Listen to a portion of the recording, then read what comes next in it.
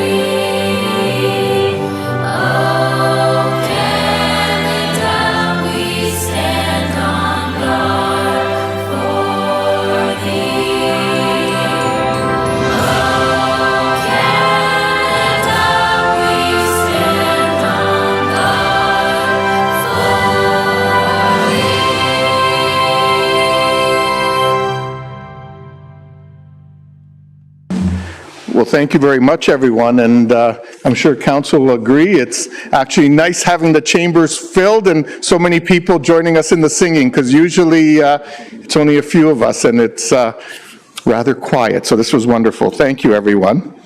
On motion by Councillor Stephanie Stretch, the minutes of the regular meeting held June 23rd, 2025, and special meetings held June 23rd and August 11th, 2025, as mailed to the mayor and councillors be accepted. All those in favor? Any opposed? That's carried. Are there any disclosures of pecuniary interest? Councillor Michaud. Thank you. Yes, I have a conflict. I'm sorry. Item 6.1 due to my place of business. 6.1. Thank you. Okay. There are no communications being referred to file. However, we do have a few presentations this evening. And the first two will be presented by Natalie Goss, our Manager of Policy and Research, who will be presenting a couple of awards that the city received pertaining to Growing Together.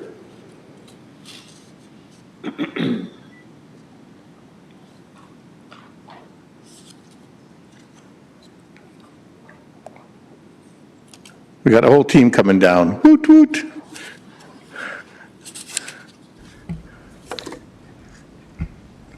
Good evening. On behalf of the Planning Division and my colleagues here tonight, we are pleased to present two recent awards that the city has received for the Growing Together project. Growing Together is the city's new planning framework for Kitchener's protected major transit station areas.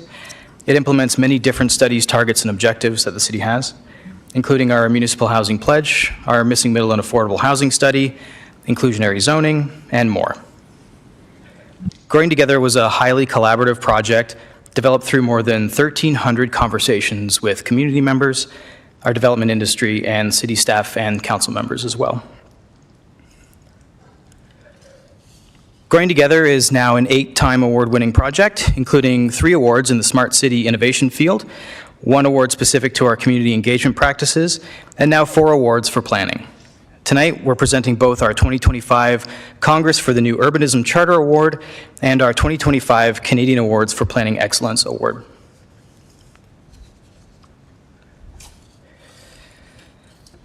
The CNU Charter Awards recognize exemplary work by CNU members and their allies who design and build places that people love.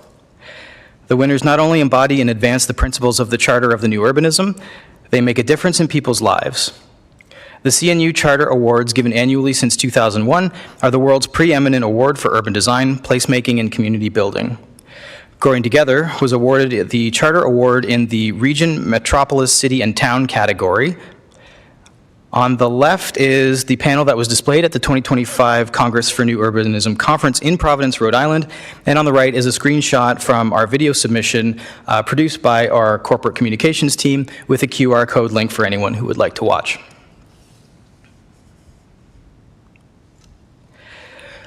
Our next award is from the Canadian Institute of Planners. Since 1983, the CIP Canadian Awards for Planning Excellence have celebrated the very best in Canadian planning. The CIP Award's core purpose is to recognize excellence, creativity, and real-life impact, providing evidence and inspiration for both planners and the communities they serve for how we can work together to shape a better future for all Canadians. Growing Together was recognized at the Action 2025 conference in Toronto, which is Canada's largest planning conference. A CIP Award for Planning Excellence is the highest level of recognition for planning in Canada. These 2 awards are really an opportunity for us as planning staff to once again show our appreciation for all of the members of the community, the development industry, other city staff and other divisions, and city leadership as well, but also the members of council who made this project such a success. We are grateful to have the broad support that we do to do our part to make Kitchener a better, more affordable, more equitable city for all. Thank you very much.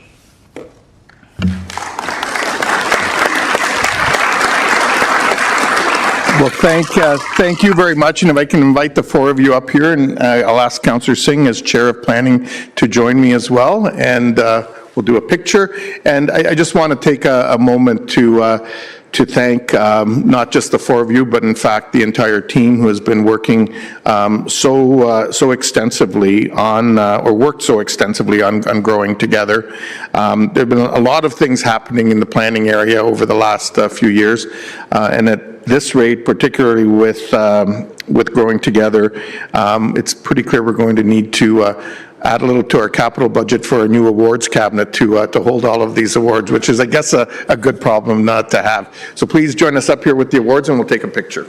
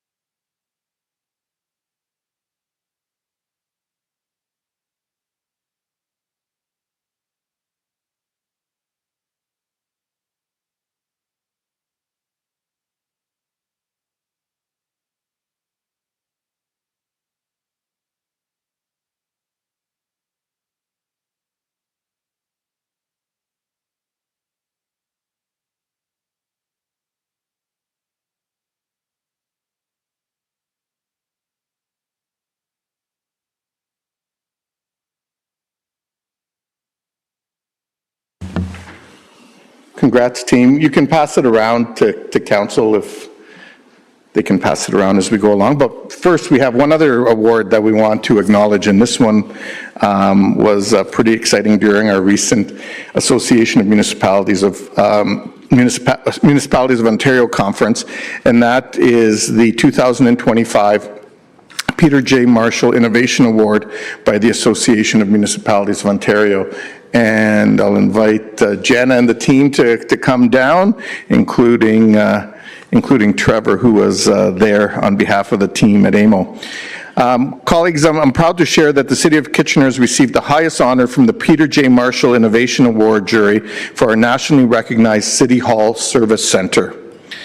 Together with our CAO, Dan Chapman, and Trevor Lennox, the supervisor of the Service Centre, we accepted the award on behalf of the City of Kitchener at the annual AMO conference in Ottawa, along with those members of council who were in attendance.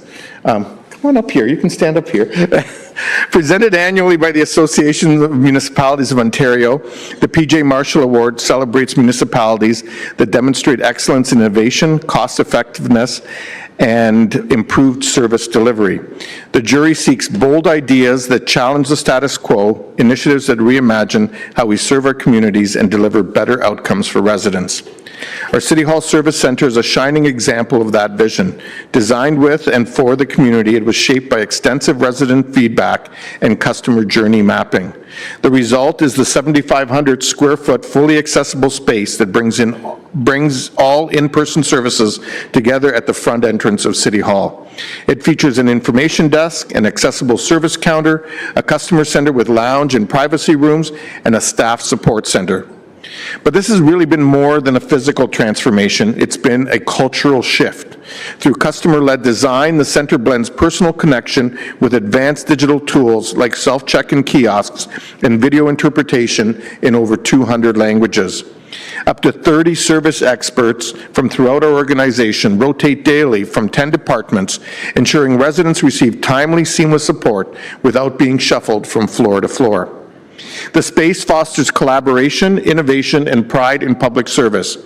In its first 18 months, the Centre has supported more than 40,000 in-person customer interactions with satisfaction scores consistently above 90%. It's no surprise that over 80 municipalities across Canada have toured or studied our model as they explore their own service transformation efforts. I want to take a moment to thank the project team for their outstanding work. We're joined tonight by Jana Miller, Christine Baker, Jennifer McLean, Trevor Lennox, and Lisa McCackey, apologies for that. This award is a testament to your creativity, collaboration, and unwavering commitment to putting residents first. You set a new benchmark for municipal service delivery and helped cement Kitchener's reputation as a national leader in public sector innovation. In fact, this centre it's another one that's won several awards, including 3 major recognitions: the Excellence in Service Delivery Award from the Municipal Service Delivery Officials Organization, the Willis Award for Innovation from the Canadian Association of Municipal Administrators, and it's currently a finalist for the Institute of Public Administration Canada Innovation Award to be announced in Halifax this September, fingers crossed. These accolades are not just trophies, but reflections of the values that we hold as a city: listening to our residents, designing with empathy, and leading with purpose. Let's keep that momentum going and continue to build a city that doesn't just meet expectations, but defines them. Congratulations to Team Kitchener, and congratulations to Team Customer Service Centre. And now I'd like to invite Councillor Davey as Chair of Finance to join me, along with the team members, as we take a picture with the award.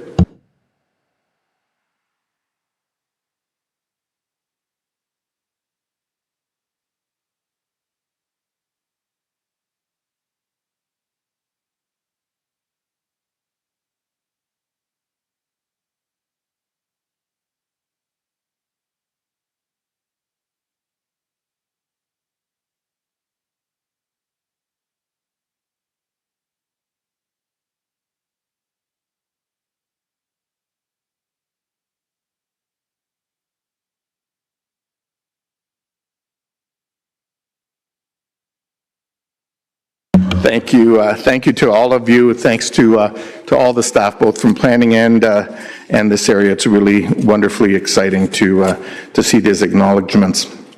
Our next presentation is from another group that has been acknowledged numerous times as well, and that's Compass Kitchener, which since 2003 has been a very unique committee that the city has that works in conjunction with City Council and staff, both in the development of our strategic plan, but more importantly, gives us a report card on a regular basis to hold us accountable and say how we're doing.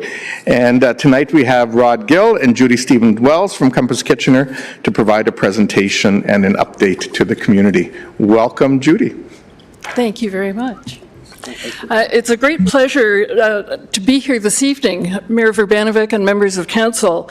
Rodney and I are really pleased to be here presenting Compass Kitchener's first report card evaluating implementation of the city's 2023 to 2026 strategic plan. Our report, which has been circulated to you, was prepared by the 10 members of Compass Kitchener. We have Leanne Thompson here with us this evening, and we've got other committee members who are here following online.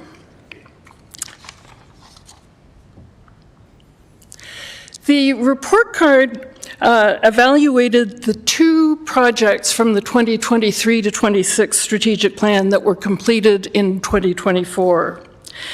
As well, in this report, the committees reflected and commented on the development and implementation overall of the 2023 to 26 plan to date, and is also providing feedback and recommendations to inform future planning.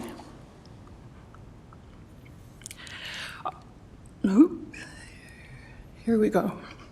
Our project evaluation framework for the 2023 to 26 strategic plan is based on 4 key criteria.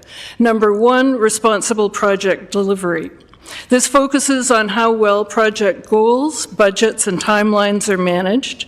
It emphasizes the importance of monitoring and tracking progress to ensure projects are completed efficiently and effectively, achieving goals within financial constraints and deadlines. Number 2 is impact or public value.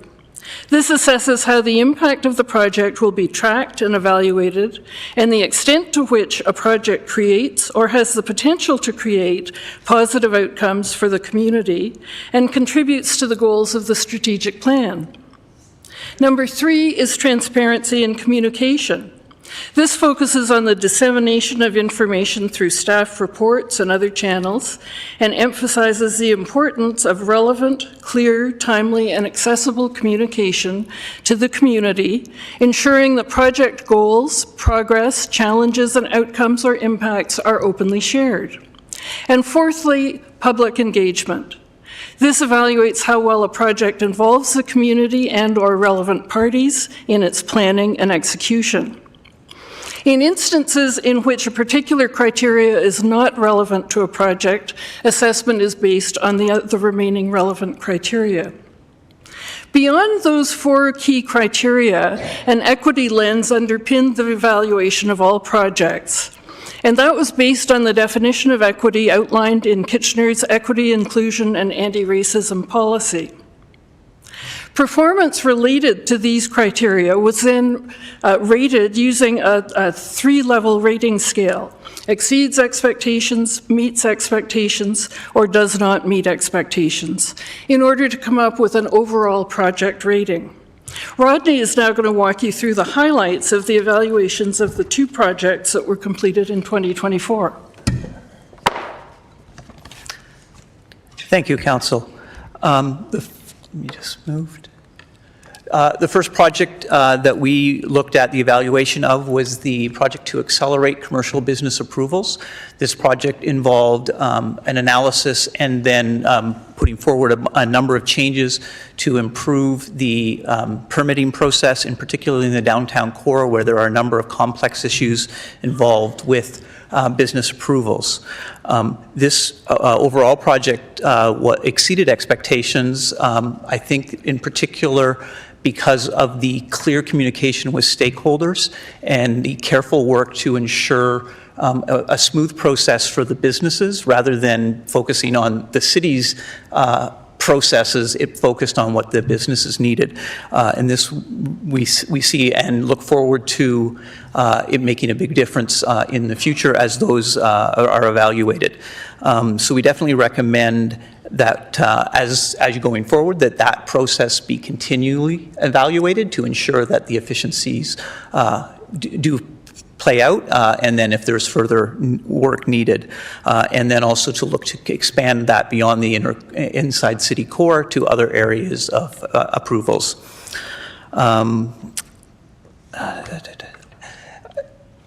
I think there's more details in the report, but we particularly thought it was valuable the way that they worked with equity-seeking groups, with the translation services, and public engagement with the particular stakeholders here.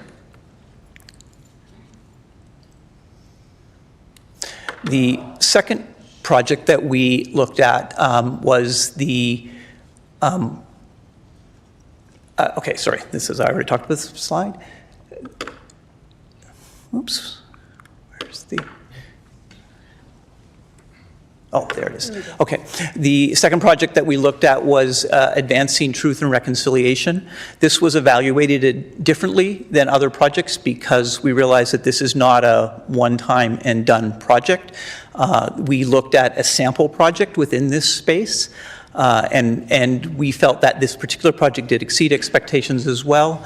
In particular, because it was a commendable shift to an Indigenous-focused project where the city was a partner, but wasn't the lead, wasn't describing exactly what needed to be done, but allowed the Indigenous leaders to lead the project.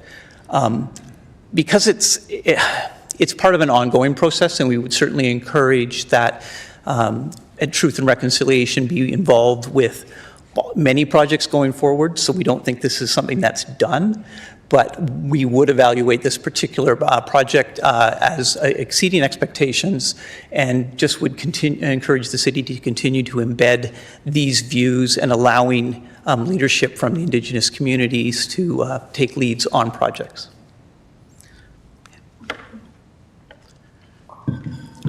We also looked a little more broadly at things. So following reflection on the overall development and implementation to date of the 2023 to 2026 Strat Plan, Compass Kitchener wanted to highlight the following. First, we see the city's adoption of an adaptive planning model as a major strength, which supports the city's ability to respond to new, unforeseen circumstances and opportunities. Secondly, the committee felt that public engagement in the development of this strategic plan was more inclusive than ever, and views the consultation with the resident panel as a particular highlight in this regard.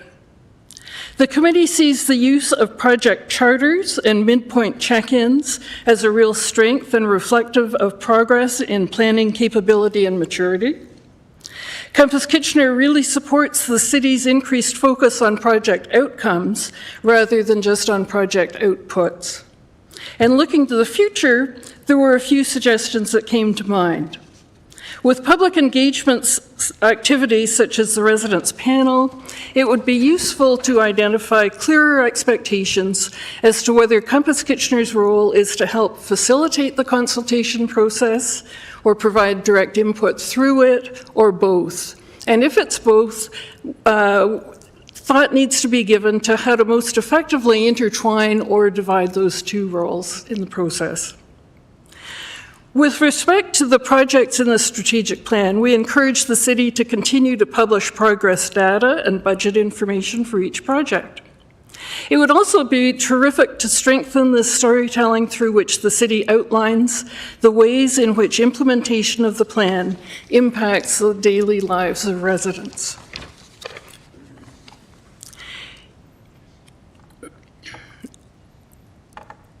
In this review and evaluation process, Compass took a look at what had happened with projects that remained incomplete from the previous strategic plan, and this is something the committee has not done before. There were 7 projects from the 2019 to 2022 strategic plan that were still incomplete at the time of Compass's previous evaluation report to Council. Excuse me. As you can see on the slide, of those 7 projects, 1 has become an ongoing project, 2 are fully complete. For 1, the first phase is complete, and 2 are in progress. Compass Kitchener is pleased to see that the city's adaptive approach has enabled projects to be carried forward and has promoted continuity across planning cycles.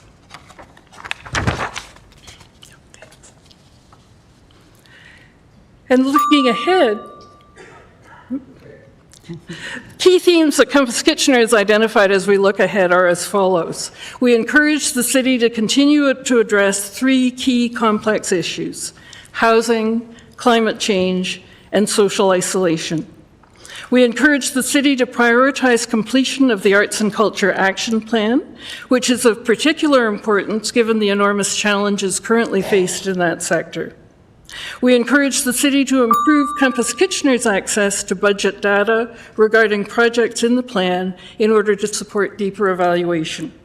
And we encourage the city to continue to shift evaluations towards strategic goal progress and not just project completions. And in closing, Compass Kitchener values the city's collaborative approach and openness, which are reflected in many ways, including its creation of and the continuing role of Compass Kitchener. We extend sincere gratitude to city staff for their cooperation, openness, and responsiveness through the evaluation process. We also thank Sloan Sweezy and Alison Remillard for the skills, experience, and constructive outlook they bring to their ongoing support of Compass Kitchener. We offer this report in the spirit of partnership, progress, and shared purpose, and look forward to continuing in our role helping to build a more connected, responsive, and inclusive Kitchener together.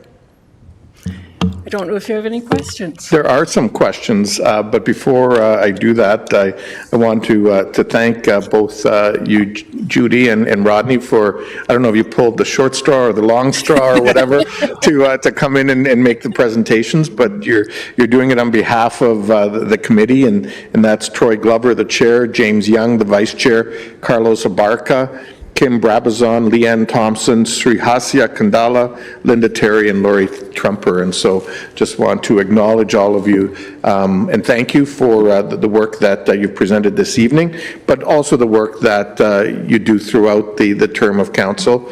I know some of you have been on the committee for a number of years, and I know it's the work that you do is very much appreciated both by council and staff, and so thank you for that. And now I'll open the floor to questions, starting with Councillor Singh. Yeah, thank you, Mr. Mayor, and yeah, thank you for the report. You know, during my time in council, I'm really proud to say that we have worked in a very collaborative approach with Compass Kitchener, who's seen the good work of staff and council that's been, I think, complementary to what they wanted seeing us to do and accomplish, and us trying to meet that metric with sometimes raving reviews, which is, we're always proud to see that when we achieve that metric. Judy and Rodney, I may ask you a question that's maybe outside the scope of what you identified in the report. So I apologize ahead of time because you guys have volunteered, so I'm not intentionally trying to make it hard for you. Although I'm very glad to see that we are faring well as on our priorities of our strategic plan. Some that we have to do more work on, I agree. Climate, housing, and social isolation are very, very important issues.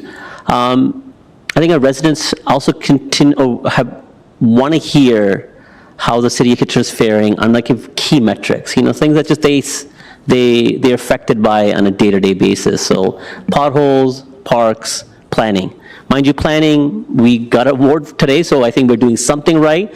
But at the same time, we have an audience full of people that are here to give their input or hear about what happens today regarding probably later on a planning matter that they want to see planning decisions made in a balanced way. How are we doing on that? Does Compass Kitchener assess things that are outside the strategic plan to kind of get a pulse of how the city's doing? So that's a tricky question for me to answer. Said that ahead of time. And if you can't, that's okay too. And I'm not trying to duck the question, but I guess working as a committee and collaborating, we really have to focus on the specific task that has been set out in our terms of reference, which is really to evaluate the progress made in implementation of the strategic plan and progress towards the goals. So our discussion tends to focus very much around evaluation project by project, which means that we don't have the opportunity to develop a consensus opinion as a committee on some of the broader issues. One of the things that we're looking at is moving in the future towards more assessment of progress towards goals rather than just assessment of the success of projects. And maybe that will help capture some of what you're looking at. I think so too. I think so too, it will, and it'll give us a better guidance on those goals. And I think it's part of a future conversation, but I think also we may need to, in future assessments, as you guys do, look at, on our core services, that should be a part of the metrics, where you're able to kind of assess the field of our citizens and residents. I think Mr. Chapman has something to say. Mr. Chapman, if you want to add? Whoops. Through you, Mr. Mayor, and the committee members may want to elaborate on it, but once every term of council, Compass Kitchener works with city staff to go to the public through a citizen survey, which is very comprehensive. And that survey addresses satisfaction with a broad range of city services and ultimately informs the priorities of the strategic plan. And so we'll be coming to that cycle very soon. And I can think back to previous surveys when things like transportation rose to the top as key issues, accountability as key issues. And so certainly we will learn what's top of mind for residents as we go out to that survey as soon as next year. So Judy may want to elaborate on that, but that is something every term of council that Compass Kitchener does steward with city staff. Okay. Thank you. Compass is, in just following up on those comments, Compass is always involved in providing input into the development of the questions included in the survey, and also the means of public engagement, finding different ways of reaching out to the public. We know there are some people who love responding to a survey, others would not take that time. So we're really interested in looking at a broad spectrum of reaching people in terms of methods used and ensuring that diverse parts of our community are heard from in the process of that consultation process. Wonderful. Thank you, Judy. And thank you, Councillor Singh. Next up, I have Councillor Johnston. Thank you, Mr. Mayor, and thank you so much, Rodney and Judy, for coming in. This is one of my favorite reports every year. I think it's so important to be hearing from your committee on the pulse of the community. I know that as council, we hear all kinds of things from either end of the spectrum, either wonderful or not so good. So having kind of that third-party group come in and really take a deeper dive into what we're doing is so important. So thank you so much for the work that you do. I'm so encouraged to hear that public engagement is more inclusive than ever. That is so exciting and so gratifying to hear, because I know that that's something that as a council is really important to us and also to our staff. So that's amazing. I know that we can always be doing better on all of these metrics, but that's really wonderful. And you said that the resident panel really stood out as well. So that's absolutely who we want to hear from. So that's great. One thing that you mentioned, though, was that from your perspective, clearer rules on what Compass Kitchener can do is something that you want to work on this year. What direction do you think that should be going in? Well, it's interesting. It really came up through the experience with the resident panel, which Compass really endorsed as a positive addition. We heard from people who participated in that process that they really felt heard and understood. They really heard back from staff how their input was provided. We played an interesting role facilitating a number of those sessions in this small group discussions.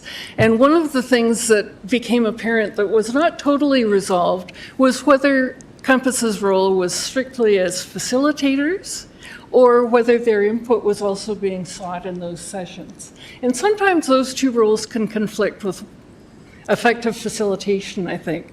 So our thought looking to the future is great process. Let's give a little bit more thought to what Compass's role should be overall and at specific stages in that process. Well, that's great, and I love how you're always looking to the future and how this can be improved upon as well, but I think you're doing really great work, and I thank you so much for all the work you do in our community. Thank you very much, Councillor Johnson. Councillor O'Dooney. Thank you very much, Chair. I want to first say thank you once again for this work. My question was around social isolation. I just wanted to hear some more thoughts around that. What are you hearing? What are you noticing? And I'm guessing there might be some recommendations coming to us sometime in the nearest future as well. Well, I think that came through the public engagement and the survey process, that there are members of our community who really struggle with social isolation.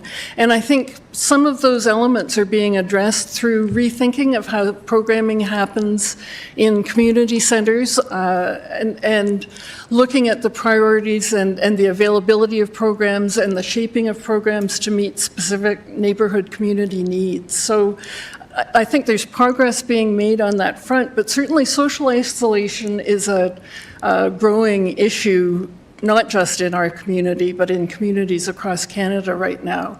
And I think it's of value for the city in its thinking to be mindful of ways of reducing that isolation, affording people with opportunities for engagement, getting to know their community and participate in it. Okay, so I'm just trying to get a better understanding. So what I'm hearing is it there are not enough events, or is it there are programs but not accessible to people? Is it that it's too expensive? Or is post-COVID, people are not coming out as they used to? I'm just trying to get a better understanding, because I feel like I can't make recommendations and suggest a solution if I don't understand the core, the root cause.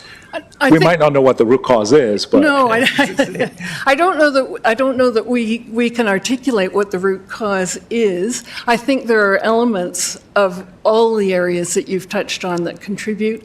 Also, the increasing cultural diversity of the city, and the number of newcomers coming to the city. That there are people who struggle with just getting their feet on the ground and figuring out how things work and how they access the things they need. So for various reasons, and COVID was a big contributor in isolating people for a period of time, to come back out and re-socialize in communities the way they have in the past is a challenge. thank you. Thank you very much, Councillor O'Dooney. And last up, at least for the moment, Councillor Stretch. Great, thank you. Rodney and Judy, thanks so much for coming tonight. My question is around the vehicles which we administer the surveys. So the first question is, what are the vehicles that we are using to administer the surveys to ensure that we're capturing the diversity of Kitchener? And then do we take our survey results, and are we using the same vehicles to show survey results back to residents? And it may be something that Dan wants to respond to as well. Certainly the largest statistically relevant survey is a survey of 1,000 households that is done by telephone. And the results are very carefully tabulated and shared with staff and with Compass Kitchener. Then there is also input gathered through meetings with the community, whether it's consultations in community centers, circulating material to groups that may not otherwise be reached. And last time we introduced the sort of on-the-street interviews in places where people tend to congregate, so that there were interviewers out at the market or in various spots, not doing a full 20-question survey, but polling people on key issues, just trying to get a feel for what was uppermost in their mind as a concern. Mm-hmm. Great. And just a follow-up question, have we ever considered incentivizing surveys? Sorry, I didn't quite catch that. Sorry, have we ever considered incentivizing surveys? Compass has not. I don't know if Dan Chapman wants to comment, or one of his team. Mr. Chapman, do you want to answer? Through the mayor, I'm not an expert on this topic. I know that we reviewed it in the past, and there are pros and cons to either approach, and it's something that we could certainly report back on. What I would suggest is that for the telephone survey, the survey firm will go until they reach a sufficient sample size to ensure that it's statistically relevant. And the other thing I would advise is that last strategic plan was the first time that we implemented a resident panel, and we were overwhelmed by the positive response rate, the number of applications for people to serve on the panel, and we had no challenge in establishing a demographically representative panel out of that process. And so what I would suggest is that we've been very pleased with the level of voluntary engagement in the process, but the question you've raised is one that we have looked at and will continue to explore in the future. Okay, thank you. Thanks, Councillor Stretch. Judy, Rodney, thank you to both of you for coming in this evening, answering the questions, the presentation, and all your great work. It's very much appreciated, and we look forward to seeing you again next year. Terrific. Wonderful. Thank you so much. Thank you.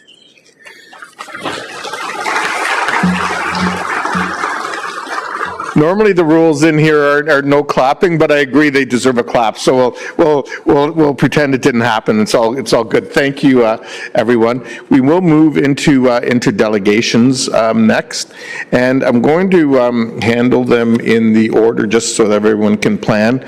In the order of 132 Fairway Road North, then the heritage permit applications for 11 Roy Street and 68 Queen Street North, and then finally the notice of motion in relation to Bill 5. In regards to delegations, to all delegations, the city values and encourages participation and dialogue in a democratic process that occurs in council and committee meetings and through written submissions and correspondence. It's important that these interactions remain respectful towards other members of the public, staff, and council.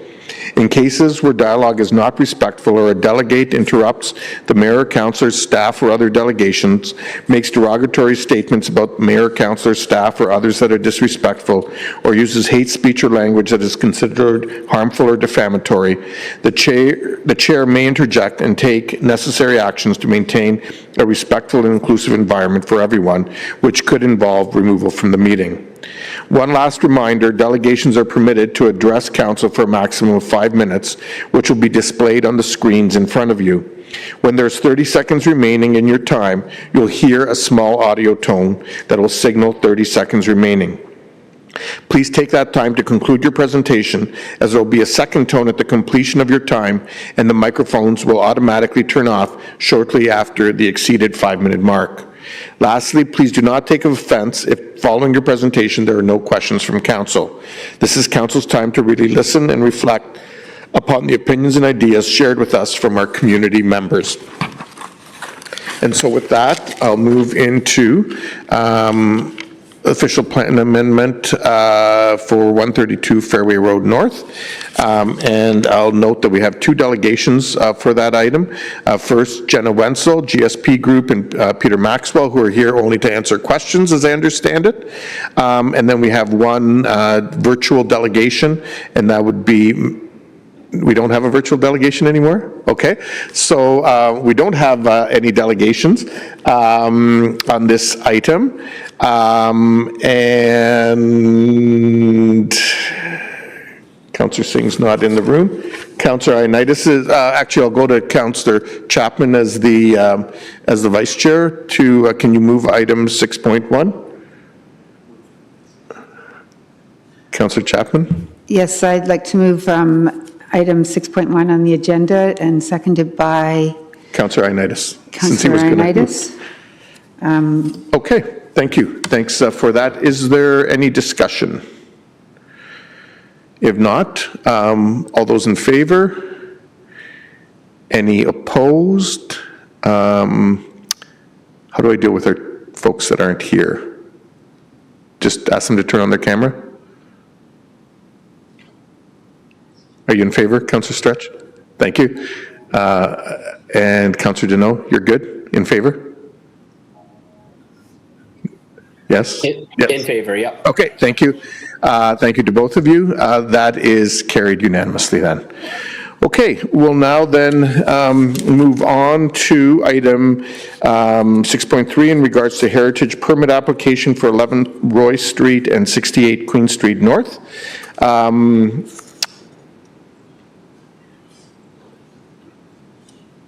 Mr. Stevenson, were you going to, no, okay. So I will acknowledge that there have been several written submissions received.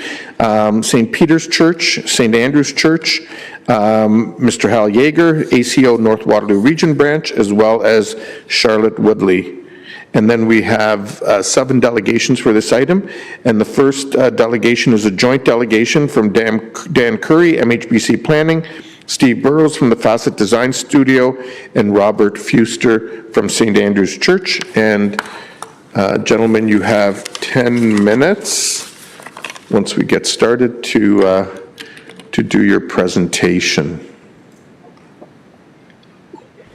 Sorry, before we start, just in the interest of representation, I know there's a number of people in the audience supporting it. Is it okay if everybody just puts their hand up, those that are supporting this application? Sure. Okay, thank you. Thank you for that. Thank you, everyone, for coming in. And with that, I will turn it over to Mr. Curry. Thank you, Mayor Bravanovic. It's a 3-part presentation. I'm Dan Curry, MHBC Planning, and assisted with the heritage components. And Steve Burrows will speak to the design, and Mr. Bob Fuster will speak to the motivation or the reason for this project. And so very briefly, St. Andrews is proposing to redevelop a portion of their lands to provide a residential building with a number of components. Assisted living for a certain demographic, as well as affordable housing. Ultimately, the property is in the Heritage Conservation District, so a heritage permit is needed because the development will require the removal of 2 existing houses that are on the church's property. So heritage impact assessment was undertaken, and I will only speak to a couple of brief components of it. It was presented to the Heritage Committee about at the beginning of this month. But the historic context, the church has been there since 1855, originally as a much smaller building. As time went on, continued to expand and grow, most notably in 1906 with the removal of the original church and the reconstruction of the church that we see at the corner of Queen and Weber today. And then there were subsequent expansions, alterations, 1954 on the Weber Street frontage, and 1967 on the Queen Street frontage. Ultimately, the summary of the HIA is that the removal of the 2 buildings does constitute a heritage impact. The Heritage Conservation District Plan identifies 4 categories of buildings, A, B, C, and D, with A and B being the ones that contribute the most to the Heritage District. The following measures were recommended: a salvage and documentation plan, which is a typical recommendation for buildings that are being removed. It also recommended a Phase 2 heritage impact assessment. I'll speak to this in a moment, but this is necessarily a 2-step process. Heritage permit is required and thus council approval for the demolition, but a heritage permit and council approval is also needed for the construction of the new building. The Ontario Heritage Act permits demolition within heritage districts, subject to approval of a heritage permit. Essentially, what the Heritage Act does is it delegates those decisions to local municipal councils to determine whether the demolition is appropriate or not. And because this is in a heritage district, thank you, the district plan provides that policy framework. And the policies of the Heritage Conservation District are on the screen. Obviously, the Heritage District, part of its purpose is to conserve buildings, but it also considers the demolition may be appropriate. 3 categories, and they're listed in the second to last sentences in the preamble. So there hasn't been a catastrophic event where there's been fire or damage. The buildings are structurally sound. But what the church is proposing is that they fall under the category of occasional redevelopment that is in keeping with appropriate city policies, i.e. they are building a building that is in the public interest. The other policies are listed, and they meet the other technical requirements. So in terms of the phasing, what the church is requesting is council approval of the heritage permits conditional upon the approval of Phase 2, such that those permits would not be effective or enacted until the second phase that also includes a heritage permit as well as planning approvals. And so what they're asking is for council to consider this resolution. And it's on the screen, but I'll just briefly summarize. That the demolition of the two buildings is permitted, subject to conditions. One, that the salvage and documentation plan is ultimately approved by city staff. And then secondly, that the second step is followed through, right through to council approval and a building permit. And this does two things. It gives council security that we don't end up with a parking lot should the building never be developed, but it also gives the church security that they know there is some feasibility to moving on to the next step, because the next step takes considerable time and effort on their part. So I'll stop there. Steve's going to speak to the question around why does this building need to remove both of the other buildings? And there's been a lot of analysis in that regard. Go ahead, Steve. Okay, so showing the image above here, it's an earlier concept image. It'll be option 1 later on in the presentation.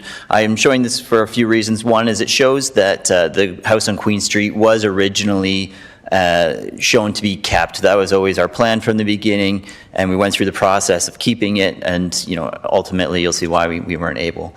The other thing is it shows the ingredients that we're trying to include with this development. We've determined these through over a year of consultations with groups and families that we've held at the church. So you'll see on the left side we've got affordable housing. On the right side, we have co-housing. We could speak to that if anybody has questions. In the middle, there's a courtyard, which continues to be part of the proposal. And then in the middle, on the top, we've got the program area, and that's really critical in terms of what we're trying to achieve. And you'll see how we've dealt with that later. Here's our current proposal. It's much smaller. We've got the existing church in the bottom of your screen on Weber and Queen. And then we've got the new proposed building on Roy and Queen at the top. Here you'll see a diagram showing one of the ways we were able to reduce the cost of the building. We removed that program area, and the church has volunteered their space. We aren't sure how this is going to work, some sort of schedule or something, but they're volunteering their space to act as that program space that was once in the building, and that's saved millions and millions of dollars. So it's a very good thing from the church perspective of done. Just a couple of highlights. They have a gym. They have a commercial kitchen. I mean, these are things that will be used by the people who are going to occupy this building. The other thing I'm going to talk to is alternatives options that we looked at. Here we've got option 1 and option 2. Some highlights. You'll see option 1. We originally started with 103 units. The capital raise that they'd have to fundraise in order to do this building would have been $10.5 million. Whereas option 2, we shrank it down. That's where we removed all of the program area. I can't see the numbers for that, but anyway, it's more than what we ended up with. I'm just gonna, in the interest of time, jump to option 4 where we ended up. So if you remember, option 1 had 103 units. This has 79 units, and the capital raise is only $4 million. We've been told that that's a reasonable number to expect that they can fundraise.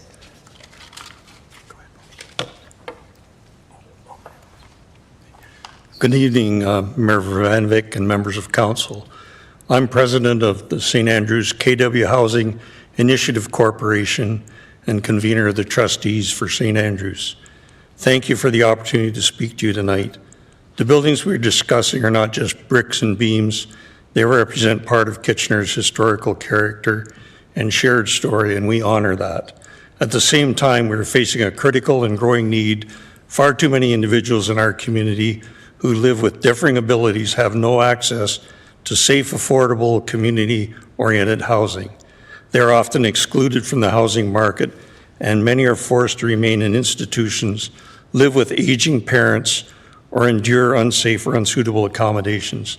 These are our neighbors, our sons, our daughters, our friends, people with appropriate support are fully capable of living independent and dignified lives. Our mission is clear. We are working to develop safe, affordable housing, not simply buildings, but homes where people with differing abilities can live independently with dignity and with the support they need. This is not just a housing project. It is an investment in inclusion equity, and the moral fabric of our city. Our initiative is focused on providing precisely that, housing that is not only accessible, but embedded in community with built-in support programs designed to ensure residents don't just live, but thrive. We did not arrive at the decision to remove heritage buildings lightly. While the past is important, so too is our responsibility to care for people in the present. This is not simply a development, it is a moral decision to say that everyone deserves a home where they are safe, supported, and seen. We are facing an immediate and growing crisis. People with disabilities, many of whom are capable of living independent with the right supports, simply do not have access to safe, affordable, and appropriate housing. This is a fundamental issue of dignity, inclusion, and human rights. We explored alternatives. Heritage preservation and accessibility needs can align, but in this instance, the necessary upgrades and conversions were technically unfeasible and prohibitively expensive. Our priority must be ensuring that vulnerable members of our community are not left behind. We invite those concerned with heritage to work with us.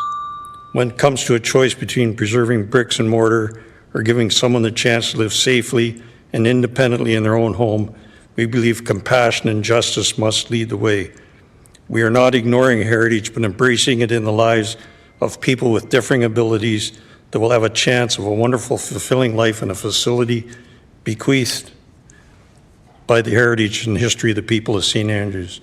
In conclusion, please remember that we are not a for-profit land developer, but a church doing community outreach. We are not trying to prop up a church with a for-profit development. We live our vision of community service with examples of partnering with Region Waterloo to provide housing for the homeless in the COVID crisis.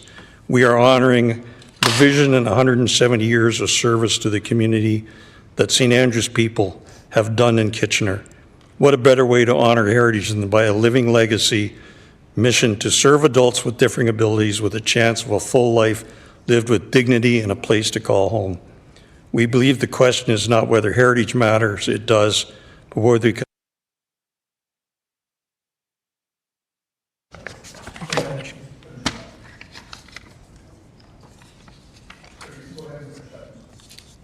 You can go ahead and finish up, Mr. Burrows. Mr. Fuster, sorry. Council, we believe the question before us is not whether heritage matters, it does, but whether we can afford to let the past prevent us from meeting the needs of the present. This is an opportunity for Kitchener to demonstrate that heritage and human dignity can coexist, that we can preserve memory while building hope. Let us not be remembered for choosing buildings over people. Let us be remembered for coming together to ensure that everyone in our community, regardless of ability, has a place to call home. We respectfully ask for your support. Let's choose to make room for compassion, for equity, and for every person who deserves a place to call home. Thank you. Okay, thank you very much. To the folks, if you can, thank you. Thank you to the three of you for your presentations this evening. And we do have several questions from members of council, and I'll start with Councillor Singh. Yes, thank you, Mr. Mayor, and thank you for those comments, gentlemen. Yeah, I absolutely cannot disagree with the general sense that, you know, of course, heritage matters, but human dignity matters a lot more. But along that, I do have my questions ensuring that St. Andrews has been an effective partner towards housing solutions that are affordable, providing solutions to individuals that have no other options. So thank you for the tremendous work that, you know, your organization, your church, and the not-for-profit has continued to do so far. The funding that you've said, perhaps Mr. Burrow can answer on that one, or either of you, the $4 million, is that going to be raised within the congregation, philanthropic, or will that be CMHC funding as well? With CMHC funding as well. Okay, so that's good. Some of the concerns that could be is to say that it's seeming to appear not-for-profit, but later on it could be sold for profit. Now with CMHC funding, I think there are certain guarantees that are required and allotment of time that it does need to remain as an affordable housing unit. Can you speak on that? You wanted to say it? The funding, we've engaged Global Philanthropic, which is a large Canadian fundraiser, and they will be raising, or be our, it's a community it's not just through the church, it's for the whole community to support this kind of housing. I mean, there's a crying need, and that's what we're trying to do. I think what Councillor Singh is getting at is how do we ensure that you don't potentially sell it in the future for a condo or something else? And that's what I was trying to specify on the requirements of CMHC funding. Yeah, so that's how they'll have the capital to start the project, is with the fundraising that they'll be doing, but then that'll give them the ability to go into the CMHC funding. And yeah, CMHC does require, I don't know if it's 10 years, but I mean, this doesn't have a 10-year lifespan. This is perpetuity. I mean, this isn't, it's not a for-profit development. So it only works if it keeps working.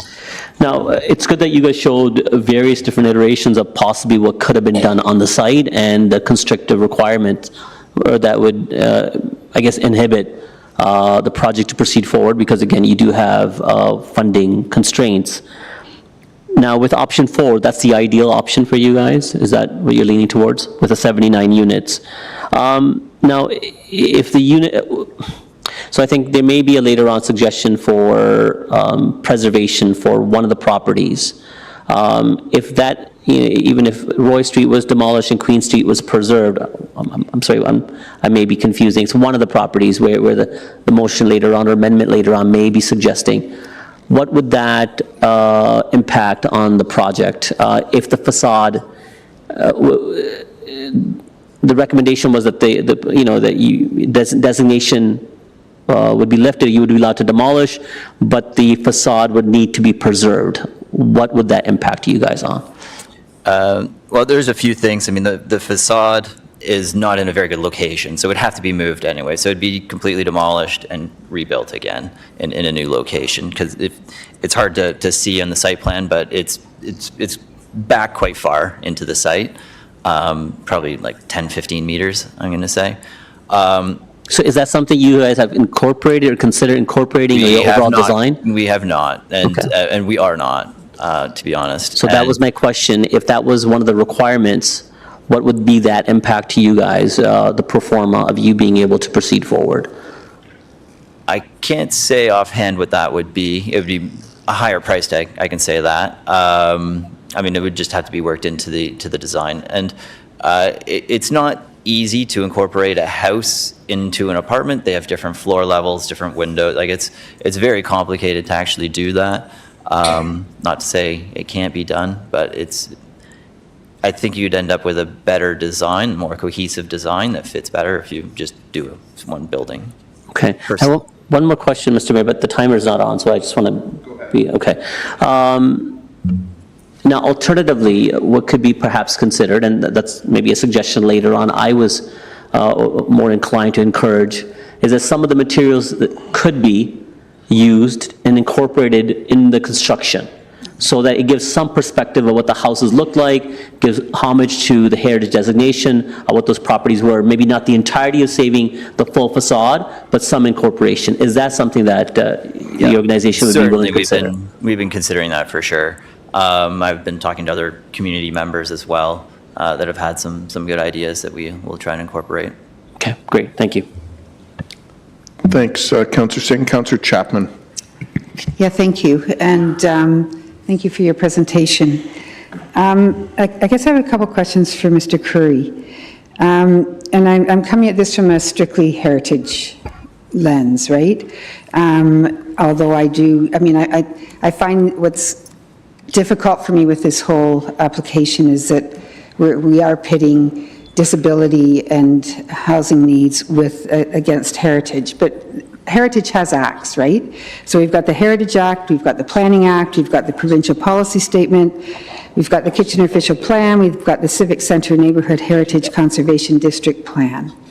Are you proposing demolition Like, is that what you are proposing, or are you more supporting the staff report that rejects demolition of the two houses in question?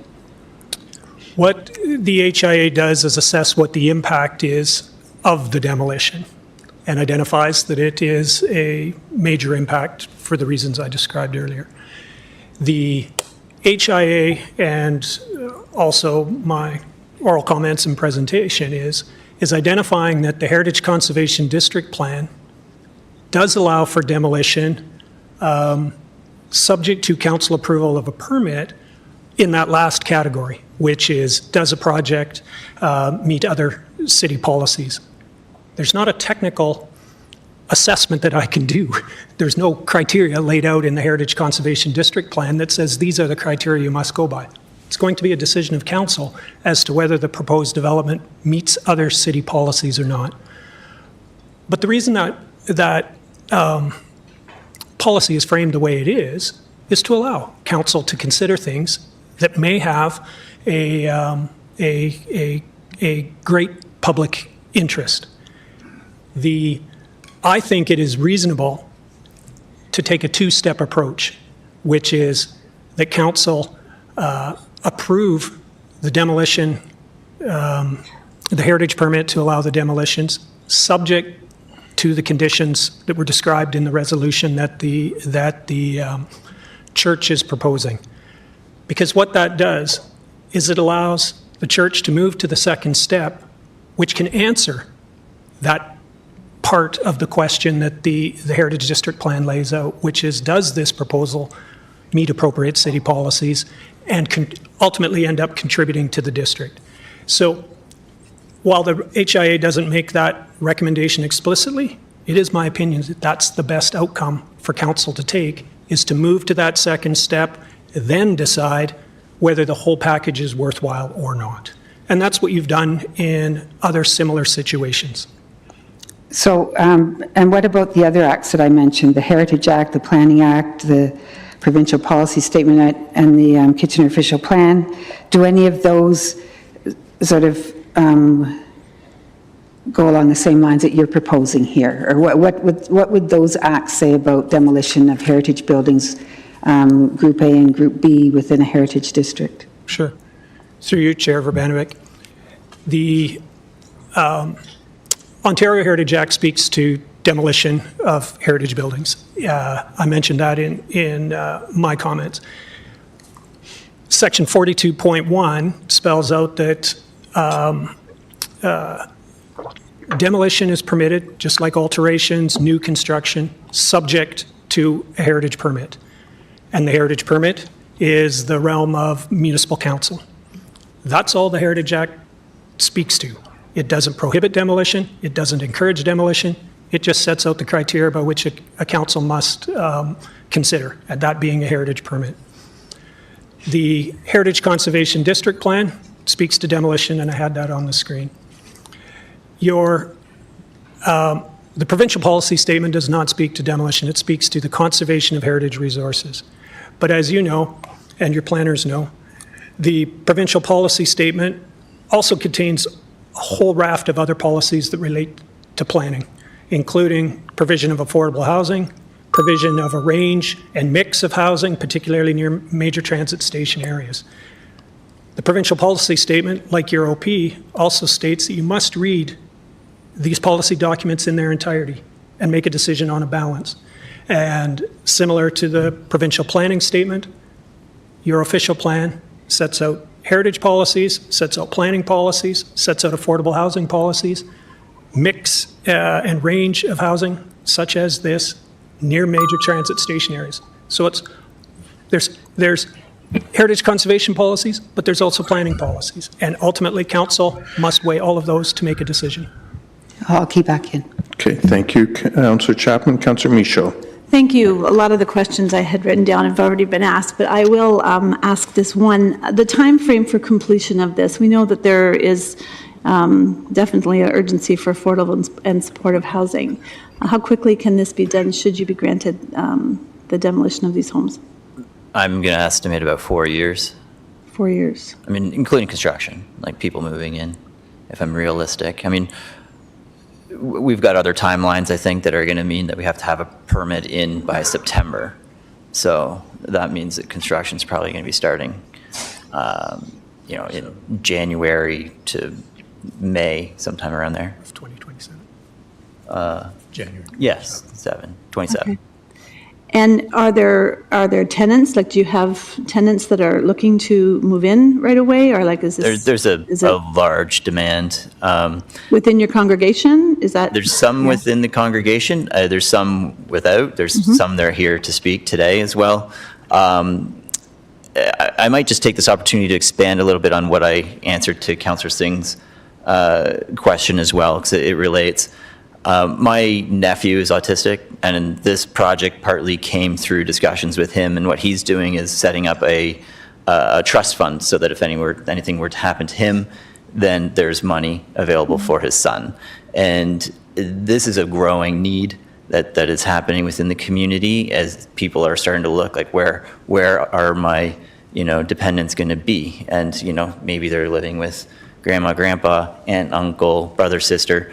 This is really a way of dealing with all that, and as part of the funding and why that's going to go into perpetuity, this is how it's going to have to work. There's a huge need. Okay, thank you. It's in the regions, actually, the city's documents as well. It actually outlines this Yeah. is one of the major needs. Yep, thank you. Thank you, Councillor Michaud. Councillor Chapman, back over to you. Yeah, sorry, thank you. Again, to Dan Curry, have you ever seen a Group A structure in a heritage district be demolished? And can you give us some examples? Can give you, through you, Chair Urbanovic, a B structure. Council approved the demolition of 50 to 52 Weber Street, which is just up the corner at Weber and Young. They were, I believe, both B structures, not A structures. The Civic Center Heritage District is different than the Victoria Park Heritage District in that the structures are categorized A, B, C, and D. In Victoria Park, city also allowed for demolition of two buildings, and there's no categorization there, Councillor Chapman, so it's hard to tell whether that's equal plane. But they were approved for demolition to allow for the expansion of Schneider House, and they were removed, but they were equally designated under the Heritage Act and as part of that Heritage District. So to your point, do I know if there's one that's an A that's been demolished within this district? I can't think of one. Staff may know the answer to that question. But my point is, whether they're A's or B's, they're equally designated, and there have been demolitions for other purposes in both Victoria Park and the Civic Center neighborhood. Okay, thank you. My next questions are maybe for Mr. Burrows. So we talk about some affordable units and some cohabitational units, co-housing units, 24 affordable. And what do we mean by affordable? So we've got Tim Welsh, who's a consultant, has been working on these numbers for us. I think he's going to speak to that. He can give you very precise numbers. You'll have to introduce yourself. Thank you. My name's Tim Welch from TWC. We're an affordable housing development consulting firm who've worked on many projects in the region throughout Southern Ontario. What we're looking at in terms of affordability is a couple of levels. One, for the units that will house persons with developmental disabilities to have rents at $582 a month. That's the amount, the maximum amount the province provides for people for shelter allowances if you're receiving the Ontario disability. The second level of affordability we're looking at is to have a number of the units be at 80% of median market rent. That meets the CMHC definitions for the City of Kitchener, and those also align closely, or not quite exactly, with the affordability definitions that the City of Kitchener has in its own program. There's many definitions of affordable, but for a one-bedroom, it would be $1,177 a month, and for a two-bedroom, $1,360 a month. So it's still well below market rates. Okay, and as far as the ODSP rates, I assume that anyone who might qualify for one of these units would have to come off of a waiting list? Or do you handpick those people? I mean, when it comes to subsidized housing, it's not just that you say, okay, I'm going to put my brother, my uncle, and my sister in there, but there are waiting lists, right, for housing for ODSP recipients. Is that not the case? So it varies in terms of technically where the funding comes from. So if there was funding that came from the region of Waterloo in terms of its centralized waiting list, yes, there would be, that would be coordinated with a region's centralized waiting list. Technically speaking, funding from CMHC does not have that requirement because it's a cross-country program and other provinces don't have the same type of waiting list requirements. But I think it's fair to say that the goal will be to look for St. Andrews as an organization is to be looking at persons who are just receiving basic income, basic disability pension income, and making that $582 a month housing available to those persons that need it. So they would be handpicked by the church itself? It would be made available through the nonprofit corporation that the church has set up. They haven't gone down the road yet in terms of all those details so far, in terms of the selection of residents. As Steve mentioned, we're still a little ways away. Okay, thank you. Can I ask another question? You've got 13 seconds, so go ahead. You want me to come back? No, well, you've had two, so ask your last question. Okay, Go ahead. thank you. Yeah, so maybe this is for Mr. Burrows. Parking at the library is free on Sundays. As you know, in many of the new developments in close to the major transit station areas and in the downtown core, we require zero parking. If you were to take parking, like keep the underground parking that's being proposed and remove the surface parking and use the parking garage across the street, would this allow you to save the Queen Street building? Simple answer, no. Why? We're already in discussions with the city and the region in terms of having access to the parking under the library for services. And they already have a full parking lot when they have service. Then we've got weddings, funerals, all these things that happen through the week as well. So they do need some parking on the site. And we're adding an apartment building onto the site. And many of these people are going to need transportation. Like, you know, there is the LRT, which is great. That's actually one of the big pluses to this is that, you know, people will be able to use the LRT and the bus system in the city, but they'll need to be vehicles on the site. And how many parking spots are there? In total? Yeah, In total on the site, there will be 61. thank you. Okay, thank you. Councillor Michaud, round two. Thank you. Just one more question. The tenants in these units, and you may have already said this, is it male and female or just males, or is it whatever it dictates the need? I'm sure it'll be male and female. I don't know how we will come up with that. There's a lot of discussions that need to happen in terms of, this is a new thing. This isn't something that's done. We're sort of trailblazing here.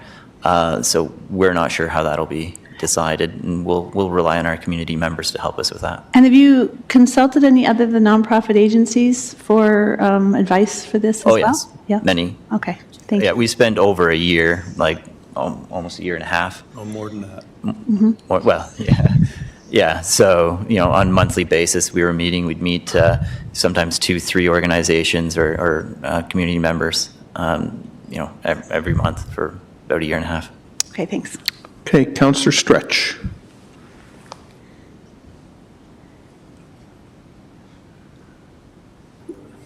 Great, thank you. I'm just wondering if you could help us understand all the ways that you have considered trying to incorporate the heritage buildings, so Queen Street and Roy Street. Roy Street, we have not considered at all, to be honest. And in terms of how we incorporate the buildings, we're looking at potentially things internal to the building of using portions or building portions of the building internally. We haven't looked at it externally. My own view of this is you create a bit of a collision of architecture. I think it looks strange often. But yeah, so we're looking at reusing parts of the building within the new building of Queen Street. Okay, I understand.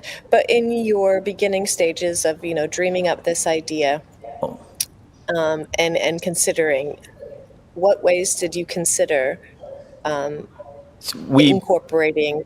Like, how did you get to the point of deciding that this is not something you can work with these two historical buildings? Those are two different questions. The first one is we were incorporating Queen at the beginning, and we were basically leaving it as it is and placing it. It had to move because it's, like I said before, it's quite back on the site, so we were going to move it originally anyways. And we were going to keep it as a standalone building. It operates best that way. It's got its own stairs. The ground floor is much higher than the second floor. The windows all work a certain way. It functions in its own way. So the most efficient way to maintain it was to keep it as it is and just move it. The reason ultimately that we're demolishing it is cost.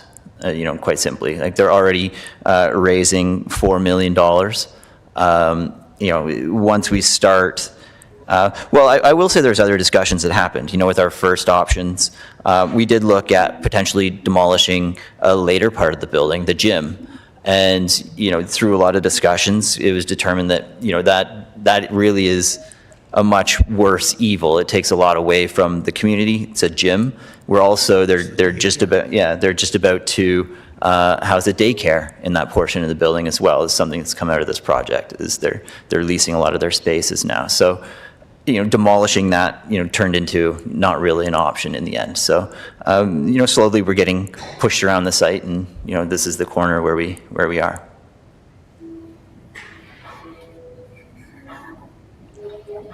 Okay, thank you.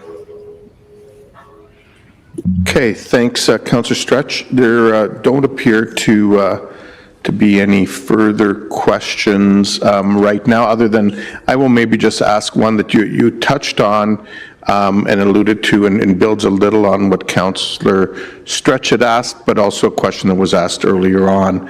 And while, I understand the point around, both Roy Street and Queen Street is the request to remove both of those buildings, and maintaining the full facade may be difficult, but elements may be possible as part of the commemoration and so on. And so I just want to be very clear, as part of the next step in the process, would you be open to looking at whether it's the facade or a portion of it being looked at as part of the commemoration through the site plan process?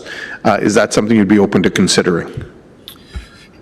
Through to you, yes, absolutely. And there's two reasons for that. One is the what I'll call Steve's area of expertise in the architectural component of being able to salvage and express that through the design. But from my realm, the Heritage Conservation District Plan, and the second step is that the new building must comply with the Heritage Conservation District policies for new development, and part of that is fit with the neighborhood, and one way of doing that may be the incorporation of elements of the buildings, salvage, etc. So they will be considering that, and that will be part of the information that's presented as part of the second phase of this project and the council approval that will be required for that heritage permit.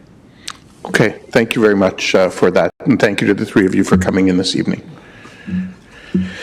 And everyone who was here to support them in the broader issue.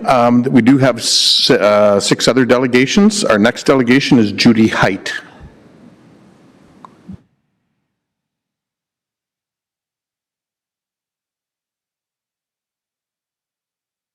Welcome, Ms. Height. Mayor Urbanovic, thank you very much for the opportunity to address City Council this evening. I happen to be a longtime member of St. Andrew's Church, but more importantly, I am a parent and caregiver of a 25-year-old with a primary diagnosis of an intellectual disability, which places him cognitively at approximately age 10. I know firsthand that many individuals with developmental delays do not possess the executive or adaptive functioning skill sets needed to live independently without supports. Their skill sets simply do not keep pace with their chronological age. So I ask you to think of it this way. How many 10-year-olds do you know who could live all by themselves successfully without any support whatsoever? Like ours, there are so many families within the disability community who are faced with this overwhelming challenge, and we all share deep concern for the future of our adult children. Some of these families are present in the gallery this evening, along with members of St. Andrew's Church. Supported independent living and group housing are under the Provincial Developmental Services Ontario umbrella. And the reality is there are hundreds approved for this type of housing. However, spots are not available until someone moves or passes away. Even a caregiver's sudden death doesn't change that reality. So I ask you to imagine how frightening that is for a parent. There is an overwhelming need in Kitchener and beyond for deeply affordable, supported independent living housing. The St. Andrew's Roy Street project will provide the individuals residing there with a safe place to live. Also, the community groups partnering in this project will provide programs and services that can assist our adult children in living independently, whether they share an apartment or live on their own in the residence. Our son will require ongoing support to live independently, so we worry about where and how he will live when we, as aging parents with minimal family support resources, are no longer able to live with him in our home or provide the level of care and support that he needs. The Roy Street project provides us with hope that our son will be able to live where there are supports available to help him live independently. In addition, the exceptional opportunity for us to live in the same building provides incredible peace of mind, both in the short term and in knowing that he will be surrounded by an intentional community when we pass away. I respectfully submit that technical glitch. I respectfully submit that the immeasurable value this project will provide to the individuals living there and their families far exceeds any value the two historical buildings may hold. Every person, regardless of their abilities, deserves to live an awesome, ordinary life as a valued member of their community. Our neurodiverse adult children need City Council support of the St. Andrew's Roy Street Residence Project, because without your support, the project is dead. Our kids' futures depend on this project moving forward, and we collectively thank Council for your support. Thank you very much for sharing your personal story and your lived experience. There don't appear to be any questions, so thank you very much for coming in, Ms. Height. Our next delegation is Andrew McVicker.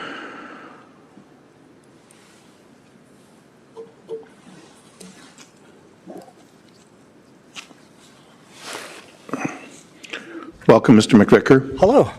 Thank you. Good evening, everyone. It's my son Ian. He's going to keep me company. Hi. Hi there. My name is Andrew McVicker. I'm a 52-year-old father of 3. My wife and I are married 29 years this September. This evening, I am speaking on behalf of my family, specifically our 2 sons, Ian and Grant. Ian is 24 and has a diagnosis of classic autism. Grant is 22 and has a rare genetic condition known as 3q29 microdeletion, which also includes autism. Both of them are faced with social and living challenges ahead of them. When Ian and Grant were in the school system, they had several activities and social encounters that gave them daily connection with others. Time. We thought we had more time to build social connections for both Ian and Grant, and we were wrong. When 2020 came along, the global pandemic pulled the rug from under everything we knew, just like so many other families. Since that time, things have felt significantly less optimistic for the boys. Besides closest family, neither Ian or Grant have any friends or social connections, let alone romantic partners.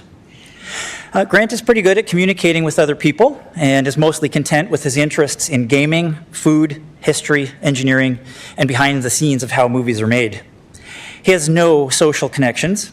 He needs a lot of daily assistance and support just to make sure his living needs are met.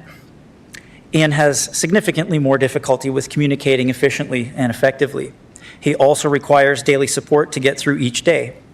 This hinders his ability to form meaningful relationships with others.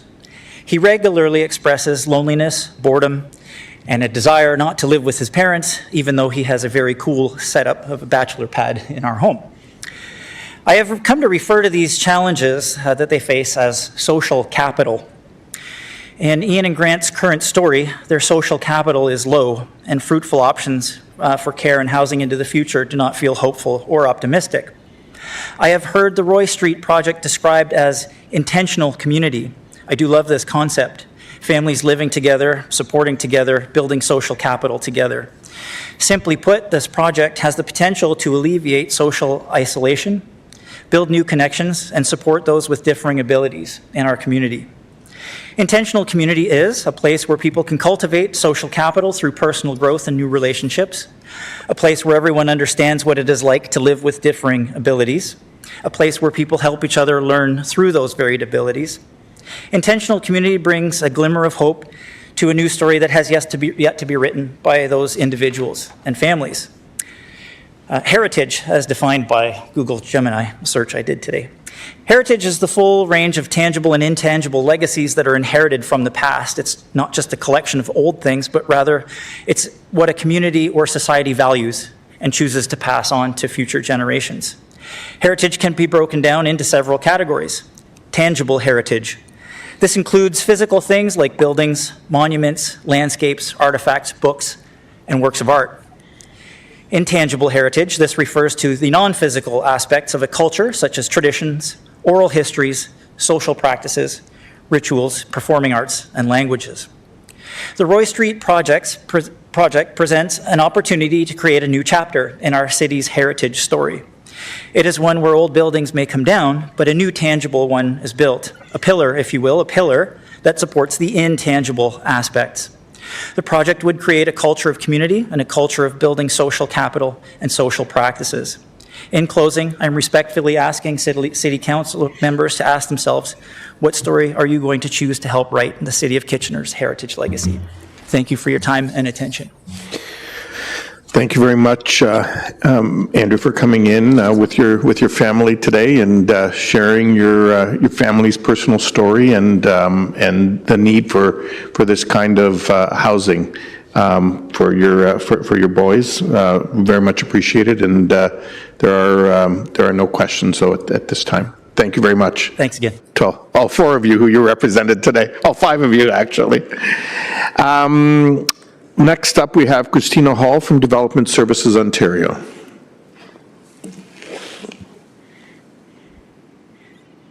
Welcome, Ms. Hall. Hi, good evening, Mayor Verbanovich and attending councillors. My name is Christina Hall, and I work for Developmental Services Ontario as a housing navigator. For context, Developmental Services Ontario is the provincial access point for adults with developmental disabilities who are seeking ministry-funded services and supports. I'm here to speak in support of the motion brought forward by St. Andrews to approve the heritage permit application to demolish 11 Roy and 68 Queen Street. Supporting this demolition is the first step toward creating inclusive housing in our community, helping ensure that individuals with developmental disabilities have safe, supportive places to live and grow. In my role, I work directly with individuals living with developmental disabilities and their families, navigating the housing system. Every day, I see the gap between the support desperately needed and the very limited resources that are available. Tonight, I'd like to share some of that data with you and explain why inclusive housing in this location is so urgently needed. Annually, Developmental Services Ontario publishes a report called Year in Review, which highlights statistics of services and trends throughout Central West Region. In the most recent report covering April 2024 to March 2025, the data shows a staggering gap. Across all ministry-funded supportive housing options for persons with developmental disabilities, including group living, supported independent living, and host family options, only 4 vacancies were declared for Waterloo Region, while there were more than 850 requests for supportive housing through the DSO Central West Region. On top of that, there were 593 requests for respite supports, and yet not a single vacancy was declared. This imbalance means that families often face not just years, but decades of waiting. And for many, that wait stretches until crisis occurs. Behind those numbers are real families. Many are aging parents who have been the primary caregivers for decades. Research shows that nearly 40% of adults with developmental disabilities are still living at home with their parents who are well into their 60s and 70s. I meet with the families all the time who tell me they're exhausted, that their own health is declining, and that they live in fear of one question: what will happen to my adult child when I am not here? Without more inclusive housing, affordable and accessible housing, families aren't given the dignity of planning ahead. Instead, they're pushed into crisis, often at the exact moment when stability is most needed. Inclusive housing provides more than a roof over someone's head. It creates a safe, stable environment where individuals can develop life skills, participate in their community, and gain independence, all while being supported by trained staff and connected to essential services. It also gives families the peace of mind that comes from knowing their loved ones have a place to call home rather than facing an uncertain future filled with stress and worry. When we look at the numbers, the story is clear. The need for supportive housing far outweighs the resources available. Behind every statistic is a person, a son, a daughter, a sibling, a niece, a nephew, a neighbor, and a family trying to do the best with too few supports. Supporting the heritage permit application for demolition is the first step towards creating truly inclusive housing in our community, providing much needed stability and a place to call home. Approving the permit is not just about a building, it is about the kind of community we want to be, one that shows true compassion, inclusion, and care for every resident. City Council, by supporting this heritage permit application, you're investing in hope, dignity, and community resilience. You are saying loudly and clearly, Waterloo Region will act for its most vulnerable members. Please join me in approving this motion. Thank you. Thank you very much, Ms. Hall. We do have some questions for you. Councillor Chapman. Just hang on one sec. Go ahead. Thank you, and thank you for coming in and for sharing the data that you presented to us. I just wanted to ask you a similar question that I asked one of the previous presenters, and it has to do with the waiting list for people to occupy these units. Do you, in your experience or in the services that you provide, do you hold a waiting list, or how does it work at your So end? with Developmental Services Ontario, we don't hold what's called a waiting list. We hold a registry. So it's based on matching and linking process, but we don't have vacancies until a ministry-funded organization declares a vacancy, and then that matching and linking. And as another family member had already mentioned, vacancies don't become available unless there's new opportunities created, somebody moves away, or somebody passes away. And like I stated, there was only 4 vacancies declared in Waterloo Region last year. And is there a list that they start at the top and work their way down, or? No, it's not a wait list. It's not a true queue. It's not a point in time. It's a registry. So everybody's put into a registry. When the vacancy is declared, there are criteria that the ministry-funded agency will provide.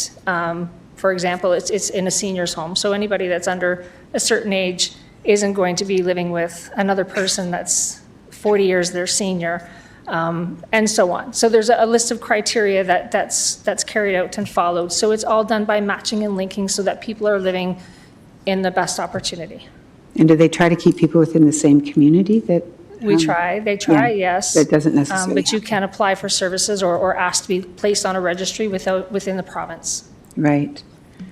Okay, I guess my question would be that, so there's no guarantee that anyone in this room who's got children with disability, or adults with disabilities would actually be able to move into one of these units, is that? One of these proposed units, as they were saying earlier, they haven't determined the criteria for how they will make them available through Developmental Services Ontario and ministry-funded services and supports is what I explained. This building will not necessarily be connected to Developmental Services Ontario because we're ministry-funded supports and services. This is a not-for-profit organization that will create their own criteria. Okay, thank you. You're welcome. Thank you very much. And just on that, just so that there is some clarity for everyone, as has been explained, there are different pathways for organizations who do get into the affordable housing space to make their spaces available, subject to their sources of funding.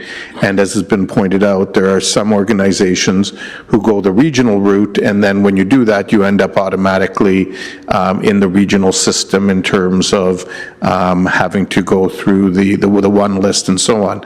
Other organizations choose to, for example, find alternate funding mechanisms, and then there's other opportunities for them, as Mr. Fuster and others explained, to make their units available to the population that they want to serve. And across our city and across our region, there are organizations that presently are operating in both of those different spaces. Councillor Singh, you had a question? Yeah, well, first of all, thank you for the explanation. I think that gives a wide array of different pathways that can be towards affordable housing in partnerships with the various different agencies from housing provider perspective. Also, I think some questions have been asked, or in a way that there could be alluded to uncertainty of, is it really going to be affordable, or how are people going to be chosen, or, you know, will this be for individuals with more special needs? For disability, sorry, the agency is Disability Ontario, did you say, or Development? Development Services Ontario. Yes. Do you have any concern, as you're here in support of the applicant who's requesting for demolition and is proposing exactly a supportive housing as well as affordable housing, that their intentions are disingenuous? Do you have confidence and support of what the applicant is proposing? I do. There are so many different options that people need to be able to choose from instead of the old pigeonhole of an institution. We need multiple options for people to be able to look at what best fits their needs.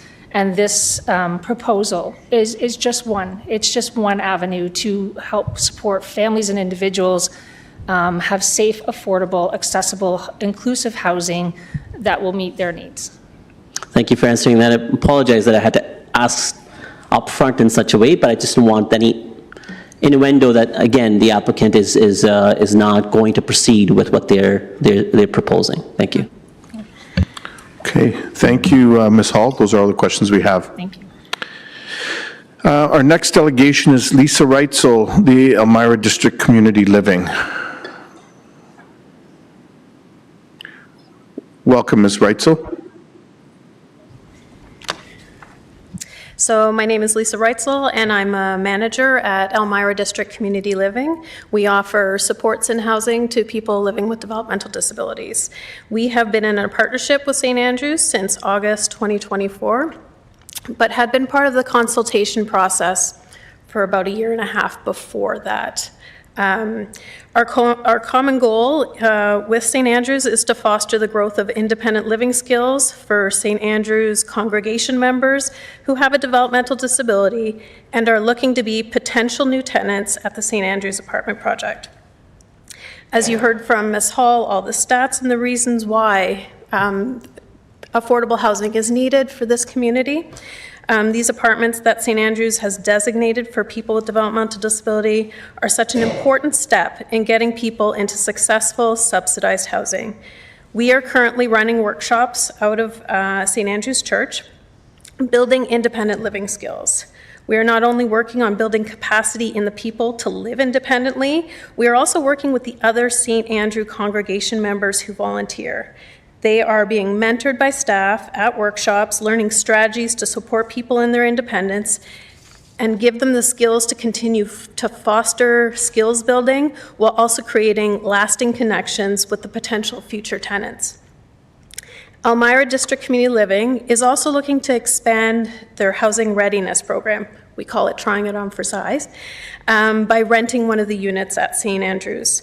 We have 50 people on our Trying It On for Size wait list and one apartment in Elmira to support the Waterloo region. Expanding will allow us to reduce our wait list and provide ancillary supports to the tenants at St. Andrews. In the 18 years I have been working in this field, there are two main reasons we see people fail in independent living, and they are safety and it's social isolation. It's really wonderful to see how St. Andrews is taking steps already to address those issues before the first shovel even hits the ground. They are invested in building a successful housing model. We support St. Andrews as they strive to create safe, affordable housing for people with developmental disabilities. We support St. Andrews' worldview that an inclusive community means making space for some of the most vulnerable people to be included. Thank you for your time. Thank you very much, Ms. Reitzel, for coming in and bringing in the perspective of another organization that serves these residents. There aren't any questions for you. Okay, thank you. Our next delegation is Ms. Marg Roll from the ACO North Waterloo Region Branch, and I believe Ms. Roll is joining virtually.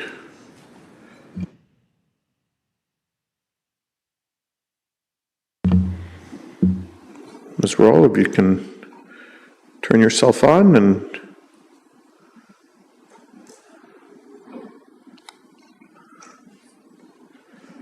we can't see you or hear you, unfortunately.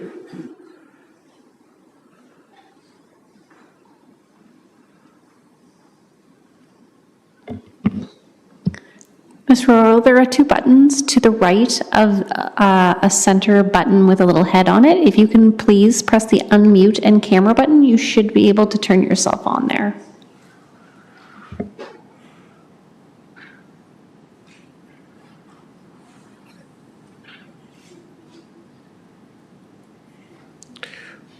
Yeah, so Ms. Roll, what we'll do is we'll just pause for a moment.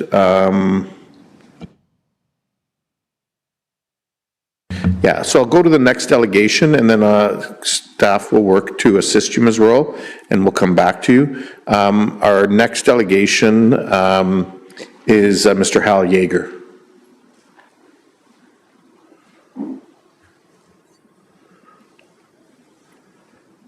Welcome, Mr. Yeager. Great to see you again. Thank you. Respected council, my name is Hal Yeager. I am a resident of the Civic Center Neighborhood Heritage Conservation District. I appreciate the excellent material in Staff Report DSD 2025-324 and accept the findings as consistent with the legislation and policies applicable to the heritage resources under discussion. I only wish to add one point of context, as well as the distinction I see between the two heritage permit applications before our city. In terms of context, please know that the Civic Center Heritage Conservation District represents less than 0.25% of Kitchener's land base. As to the distinction I see between the two heritage permit applications before our city, I believe the demolition or relocation of 68 Queen Street North would constitute a much more significant loss to the Heritage Conservation District than would the demolition or relocation of 11 Roy Street, provided that an appropriate build to take the place of 11 Roy Street. 68 Queen Street North is a Class A heritage resource. 68 Queen Street North is also located along a sensitive portion of the Heritage District. Queen Street North is a boundary of the Heritage District between Weber and Ellen. Consequently, the setting on the east side of Queen Street North is not as clearly supportive of the heritage character, nor can we be as confident that it will continue to be going forward. The complement of heritage resources along the west side of Queen Street North is also at a delicate balance. Presently, the streetscape is made up of 50% Class A heritage resources. If we remove 68 Queen Street North, the streetscape would be comprised of only 40% Class A heritage resources.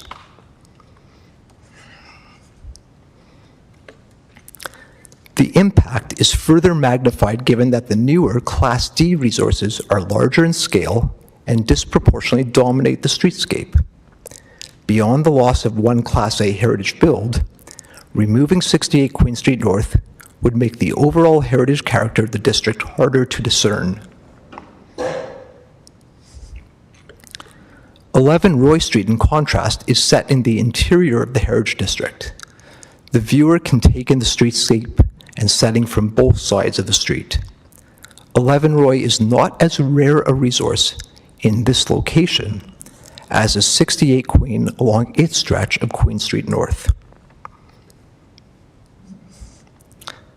11 Roy is set among a large surface parking lot that detracts from the streetscape. A sensitively designed build, including front yard landscaping, could potentially contribute better to the supportive setting required by the Heritage District Plan than 11 Roy Street and the surface parking lot do today. So, I ask that the city enables the redevelopment of the St. Andrew's Church lot by providing clear direction to the applicant that we could abide the demolition of 11 Roy Street and the integration of 68 Queen Street North into a new development, provided that a sensitively designed build that provides affordable and supportive housing is built along Roy Street. I also ask that 11 Roy be offered for sale for the purpose of relocation prior to demolition, and that any demolition permit be conditional upon the approval of replacement development and the issuance of a building permit. Thank you. Thank you very much, Mr. Yeager. We do have some questions for you. Councillor Singh.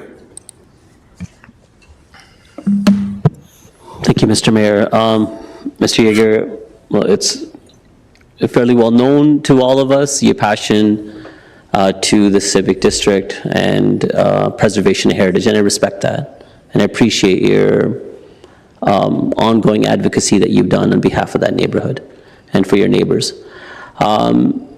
Also, being an area resident, you know the severity of housing that exists within our core, especially for affordable housing, supportive housing for people with disabilities, with people with, simply needing additional services beyond just affordable housing, wraparound services beyond affordable housing itself.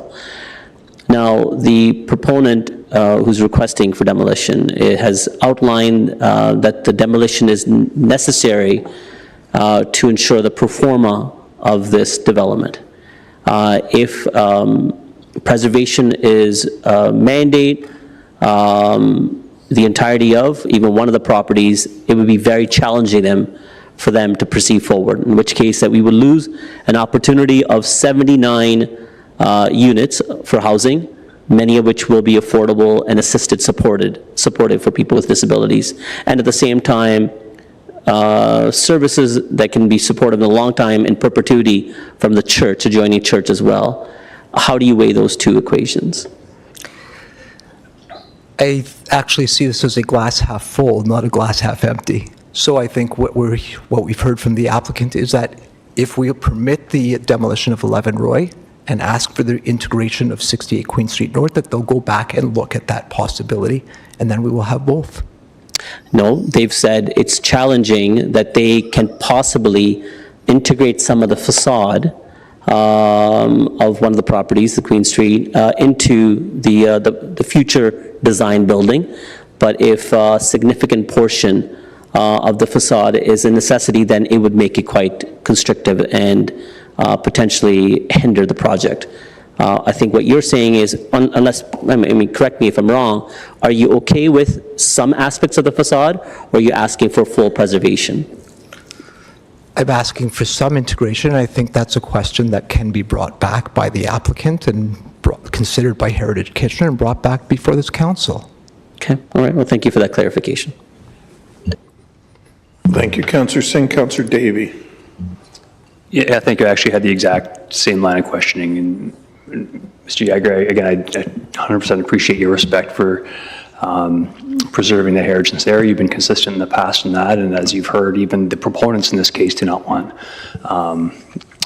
to remove the building. They've said that it's not viable. So I guess my question, and Councillor Singh, I don't think, sometimes Councillor Singh's a bit softer sometimes. I'm a little bit more direct, if you don't mind. But the difficult decision that this council has to make is what you're proposing is both, right? You're proposing you want the affordable project to go through, but you also want to preserve the building that's there. We've heard from the proponents that that's not possible. Perhaps some of the facade, maybe, that's not even confirmed yet, maybe, but certainly not the preservation of that home. So I guess my question a bit more direct than Councillor Singh is, would you rather see the project not go through if that means that the building has to be removed? I don't see that dichotomy, I'm sorry. And I'm not demanding the complete preservation of 68 Queen Street North. It wouldn't even be my place to, by the way. I recognize I'm just making an ask of council. But I don't see that as something I'm asking, and I don't see that as a dichotomy as we have one or the other. I think there's a lot of options to be explored here, and I think we heard from the applicant that if there is a clear message that there is a path forward that includes the demolition of 11 Roy, and that requires some degree of rethink on 68 Queen Street North, that is possible.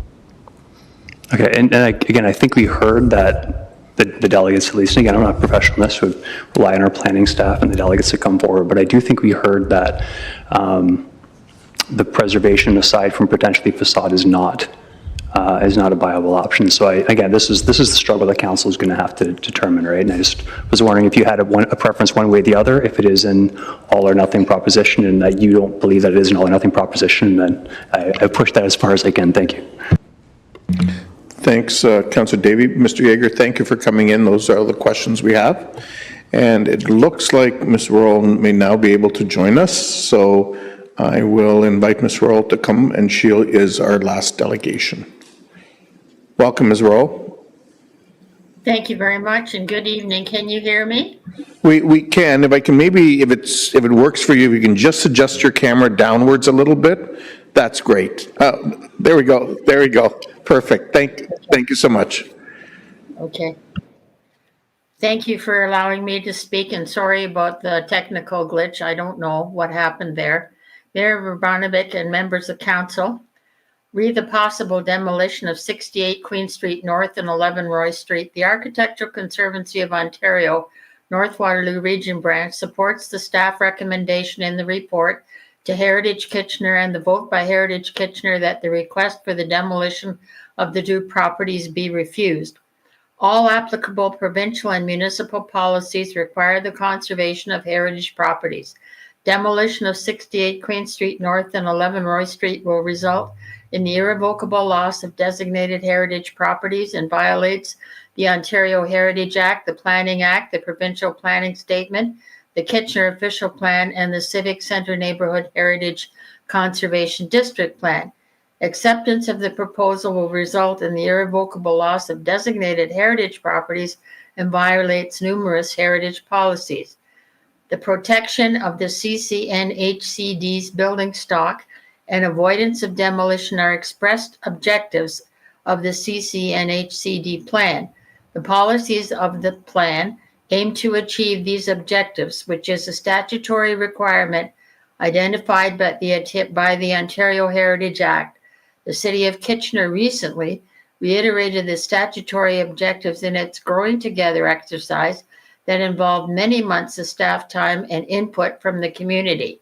At the time, the ACO was assured that heritage was a primary goal in the city's heritage districts. This is spelled out clearly in section 41.2 bracket 2 of the Ontario Heritage Act. In the event of a conflict between a heritage conservation district plan and a municipal bylaw that the affects the designated district, the plan prevails to the extent of the conflict. We suggest that the plan for affordable housing be made is a way that saves heritage as per several legal requirements. We realize that the church has been working on this proposal for some time. We suggest that at least the house on Queen Street be saved and incorporated into the plan.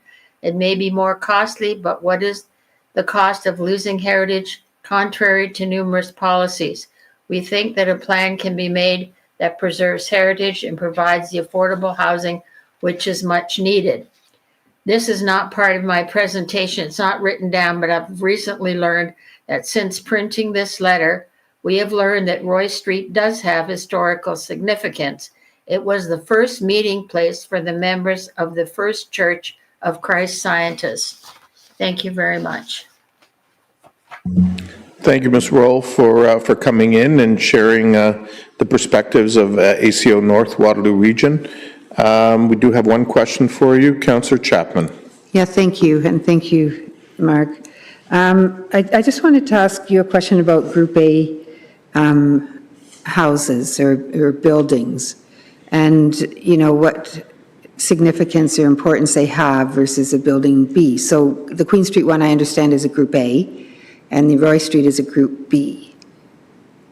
So what exactly does that mean, and is that why you're suggesting that we save the Queen Street one and demolish the Roy Street? Well, the Queen Street building has more architectural significance than the one on Roy Street. It's an earlier, I believe it might be, no, I'm not sure that it's an earlier building. I think it's a colonial revival, and I'm not sure of the construction date. Okay, thank you. Okay, those are all the questions we have. Thank you for joining us, Ms. Roll, and thank you for being patient while we all worked out the technical difficulties. Thank you. Okay, Council, we've heard from a number of delegations. We'll now take any questions of staff, if there are questions of staff. Okay, Councillor Stretch, if you'd like to begin.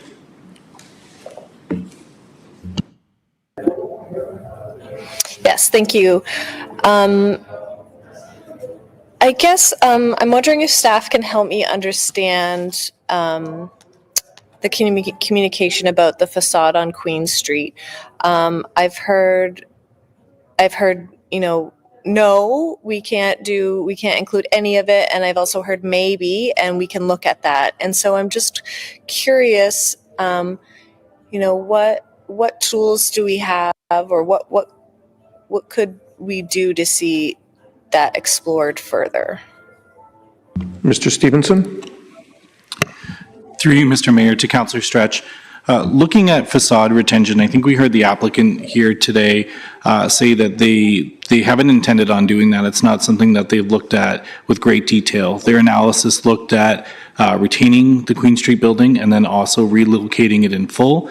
And I believe the project architect mentioned that the facade retention would involve the removal and the reconstruction of the facade at a different location.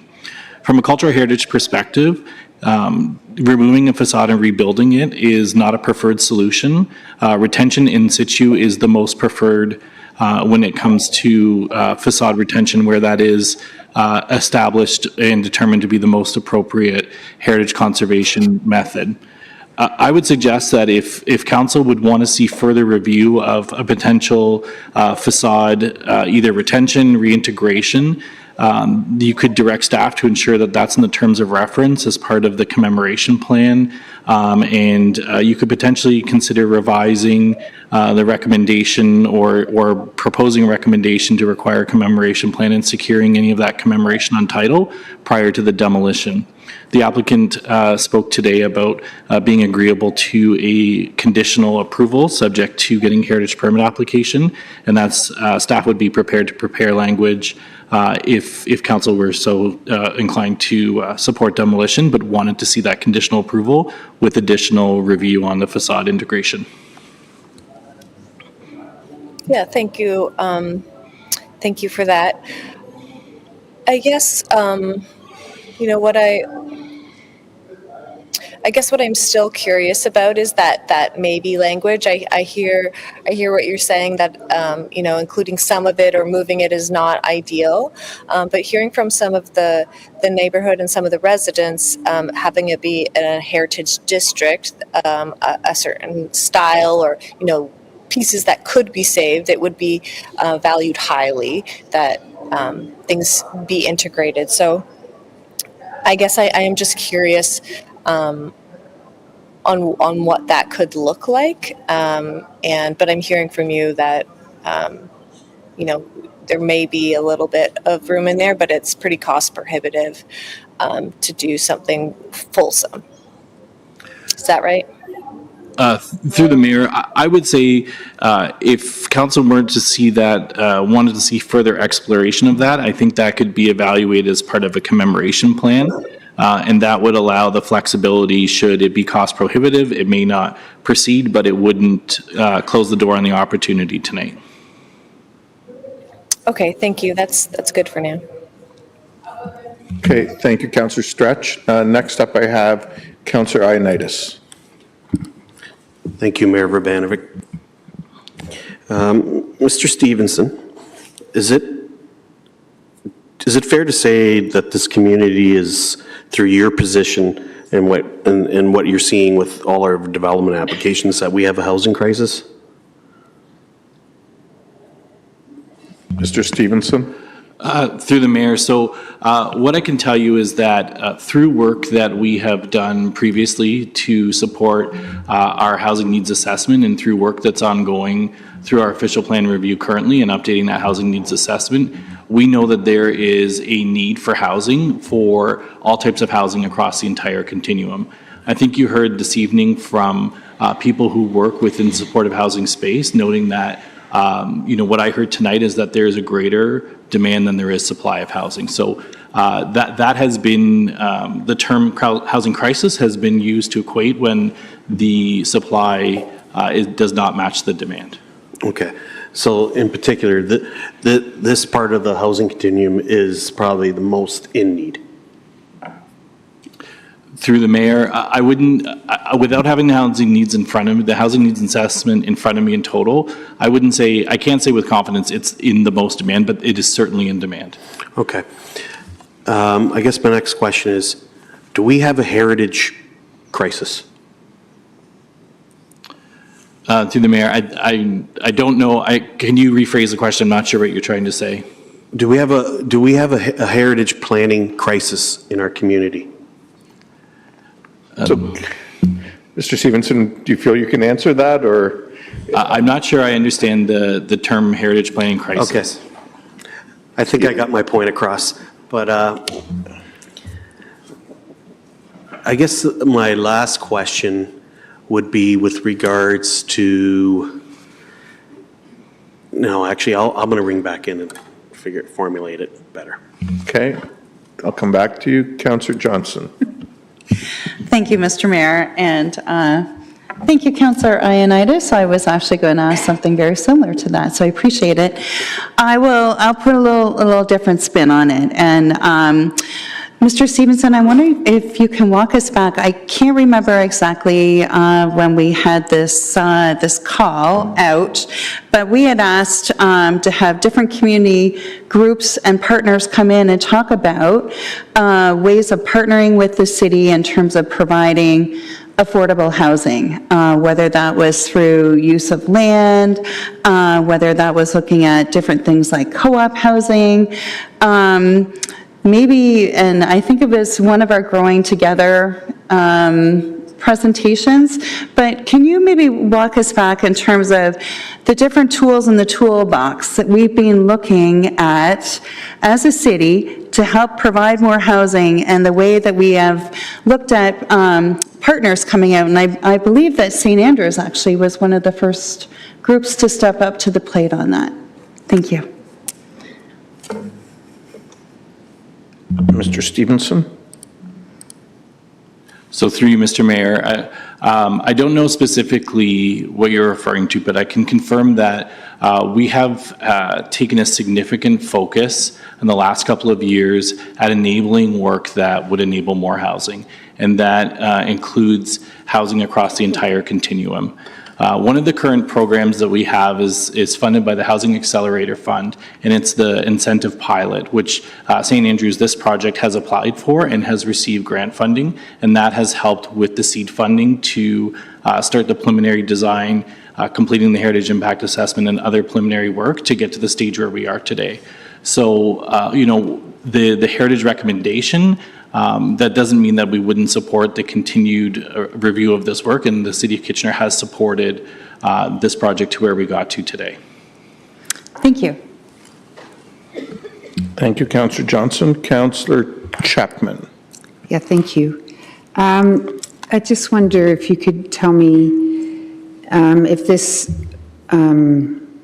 if the staff report were to be rejected here today, meaning that we save the house, or that, no, you proposed demolition. If we didn't support that, would this be precedent setting, and how, you know, or have we already had precedent setting cases that we could draw on here? Mr. Stevenson? So through you, Mr. Mayor, what I can say is that the demolition of a building within a heritage conservation district, that is the most irreversible change within a district. So once a built cultural heritage resource is lost through demolition, it cannot be retained. And that's, in heritage staff's opinion, that was why the recommendation was for the review, the refusal of demolition. Council can make a decision and can weigh different priorities or different concerns or considerations in addition to considering the heritage conservation of these built resources, should they wish. Well, you know, we would say that in heritage conservation districts, you heard today from the applicant discussing two other times that council supported, and not this council, but council supported the demolition of buildings within heritage conservation districts. So I think that every single demolition and every single heritage permit application, alteration, change has to be considered against not only the Ontario Heritage Act, but the Conservation District and the designating bylaw. And that really is the fundamental key focus. But council is able to make a decision. But I don't know if I would say it was precedent setting, but you heard tonight already examples of other demolitions.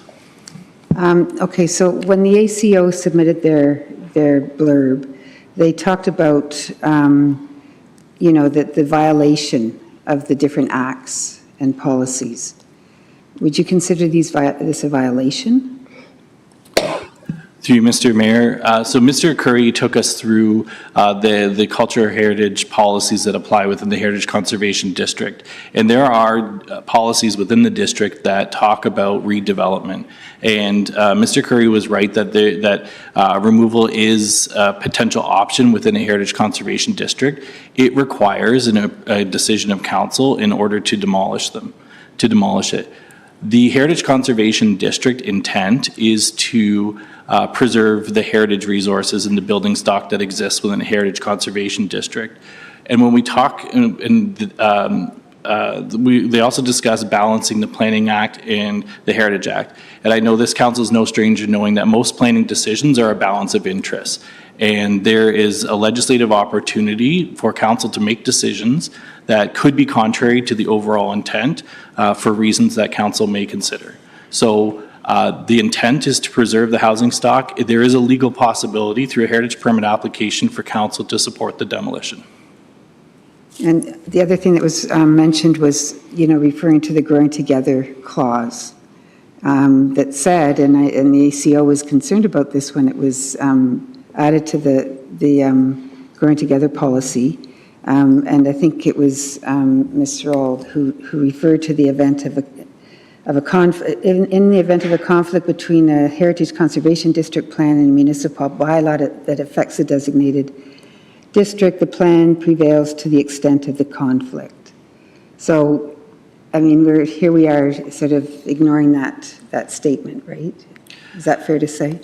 So the policy context, which was included in the Growing Together land use framework, was official plan policy that's embedded within our official plan, that when there's a redevelopment, or in the case of the Civic Center Heritage Conservation District, a concern that increasing density or permissions would have a conflict with what's there in the policies. So that was specifically looking at new development, where new development conflicted with the Ontario Heritage Act or the Conservation District, the Conservation District policy would prevail. So that wasn't necessarily considered for demolitions. That wasn't the intent of that policy. Okay, thank you. Thank you, Councillor Chapman. Next up, I have Councillor Singh.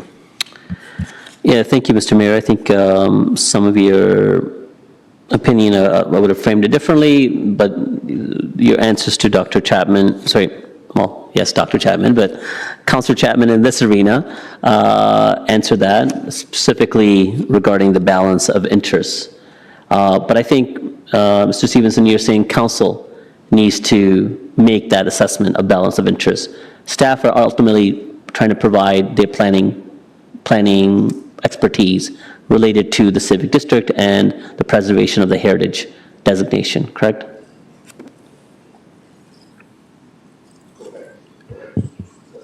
Go ahead, Mr. Stevenson. Thank you. Through you, Mayor. So the heritage permit application is a development application under the Ontario Heritage Act, and it's the guiding principles of the Heritage Conservation District. And so the staff recommendation is to council on adhering to the intent of the Heritage Conservation District plan. If council were to make a decision that was contrary, council can make that decision. There is a legal ability that you can make a decision on the heritage permit application. It would be binding, and your reasons for your decision, you can give your reasons, but you can consider a greater balance of interests. Okay, Mr. Mayor, is Councillor Stretch putting forward an alternative motion? Is that? I believe she is, yes. Can that be up so we can ask staff that question or we would have to ring back in asking staff? We'll ring it in at the time. Okay, I just wanted to save time. Okay, let's base it on assumptions that there is a amendment that comes forward that outlines a allowance of demolition so the development can proceed, but then it needs to come back to either the Heritage Committee, that's one option, or the other is that the some components of the exterior facade for 86 Queen Street North needs to be incorporated in the future development. Can you give your opinion on that once more?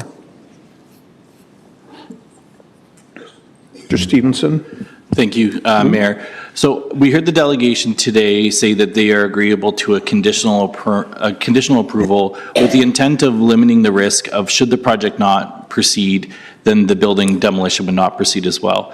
My recommendation is if council were to support a conditional approval, I think you should condition that approval. And those conditions would be that a document and salvage plan is prepared, that a commemoration plan is prepared, and that the city secures the obligation. So whatever that looks like, whether it's a plaque, whether it's landscaping, whether it's retention of facade, there's many different commemoration avenues that can be taken, that we secure those through a development agreement so that you have confidence moving forward knowing that we have a legal agreement that that work is going to continue. And so that's really, and then the fourth security would be a building permit. So we know that it's securing and it's met our housing accelerator timelines, which is a building permit by September 1st, 2026. Okay, so no, I agree with that, those propositions wholeheartedly, that those do need to be part of the requirement, but it wouldn't necessarily need to go back to the Heritage Committee for approval, would it?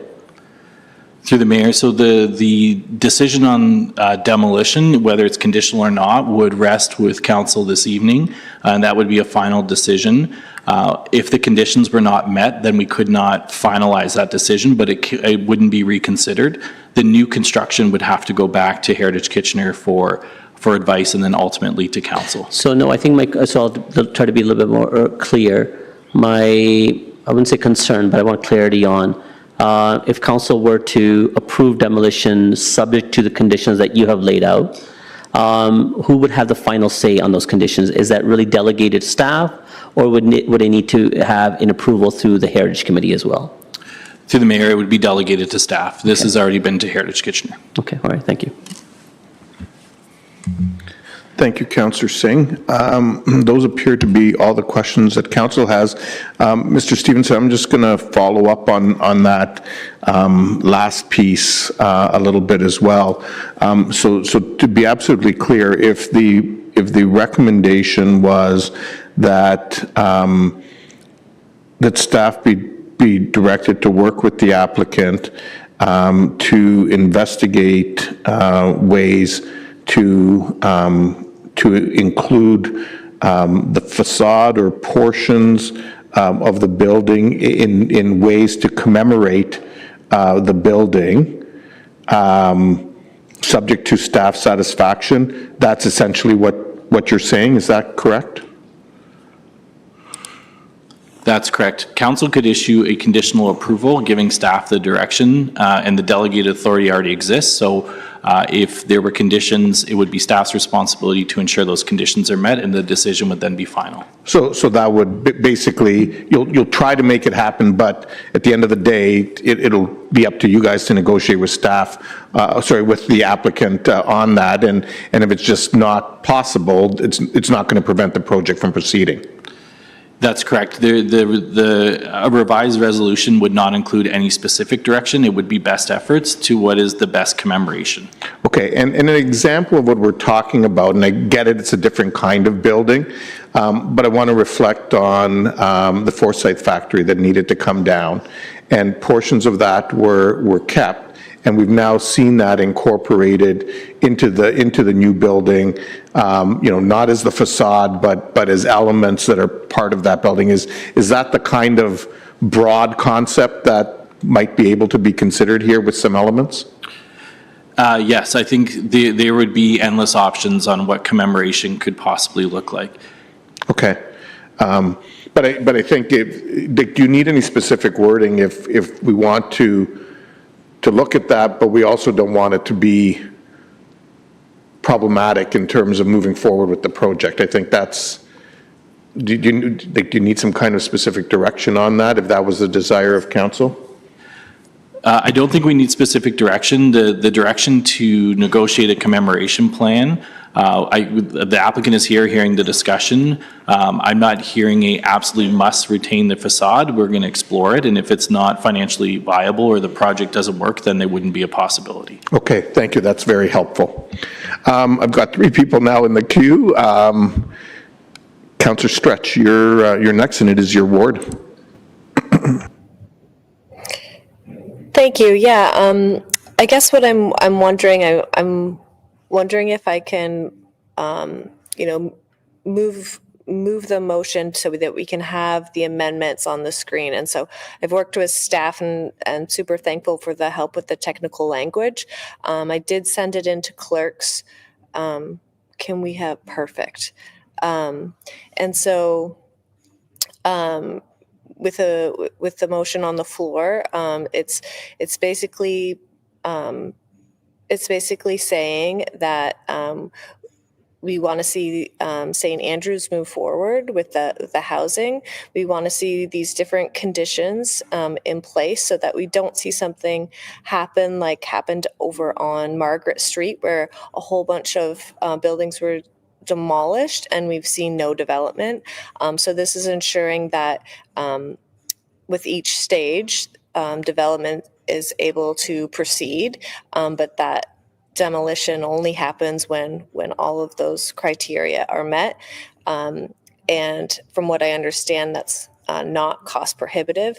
The other piece there, the commemoration plan, and I know there's many people from St. Andrews in the gallery today.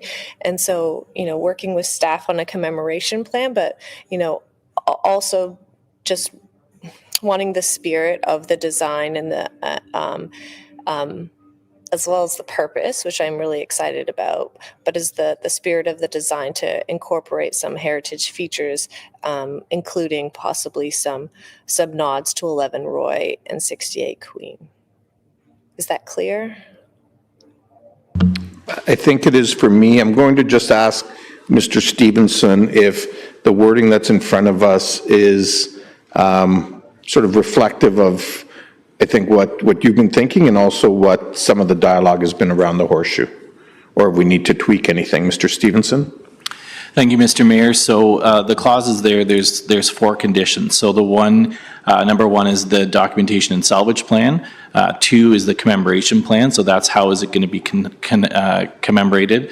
3 is the issuance of the application of a building permit, because it's actually circular. You can't get a building permit issued without a full heritage permit application. So best efforts to make application for a building permit. And then the 4th is just that we have a registered site plan agreement, and that the registered site plan agreement, our typical process would be laying out, the agreed to commemoration, any securities that would be required for that, the timing, whether it's prior to construction, after grading, if we need to do any monitoring, vibration assessment, any of that work that might come out of a commemoration plan, that we would secure those obligations through the development agreement. So the 4 clauses that Councillor Stretch has put up here are reflective of what I was saying. Okay, thank you. That's helpful. So Councillor Stretch? Oh, okay. Is that, I'll come back to you as the mover of that. I'll ask, is there somebody prepared to second that? Councillor O'Dooney, thank you. There are some questions and or additional comments. So well, I have 3 people, so I'll come to you in a moment. So questions first on the motion. Okay, Councillor Michaud. Thank you.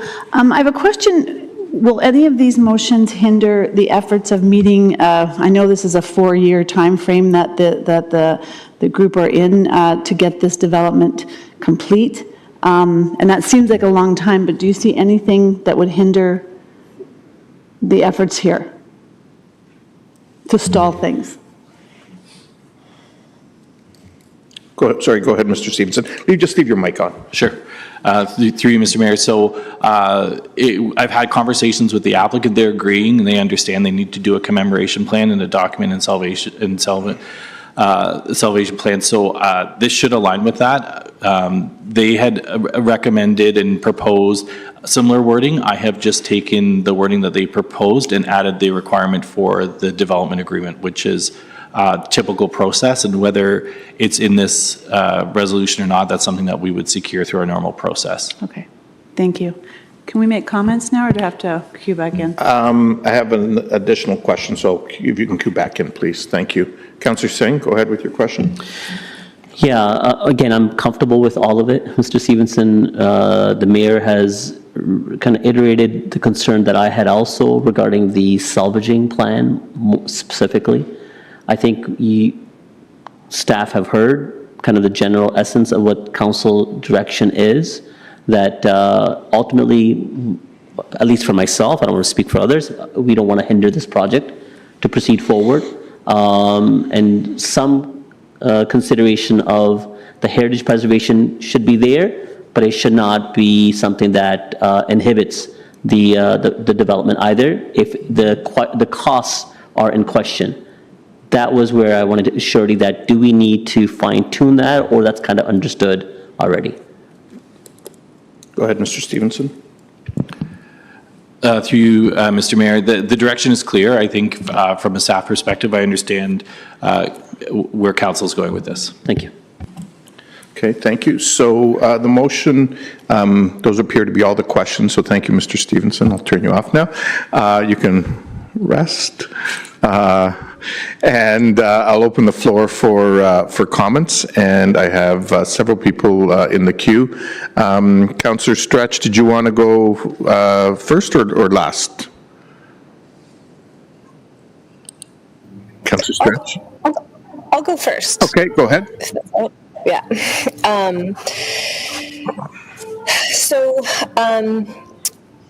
As many people know, I live in this neighborhood, actually not not far away, just a couple houses down. I'm well aware of the heritage significance, and really would like to see a commemoration plan. But in my consideration, for this application and for supporting heritage recommendation or allowing the demolition, I really thoughtfully have come to be able to support St. Andrew's plan. And have worked with them, and I would really like to see them supported in the many ways that they serve our community in the past and in the present, and into the future. They have such a tradition of serving our community in such a practical way. And I think this housing, during a housing crisis, meets a really specific need. And I think, I do believe that it's really important for our council to see that need and respond. And so I'm really pleased that all the work and all of the people have come together to get this project this far. And I hope that council is able, I guess, to not support staff's recommendation, which is a little backwards for us this time. But yeah, I'm hopeful that your work in the community is something that you find encouragement from council in, and I do really wish you all the best, and I hope to look forward. I'm really excited to see the possibility of a site plan and the creative ways that you continue to serve the community, not only through the housing, but in what you propose as a design. Thank you, Councillor Stretch. Councillor Ioannidis. Yeah, thank you, Mayor Verbanovic. In regards to this application, you really had me at affordable. And when I was looking, one of the questions that I was going to go ask was with regards to our strategic plan and where housing is involved. And then when I look at it, I decided to look it up myself. And then part of the goals that we're looking at identifying in our strategic plan, housing for all is something that is a significant goal in our strategic plan. So to me, this was a no-brainer in wanting to approve this application. And with the amendments, I can understand that, we want to look at all the aspects, but when it's really clearly stated, I feel like in our strategic plan and the amount of bandwidth that we've put into this application on lower priorities is a concern to me. And what I mean by concern to me, because I deal with affordable housing every day. And every little condition, every little tweak, every little thing, it adds up.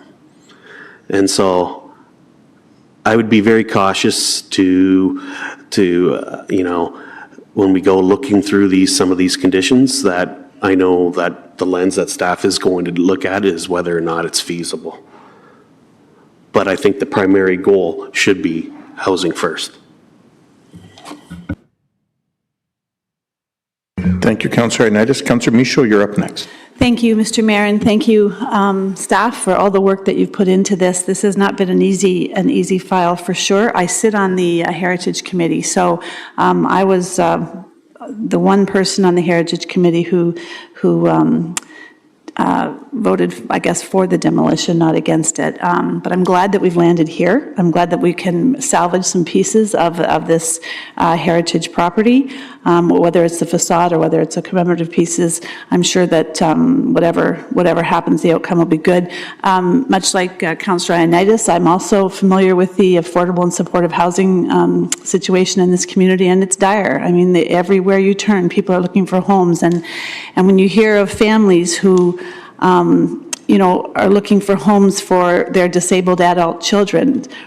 It's heart-wrenching, and yet it's heartwarming to see this congregation from St. Andrew's Church come together and have a vision that will house something like 72 people in here. So this is really it's a great opportunity. I understand the heritage commitment made at committee and the heritage commitment we make to, dedicate homes and salvage our history in this community. But I also really firmly believe that when it comes right down to it, humanity trumps heritage. Thank you. Thank you, Councillor Michaud. Councillor Schneider. Thank you, Mayor. I want to first start by thanking Garrett and our team for the good work on this, and definitely want to thank St. Andrew's Presbyterian Church. We're blessed in our community to have wonderful faith communities like yours who want to do good things in our community. The greatest commandment is to love God and love your neighbor as yourself. And you are putting your faith into action in a real beautiful, practical means. As a city, we want Kitchener to be a place where everybody belongs. We heard tonight that this will be an investment in inclusion, equity, and the moral fabric of our city. People will have dignity. People will have a home. They will be seen. They will feel connected, that they belong in this community. And that doesn't happen unless you have love in your heart and you put that love into motion. And I want to thank you from the bottom of my heart for doing that, because affordable housing, inclusion, equity are key components of what we want to bring as a council to this city. And we can't do this alone. So thank you for stepping up and stepping out and going in faith and wanting to make a difference in the lives of people who sometimes get forgotten in our community. I'm appreciative that there will be a commemoration plan, and I really trust that you will take that to heart. And if there's a plaque that explains that there was a sacrifice of some heritage buildings, but the sacrifice was because you wanted to provide an affordable, supportive home for people in our community. And the impact of sacrificing these heritage properties for that, I think is going to pay a really big dividend in our community, and especially in the lives of those who will live and grow and survive and thrive in the dwellings that you'll be providing. So from the bottom of my heart, thank you so much. Thank you very much, Councillor Schneider. Councillor Johnston. Thank you, Mr. Mayor. And wow, I always get to follow the really challenging ones. I mean, amen, brother. Right there. That's wonderful, Councillor Schneider. Yeah, and I absolutely feel the same way. I had an amazing teacher growing up in grade 13 who really concentrated in our history class on 19th century architecture. And much to the chagrin of my children, I would drive around town and say, oh, there's an excellent example of an Ontario 1.5-story house with bargeboard and finial. And they would roll their eyes at me, but they learned that as well. So I have a great appreciation of architecture and our older architecture, and it is very important to keep it. I am thrilled that that this building we're proposing to keep an aspect of this, and I'm excited to see where this will where the fruition of this. I think that's pretty exciting. The other half of me grew up as a very good Presbyterian as well. So I have to say that that part of me is saying that this is going to be an amazing, amazing place. And I'm very thankful to St. Andrews for looking into doing this, to providing land, to wanting to partner with the city. We've gone out and solicited the opportunity to have partnerships and to look at doing housing different. And we have to use what we have, and you're looking to do that. So I'm very, very thankful to you, and this is really going to be something I think is truly incredible. Maybe we can look to having some students or somebody even help to look at how we can do things. I think you've got some really creative minds here who are looking at doing good in our community, and I thank you for that. Thank you, Councillor Johnson. Next up, I have Councillor Singh. Yes, thank you, Mr. Mayor. I'm really proud of all the commentary that's being made by my colleagues. I think Councillor Michaud said humanity should trump heritage. I'll go a step further. And I think it's pretty obvious from, there's a consensus around this horseshoe that I think common sense should prevail.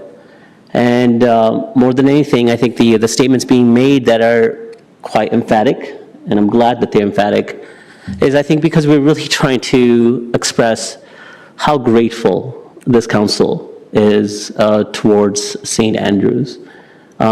Expressing that gratitude on behalf of Kitchener citizens, the fact that as a church, as a congregation, you guys have dug deep and to understand the real needs of your congregation as well as the community at large when it comes to supporting families. I think that's really what it comes down to. It's not about affordable housing here, it's about supporting families. Families that have varied needs, varied challenges that can't easily be fixed by government. We would love to. Our pockets are not deep enough. I think we're not smart enough. I think you need better minds, more caring minds like yourself that, that can make action happen. And so I don't want to also miss out on the opportunity, which I think convinces that narrative further from the parents that came forward and open up their heart to express the real need for their children, to advocate for their children, that their lives need to be continued to be looked after beyond themselves. And if St. Andrews is going to provide that avenue, well, Kitchener Council, you damn well better make it happen or allow us to do it. And that is why I'm proud to be able to support the direction that we're heading. I'm so glad that, we're going to have 79 more housing. Housing in general is great, but the fact that there's going to be a community surrounding this housing that's going to forever support those families living there gives me a lot of hope and a lot of confidence. So thank you to St. Andrews. Thank you, Councillor Singh. And since we're dealing with a faith group, I'll change that to darn well. Councillor Chapman. Yeah, thank you. So I'm also a member of the Heritage Committee, and even as a member, I will be supporting this application with reservations. When this application came to the Heritage Committee, 6 members supported the staff report and 1 was against. And many questions were asked at that meeting and concerns expressed, and hence the technical questions that I was asking. They were in the context of heritage conservation. But I was also a former member of the Grand River Accessibility Committee for several years, so I have a great appreciation for the needs of the disability community.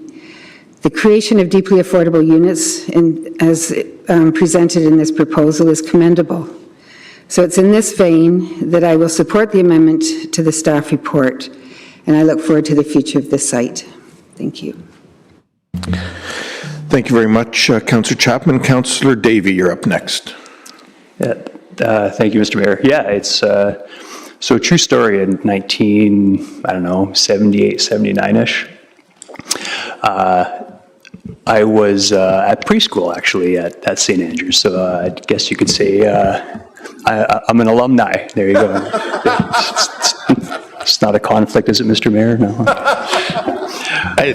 I think you're okay. I'm okay, okay. No, it's been said very eloquently by my council colleagues about the importance of this project. I do want to thank actually Mr. Fuster in his presentation, very well written, and you cut through the noise, right to the chase of council's decision. And a lot of the decisions you make are, unfortunately, it's causing the least amount of harm. And it's been noted by other members of council, but really what we're looking at here is, are we losing a heritage resource that we have in our community? We are, and that's, that's terrible. But when you compare that harm to not building the affordable homes that you guys want to build and you want to support, that's really no decision at all. So I'm happy to support this as well. Thank you very much. Councillor Deneau is up next.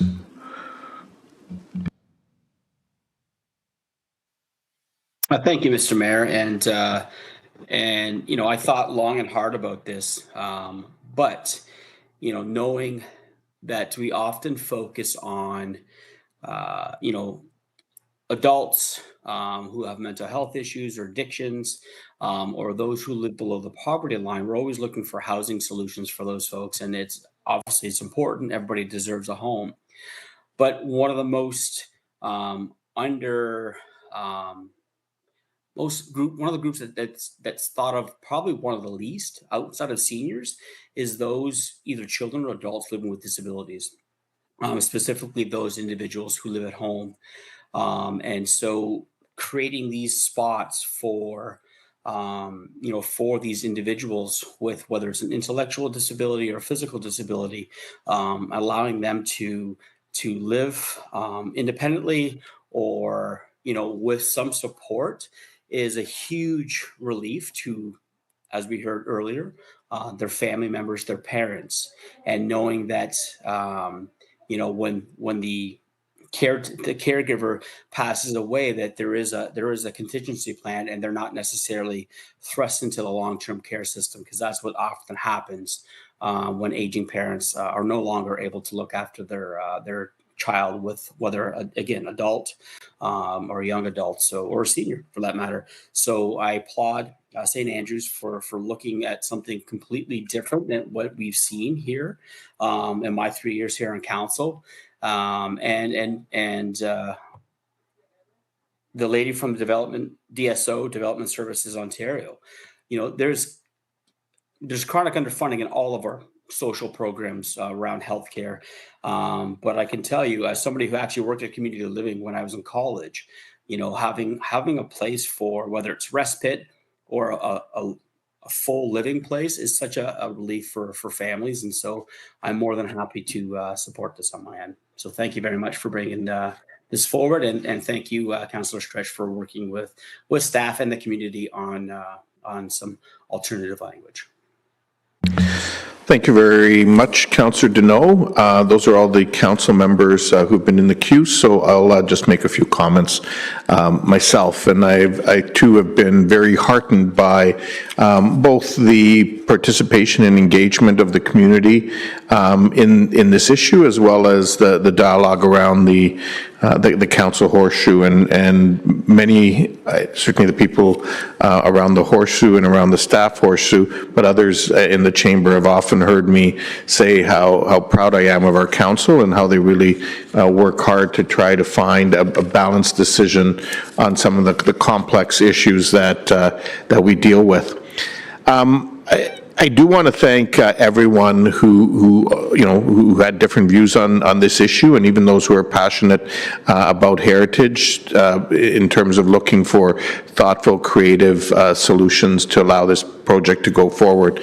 But like Councillor Schneider, I've been deeply moved by the faith communities, this faith community, St. Andrews, but also others who have stepped up in our city and throughout our region to walk the talk and live your faith in a very meaningful way, by making both buildings and or land available to help meet the housing needs, the most basic of human needs, for some of the most vulnerable in our our city so that they can continue to live a dignified life, or in fact, in many instances, improve their quality of life, particularly when we're talking about housing, that involves shelter for the homeless and those, which this is obviously a different set of circumstances. I also want to thank staff who have worked hard with the applicants, and the applicants have been very thoughtful in their approach, as well as Councillor Stretch for her leadership to try to find a solution that finds a balance but really focuses on putting people first. Without a question, as we look at this issue, I look at it in the context of Kitchener's history of really having a long history of being supportive of the most vulnerable, not only in our city, but throughout our region, with the placement of both, affordable housing along the continuum, as well as social services within our community. And this is another example of trying to make sure that a group of citizens and residents in our community who are being underserved are being supported going forward. When we look at these issues, it obviously becomes a balance. And, if we were talking about, replacing this a heritage home for maybe, one or two people or even five people, that might make us sort of say, okay, does it make sense? But we're talking about housing for 79 people, and is what's being strived for in terms of the application that's before us. And fundamentally, it does come down to looking at the humanity of it all, and making sure that those who we've heard from, particularly those families who shared their lived experiences today, and thank you so much for that, because I think it helped us really understand the importance of this. Without a question in my mind, this is something I am supporting. Yes, I'm a fan of heritage. I was born in Europe, as many of you know, and there's lots of heritage over there. We have some here. We haven't necessarily always been the greatest at it, but I think we have a situation here that is really going to create the best of all possible situations and make a difference in the lives of so many. So thank you to St. Andrews and the faith community, and we look forward to continuing to support you to move this forward in a timely manner. And darn it all, if we can get it done before 4 years, we look forward to hopefully seeing that happen. So it has been asked that we do have a recorded vote on this issue. So we will do that. I think Madam Clerk, remind me, can the two who are joining virtually join remotely? They can vote remotely? Okay, perfect. Okay, everyone can vote now. We're voting on the motion that's in front of us. That was on the screen. That's the only motion that's been put on the table. Councillor Stretch, do you have a question, or did you press the wrong button for voting? I know, I think I pressed the right button for voting. You but did. I wanted You did, because I see 11 yeses. Okay, great. Great. Thank you, Councillor Stretch, and I will just note that Councillor Stretch is joining us at 3 o'clock in the morning. So thank you for your passion for the community in that regard. So that passes unanimously. Thank you, everyone, for being here tonight. We really appreciate it, and I think we'll take. Yeah, we'll take a recess for 5 minutes so people can take a bathroom, and then if you want to clap during the recess, go ahead.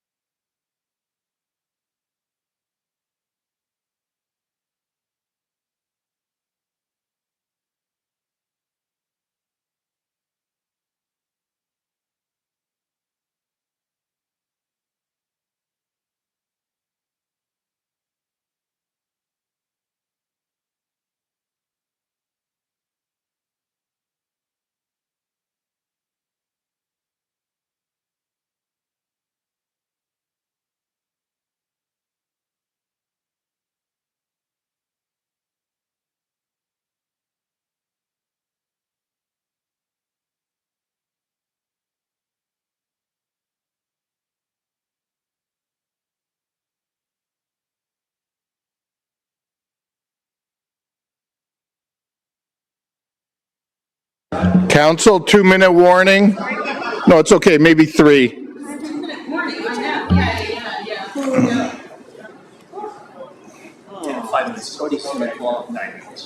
Yeah, I know. Are we going out?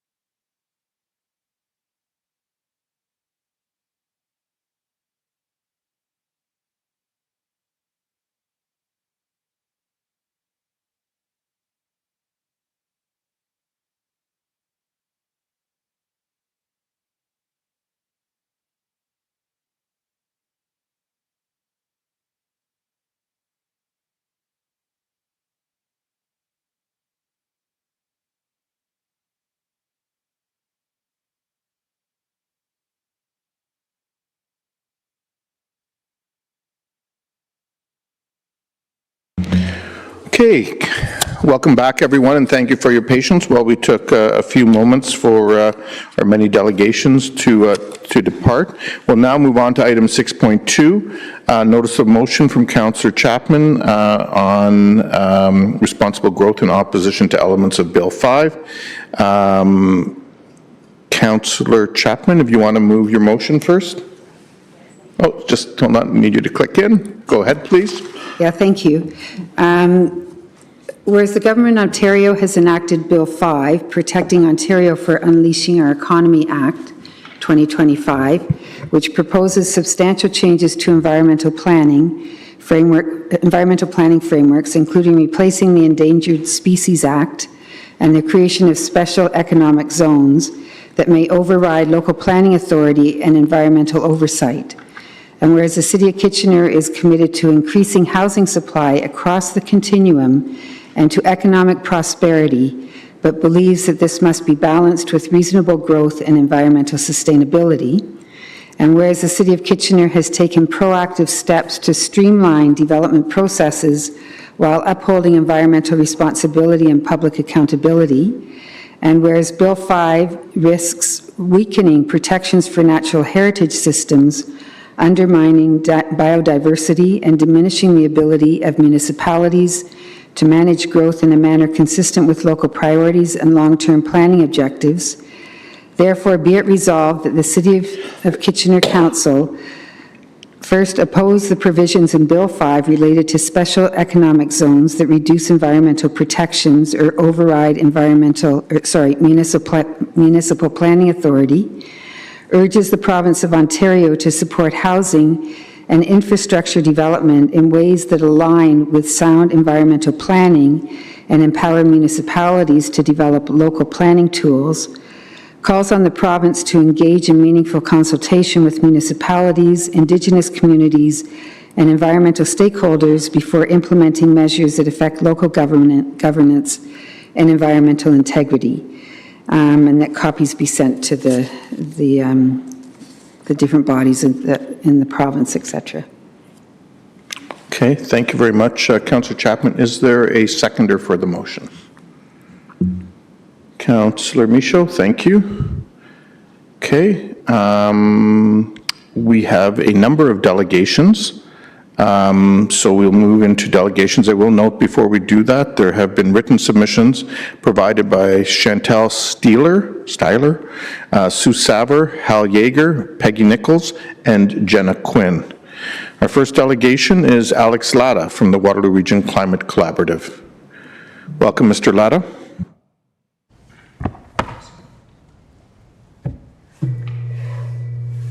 Thank you. Thank you very much for the privilege of addressing Council in support of the motion by Councillor Chapman. Tonight's been a real masterclass in local democracy, in that discussion weighing difficult issues against one another in a local setting. Councillor Chapman's motion asks us to look to the broader political context within which these local democratic decisions can be made. So I speak as a resident of the Auditorium neighborhood. I'm also, yes, I'm a member of the Waterloo Region Climate Collaborative. I'm also an associate professor of global studies at Wilfrid Laurier University, where my research focuses on resource governance, sustainability, climate change, and Indigenous rights. So Bill 5 has received the most attention and criticism in relation to kind of large resource extraction projects in remote regions or large infrastructure projects. But we cannot ignore that this and other provisions, that the provisions of Bill 5 also have direct relevance for the planning and regulatory authority of municipal and regional governments like our own. Indeed, Bill 5 has to be understood alongside Bills 23 and 17 as a wider power grab by our current provincial government that has significant implications for municipalities. These bills undermine regulatory checks and balances. They erode the scope of authority for municipalities and conservation authorities. They sideline scientific expertise and recognized best practices in biodiversity conservation. And they remove opportunities for citizens to participate in decision-making. Bill 5, along with this wider suite of bills, works to dismantle our institutions for planning and environmental management, centralizing discretionary authority in the hands of provincial ministers. So we've been told that these provincial legislative measures are necessary to address the housing crisis, to address the economic crisis associated with the trade war with the United States. I hope it is safe to presume, honorable councillors, that you would rather be treated as partners in addressing these crises, with municipal authority, expertise, and democracy as strengths, rather than as red tape to be dismissed in order to unleash our economy. If we value our local democracies and institutions, we must speak out against the authoritarian tendencies of our political moment, which do not exist just south of our border. Crises can be opportunities for positive change, but they can also serve the interests of autocratic leaders and economic elites eager to concentrate their own authority and influence.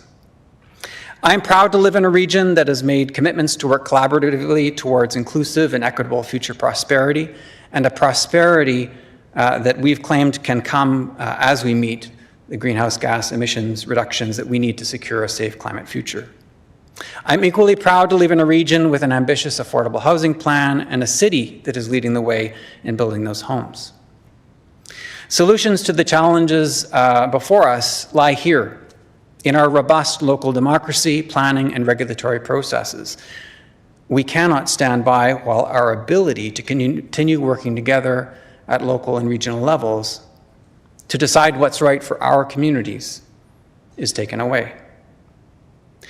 Now, I acknowledge that this motion puts municipal councillors in a tight spot as creatures of provincial legislation and being dependent on provincial funding for key projects and initiatives, including in the domain of housing. Municipal governments are rightly reluctant to bite the hand that feeds them. But we are at a watershed moment in our province, one where the costs of remaining silent are deep and stretch far into our future. I urge you to raise your voices against the provisions in Bill 5 outlined in the motion before you.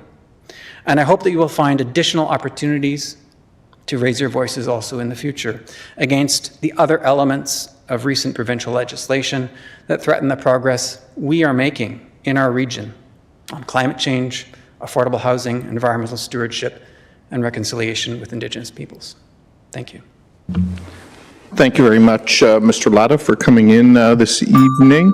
There do not appear to be any questions for you. Appreciate you having the patience to wait while we work through the earlier issue. Our next delegation is Kim Charlesworth.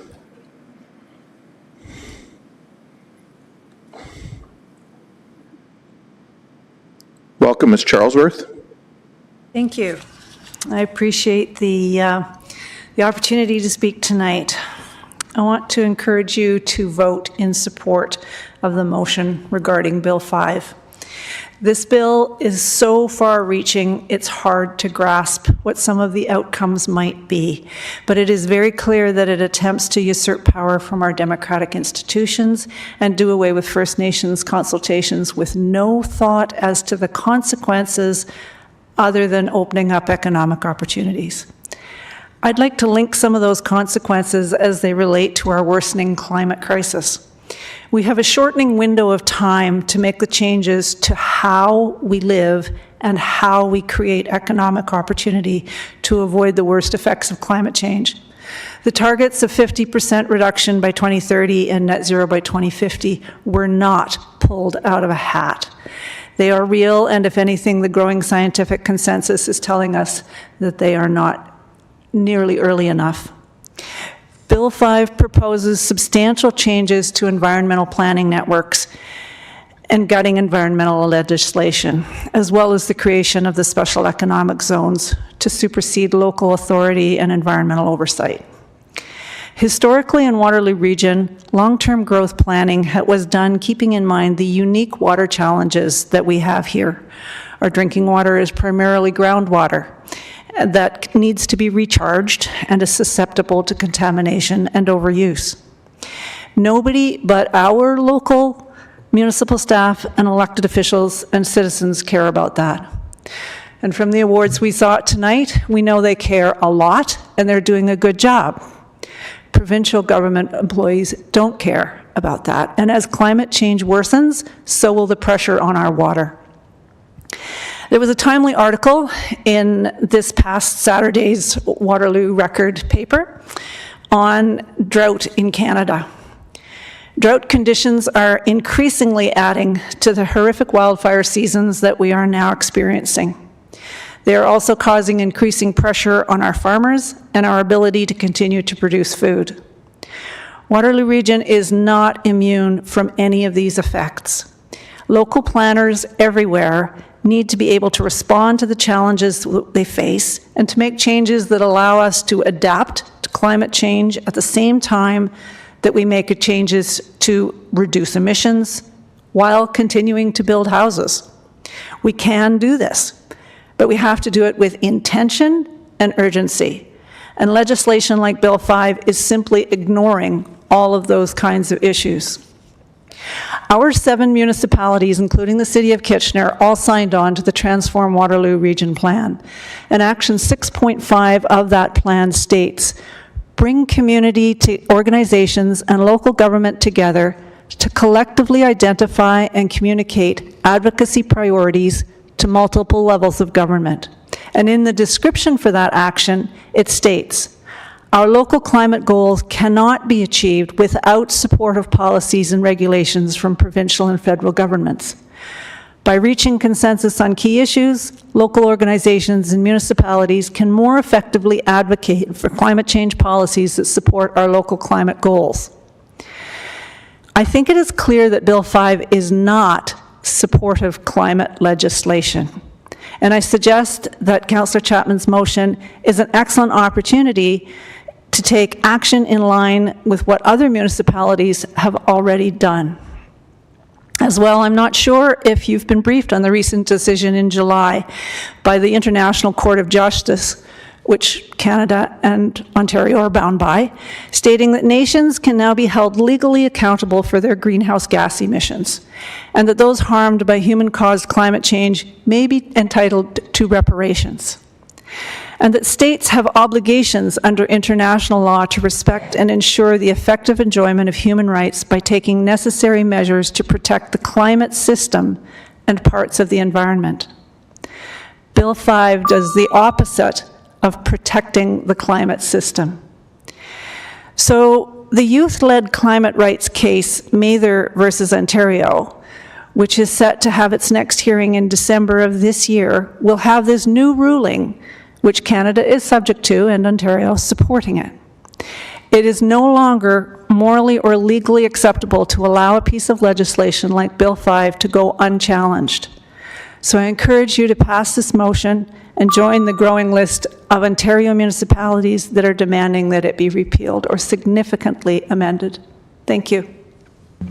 Okay, thank you very much for coming in, Ms. Charlesworth. There don't appear to be any questions, and as I indicated to Mr. Latta, thank you for your patience while we work through the earlier issue as well. Our next delegation is Mr. Hal Yeager. Welcome back for round 2. Thank you. Thank you. Respected Council, please support the responsible growth in opposition to elements of Bill 5 motion. My name is Hal Yeager, and I am concerned that Bill 5, known as the Protect Ontario by Unleashing Our Economy Act, will cause grave harm to our province. I hope you hear of the many specific concerns of Bill 5 from other delegations and other sources. Due to time constraints, I will speak to only a single concern. The aspect of Bill 5 that I hope will be of a special concern to you and any council of a municipality is that under Schedule 9 of Bill 5, the province proposes the creation of special economic zones in which the Premier and Cabinet would decide which provincial and municipal laws apply. Schedule 9 even permits the Premier and Cabinet to exempt specific individuals and companies from the need to follow particular laws. It abandons the requirement for public participation under the Environmental Bill of Rights. It breaches the constitutionally required duty to consult with First Nations. Schedule 9 means that the province can override any and all of our municipal decisions. The decisions that you and our city enact, often with great effort and at great expense on our behalf, for our common good. I recognize that Bill 5 was presented as an emergency measure to protect Ontario from U.S. tariffs. I recognize that at this time, many anticipate Bill 5 to create special economic zones in the Ring of Fire, to permit a landfill in Dresden, and to permit the redevelopment of Ontario Place without public input. But Bill 5 permits special economic zones anywhere, anytime throughout Ontario. Under Schedule 9 of Bill 5, the Premier and Cabinet can proclaim a special economic zone without any public consultation, without any input or oversight from provincial parliament. Under Schedule 9, the province could create a special economic zone on the lands presently occupied by City Hall and Victoria Park. It could expropriate the lands without compensation. It could gift the lands to any person or corporation. It could authorize a company to be built on the land that feeds its unfiltered waste, mercury, for example, directly into the closest potable water supply line to be piped into the businesses and homes of neighbors. And it would all be perfectly legal. And Bill 5 goes further. It bars legal action against the government, its crown corporations, and anyone involved in a project within a special economic zone for any harms caused. Schedule 9 marks the end of the rule of law and permits rule by fiat. Let me share a few words, please, in case you're wondering why we are bringing this matter to your attention when it's a provincial matter. As you know, Kitchener has shared its concern over provincial legislation before. And yes, community members do have the opportunity to voice their concerns to the province directly. I have done so. I am continuing to do so. Many members of the public continue to push back against Bill 5 to maintain the rule of law and your right to govern. But we need your help. About 30 municipalities and counting have passed motions or resolutions in opposition to Bill 5. Please add Kitchener to this good company. And in case you're wondering why we should bother to comment now that Bill 5 has already passed, please note that there will be opportunity to amend or repeal. Even the province acknowledges the many flaws in Bill 5 and plans to amend the bill. Opposition MPPs have committed to pushing for the repeal of Bill 5. The province has walked back its legislation before. With your help, in concert with public pressure, the province will repeal Bill 5 too.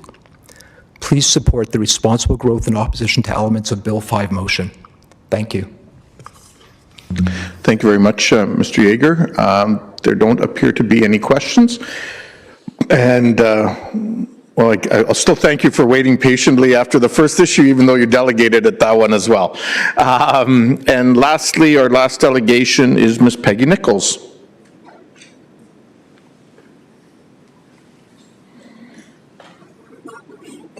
Careful. Welcome, Ms. Nichols. All we need is an accident at this time of night. Let's avoid that. Yes, right. Speaking from experience. Yeah. Respected Mayor and Council members, my name is Peggy Nichols, and I'm here to speak to you tonight as a concerned resident and a citizen of Ontario. I want to encourage you to vote in support of the motion proposed by Councillor Chapman to amend Bill 5. I know it's been a very long night for all of you tonight, and I ask for your attention.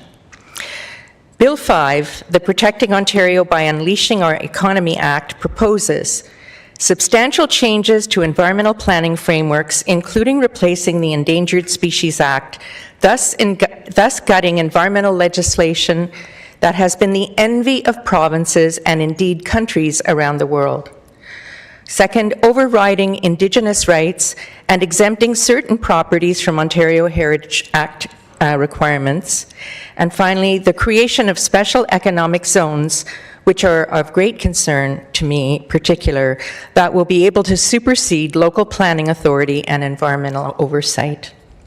While others have spoken to other significant consequences, I want to highlight the negative impact of this bill on our democracy and municipal decision-making, especially the creation of special economic zones. These zones will unilaterally do away with legal safeguards that protect vulnerable communities, Indigenous peoples, habitat and biodiversity, and pave the way for the provincial government and corporations to bypass labor and environmental laws. There will be no consultation on major projects that will affect the lives of people who live in these areas. This will not occur in places like the Ring of Fire and Ontario Place. It can happen here. Bill 5 threatens the excellent planning framework that has benefited the people and municipalities of Ontario since the planning reforms of 1970. It has the potential to undo decades of consultation, and collaborative work between our own Waterloo Region citizens and local governments that created a locally made and balanced approach to growing a prosperous and livable community, while also protecting and caring for the natural environment that contributes to human health and our enviable quality of life. And I know this because I've come to council and followed your decisions and your work over a number of years, and I feel that we're all on the same page when it comes to this. Further, there will be no recourse to any harms that are created, since Bill 5 bars legal action against the government, its crown corporations, and anyone involved in a project within a special economic zone for any harms caused. Councils, staff, and citizens have worked so hard together in Kitchener and Waterloo Region to establish strong and progressive official plans, environmental protections, hard country lines, commitments to goals like 50 by 30, and so many other strategies to grow a thriving and sustainable city and region. This bill is an existential threat to both our past good work and our future plans. Imagine if down the road a special economic zone is declared in Kitchener for a project that threatens to pollute our water table and the Grand River, and we have no say. This is not democracy. Although Bill 5 was passed in June, it's not too late to urge the province to make changes, since the government has yet to implement the bill's provisions and is still working on refinements. I know it's challenging as a municipal government to call for changes at the more dominant provincial level, but you are not alone. There are more than 30 other Ontario municipalities who are asking for similar changes, as well as many of us here tonight and more people who may be watching at home, who have been writing letters to our MPPs and attending rallies. We know Doug Ford's government has listened to wise voices in the past, and we need your support. Please vote for this motion and use your voice as a council to protect the things that we've all worked for and the best interests of our city, our region, and our province. Thank you for your consideration. Thank you very much, Ms. Nichols. And there don't appear to be any questions, and so I will thank you, as I did the others, for your patience while we worked through the other issue, which took a little bit of time. So those are the delegations that we've had. Are there any questions of staff? Councillor Ioannidis. Thank you, Mayor Urbanovic. I guess my question would be with regards to Mr. Chapman, since he's heavily involved with AMO, and if I recall correctly, you're very active and you have a position there. So I guess my question would be with regard, what is AMO's position with this issue?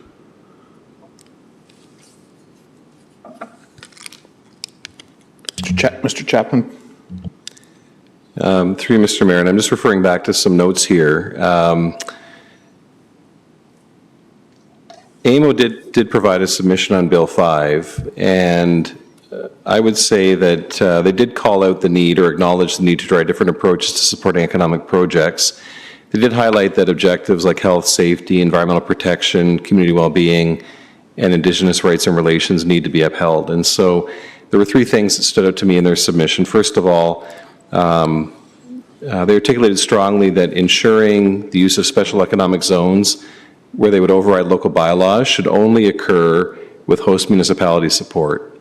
So I think that's a key point. It's like the position that was changed on municipal zoning or minister zoning orders, that it should not happen without support from the local municipality, and also in cases of extraordinary need. They advocated for continued protection for the environment, including species at risk and natural habitats, and also highlighted the critical opportunity for Ontario to demonstrate commitment to reconciliation and stronger relationships with rights holders. And so what I would say, although it wasn't directly your question, that there were similar points that were raised in Councillor Chapman's motion, but I would say that AMO did not directly oppose the legislation. I think they said these were factors that would need to be considered by the province and form part of the use of any special economic zones. Okay, that's very thorough. I guess, Dan, just want to, because I know one of the delegates brought up, do you foresee an economic zone being for Kitchener? Chapman?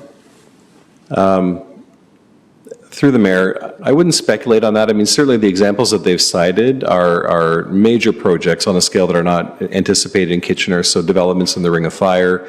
There was a specific waste project that was referenced, as well as the Highway 401 tunnel. But as delegations indicated, that may be in the mind of the province today if the legislation is implemented as proposed. It's conceivable there could be a project in Kitchener at some point in time, but certainly the scale of projects they've highlighted at this point, I would say, are not directly relevant to Kitchener. Okay, thank you. Councillor Singh. Oops, sorry, hold on, I didn't turn you on. Go ahead. Just carrying the question to Mr. Chapman. I believe AMO's position, as you kind of reiterated, they have, through the advocacy, outlined a motion, which I think some municipalities have sent, pretty much worded from AMO, and that's been successfully being advocated by various different municipalities. Can you make any comment on that? Mr. Chapman? Through Councillor Singh, I'd have to go back and take a look. I'm familiar with their submission. I don't recall specific motion language, but you may be correct that they had provided that. I'd have to refer to the document they're looking at to be able to confirm that. Okay, because that's kind of the direction that I was leading to, kind of the wordage that kind of concisely advocates some of the concerns that obviously the delegates have put forward, while at the same time kind of really balancing and understanding kind of needs of the economic zones as well, kind of trying to find that, walk that balance, but prioritizing the importance of the environmental impacts. So to my colleagues, I've sent the drafted language to the clerk. Ms. Anderson, if you are able, when ready, I'll again indicate, Mr. Mayor, to outline an alternate motion, which that language, I think, better prescribes the advocacy that I think that can better address the City of Kitchener interests, while at the same time taking some consideration to what the advocates, the delegates specifically, today have outlined as their concern as well. As others ask questions, Madam Clerk, perhaps if the motion is up, they can review it and ask questions of staff specifically. And that's more language kind of outlined, drafted from an AMO perspective. Okay, I'm going to go through the other folks who have questions. We will need to deal with, is your motion an amendment or is it actually an alternate motion?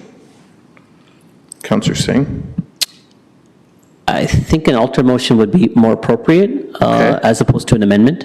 Yeah. Okay, the clerk is nodding, saying it is an alternate motion. So I would need to deal with Councillor Chapman's motion first and then come to yours. But after I deal with questions, I'll come to you so that you can present your motion so council can consider it when they decide how they want to vote for the original motion. What I'm saying is, yes, as long as council members have the opportunity to review the alternate motion before the vote. I will come back to you in a moment. Councillor Schneider, you're in the queue next. Thank you, Mayor. For the public, Mr. Chapman, I know we're using the acronym AMO. Could you explain to the public what that acronym stands for? Mr. Chapman. Through Mr. Mayor, AMO stands for the Association of Municipalities of Ontario, which represents the vast majority of Ontario municipalities and has a very strong policy and advocacy arm, which advocates on behalf of Ontario municipalities to the province. So they would advocate on behalf of Kitchener and all other municipalities in Ontario? That's correct. And so typically they operate through committees or direct engagement, but they would consult with municipal members to develop the advocacy positions that they represent in the province, yes. Okay, and I know it's hard for you to be on top of absolutely everything at a meeting like this, but if I read the AMO submission to the Standing Committee on the Interior on Bill 5, May 25th, 25, recognizing that many of the proposed changes in Bill 5 will require the development of a regulatory framework before they can be implemented, AMO calls on the province to include municipalities in the development of the regulatory framework to implement special economic zones. We look forward to working together on this and other important work to advance Ontario's economic prosperity. Is that what you recall as well? That would be typical for AMO, and I would suggest that the association has developed a better working relationship with the province, such that the province does engage with AMO as it is developing legislation or regulation. And so I think the association's hope would be that the province would engage with the municipal sector as regulations are developed. But again, an important part of their advocacy was to suggest that a special economic zone should never be implemented without support of the host municipality. And so that was a key feature of their submission to the province. Okay, thank you. Okay, there aren't any other folks in the queue right now with questions. So Councillor Singh, I will come to you for the alternate motion, and if I can ask the clerk to put it up. Whoops, there we go. Do you want to, hold on? There you go, now you're, sorry, if you can speak to it, please? Yes, do you really need me to like read it out, or I think? No, I think if you can maybe just focus on the differences in the operative clauses. Yeah, I think it focused really on the whereas. I think it really addresses to engage with the province in a very collaborative approach rather than an adversarial approach. It recognizes that special economic zones are important. It's vital for our economy, for economic growth. It's something that's, we've continued to advocate here in the region and the city of Kitchener as well. But at the same time, they can have unintended results as well. And I think or municipalities where these special economic zones are considered to be established understand the environments well. And I think those local municipalities do need to be a part of the overall conversation rather than the province kind of doing it very unilaterally. So it really kind of advocates to take a very collaborative approach and to be cautious while still recognizing the importance of the special economic zones. Okay, and I guess my question is, and staff might be best, or Mr. Chapman in particular, might be best positioned to answer this upon reflection once he's had a chance to review it. Is this reflective or consistent with AMO's position?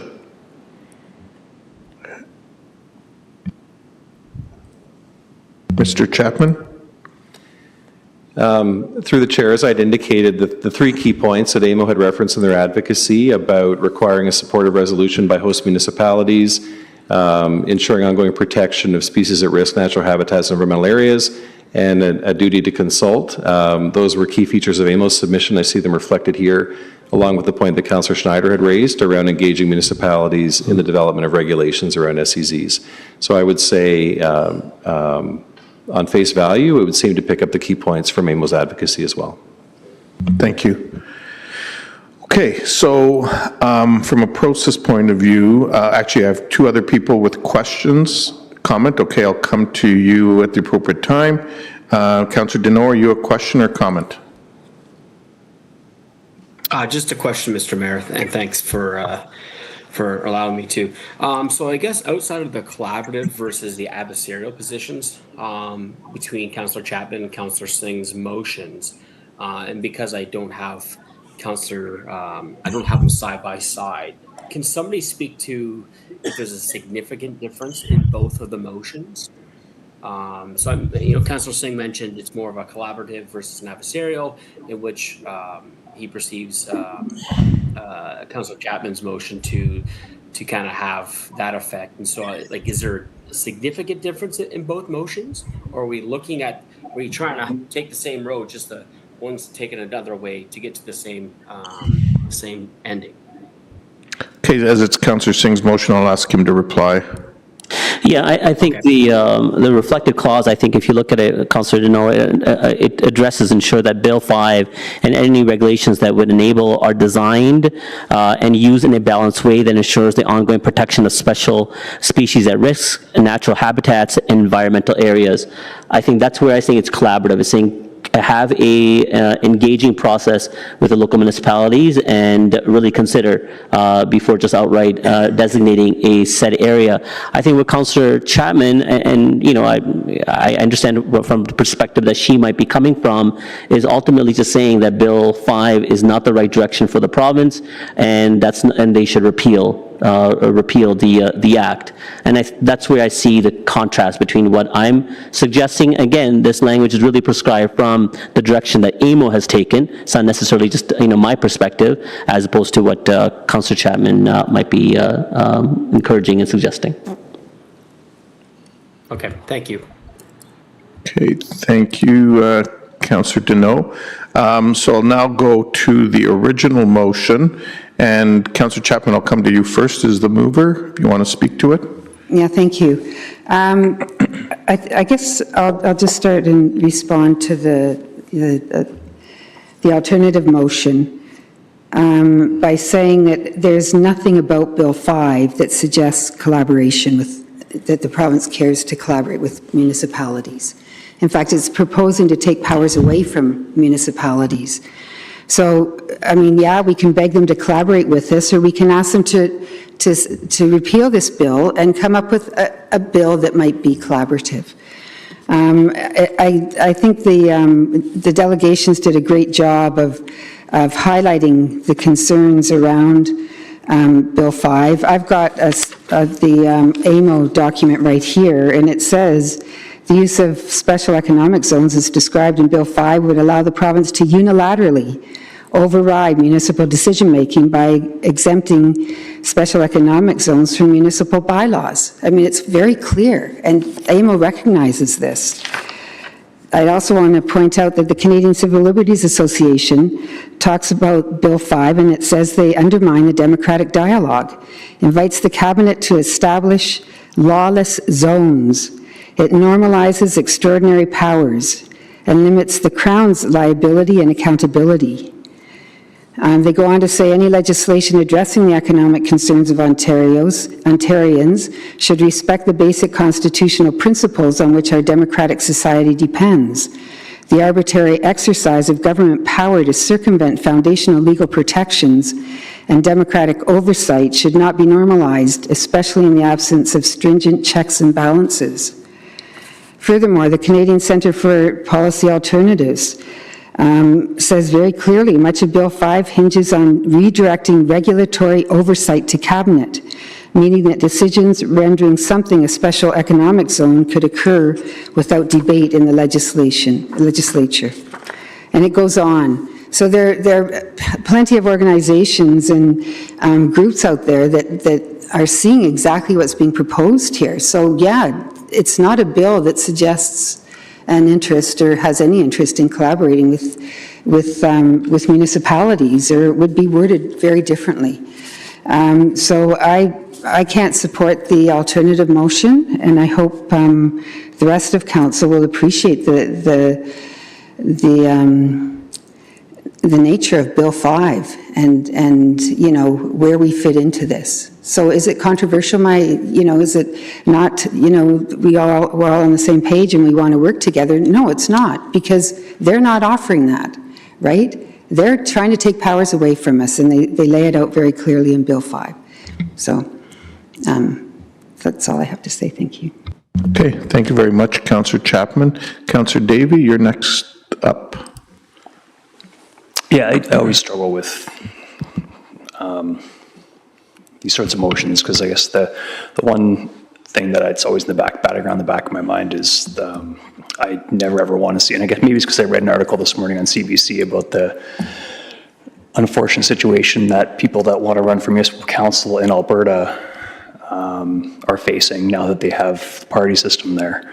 I'm going off track a bit, but now they have the party system there. If you want to run as an independent now in Alberta as a member of their councils, you're actually at a financial disadvantage, essentially forcing the party system. So I always look at it through the lens of, when we're looking at these motions, are we being collaborative regardless of who's in power, whether we may or may not agree, or are we being more prescriptive? I do think that the two motions are very similar. I just think that Councillor Singh's is more representing our rights as a lower tier or as a municipality. And I think it's a more collaborative thing, even if the province isn't. And I think I'm going to defend the province for a second here, because I did understand a bit of the logic that went into what they're doing here. And I will be the first person to say that the legislation appears to be knee-jerk as a result of what's happening south of the border and the trade dispute and everything else. It was a knee-jerk reaction, but at the crux of it, a lot of this is, my understanding is, in Europe, it takes approximately 2-ish years to get approvals to open a mine and start mining minerals. This is in Europe, like largely in Europe, and this is there's supposed to be a leading model, a very progressive country. And we know in China, it's probably 2 weeks before they start mining. In Canada, my understanding is it's over 5 years, right? So their intention here, I hope, and I hope the collaboration will get on this, their intention isn't to start gutting environmental planning. It's not to, they want to expedite the process, because what we're doing here now, when it's 5+ years, is we're not digging any minerals out at all, and we're not saving the world. We're exporting our damaging of species and the environment to China or other countries.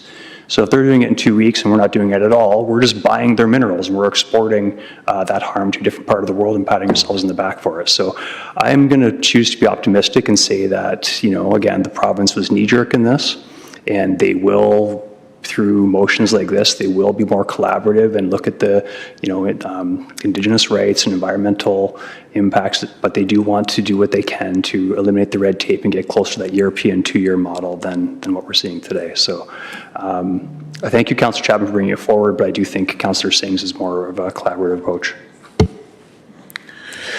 Thank you, Councillor Davey. I am going to, at this point, because I've had an alert pop up on my screen, we're going to be hitting 11 o'clock soon. So I'm going to need a motion moved by Councillor Ioannidis, seconded by Councillor Michaud. All those in favor? Any opposed? That's carried. Thank you. It's been moved. Councillor Schneider, you're up next. Thank you, Mayor Vrbanovic. My concern is duplication, and we heard Mr. Chapman say that AMO advocates on behalf of all municipalities, and when I looked Bill 5 up on the AMO website, also one of the precursors to the submission to the Standing Committee, from AMO, municipalities understand the need to try different approaches to improving economic opportunities for communities across the province. We also appreciate the province's commitment to fulfilling obligations to Indigenous communities and protecting our environment while making these changes. We ask that the province similarly commit to respecting municipal autonomy by legislating that special economic zones within municipal borders require a supportive resolution from the host municipality and a commitment to ongoing collaboration. So while I appreciate both motions, I am concerned about duplicating the work that AMO has done, and they collaborate on behalf of all municipalities. Okay, thank you. Councillor Ioannidis, you're next. Yeah, thank you, Mayor Vrbanovic. I think the way I look at this is, I know it's an issue that is dealt by the province, and it's something that I think more advocacy, no matter how many times, always should be going to the respectful bodies that are actually going to make the decisions. In fact, this is already passed, and we're looking at now throwing shade at something that's already been passed. And so I commend the approach of Councillor Chapman's wanting to have your guns blazing. I'm with you with coming to guns blazing, but at this point, I prefer to have more of a collaborative approach. I think that's probably the best route. They're going to go and do what they need to do. If we go there and say you're bad, they're going to ignore our comments. So I feel this also aligns a little bit more. Your motion is repeal, and that's the fundamental difference, where the motion that Councillor Singh is more in a collaborative approach. Overall, I don't like any of them in the sense of this coming to our council, but I'm going to support Councillor Singh's that we do it in more of a collaborative approach.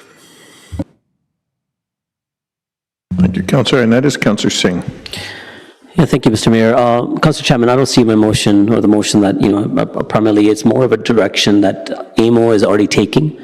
Is any necessarily a better direction than what you're proposing? You and I share, and I think our members of council share the same concerns about the local autonomy, about the regulatory framework being done in absence of local consultation, in the policies being enacted without the necessary Indigenous consultation. We share the same concerns. As council shares the same concerns. And the likely scenario is, to be honest, how often do we send these advocacy motions? I've been on council for a long time, as you have as well. When have they last really acted on any of the advocacy that we did put forward? That doesn't mean that we stop. We continue asking, but the reality is, as what Councillor Ioannidis has said, that the province will likely do what they want to do, and irrespective of what the motion that I've suggested, put forward, or what you have, will likely be ignored. But I'm still hopeful, and that's what I'm really hinging on. I think what my members of my colleagues are suggesting, we're hopeful at the very least, if we put forward a suggestion that we want to be part of the conversation. Not saying the conversation should stop.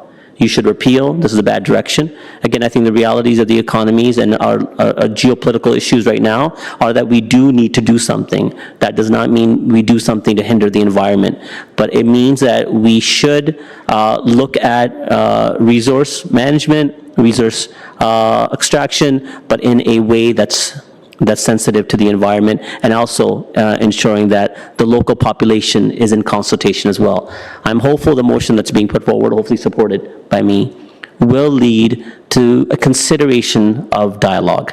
I think dialogue is better than just telling someone, no, you shouldn't do it, because they are going to go do ahead anyways. The very least, what we can do is encourage and say, hey, take a pause, not to retract, and let's have further discussion. And I don't think that necessarily will slow down the process. I think our intended goals from a local municipal perspective are the same. We want positive movement forward. But at the same time, as I said before, I think we understand our local environments better, and we can give that feedback, and the feedback can be an important part of what the province wants to plan forward. Again, I don't see them entirely different necessarily. I'm just hoping that the province may be more willing to listen to this approach than when they hear saying, hey, just repeal what you've already passed.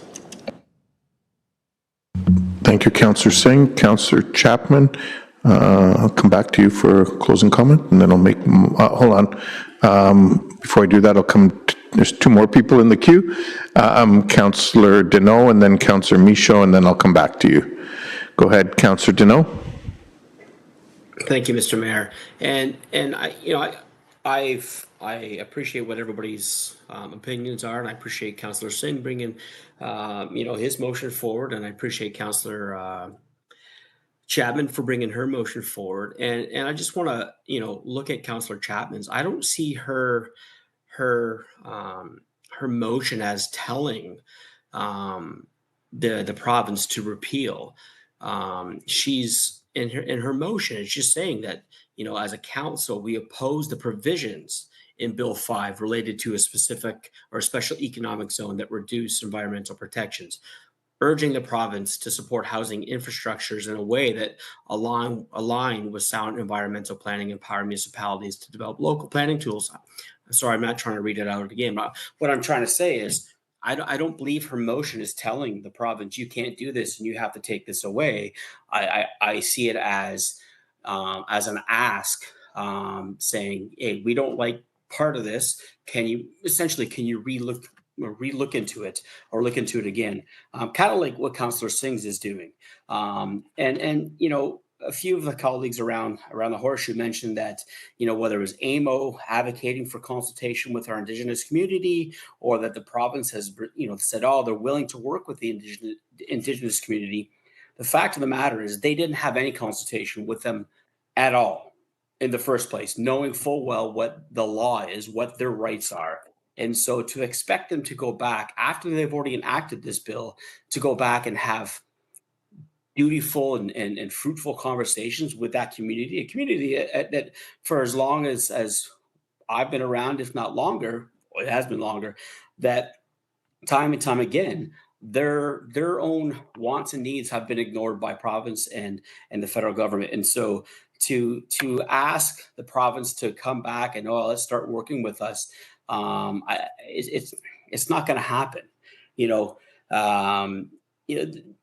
this bill is also eroding, you know, our democratic stability in our provinces, that a broad, you know, a cabinet minister can just wave a magic wand and brought, you know, they're granted under the special economic zones what they want to do, how they want to do it, whether it's, you know, health and safety issues, whether it's environmental issues. There's so many things that are wrong with this bill, and so while I appreciate both motions, I will support Councillor Chapman's motion in its original form. Just again, I don't see it as adversarial. I see it as you know, getting to the point and you know, and asking for a recheck of the bill. And so again, Councillor Singh and Councillor Chapman, I appreciate you bringing the motions forward, but I will support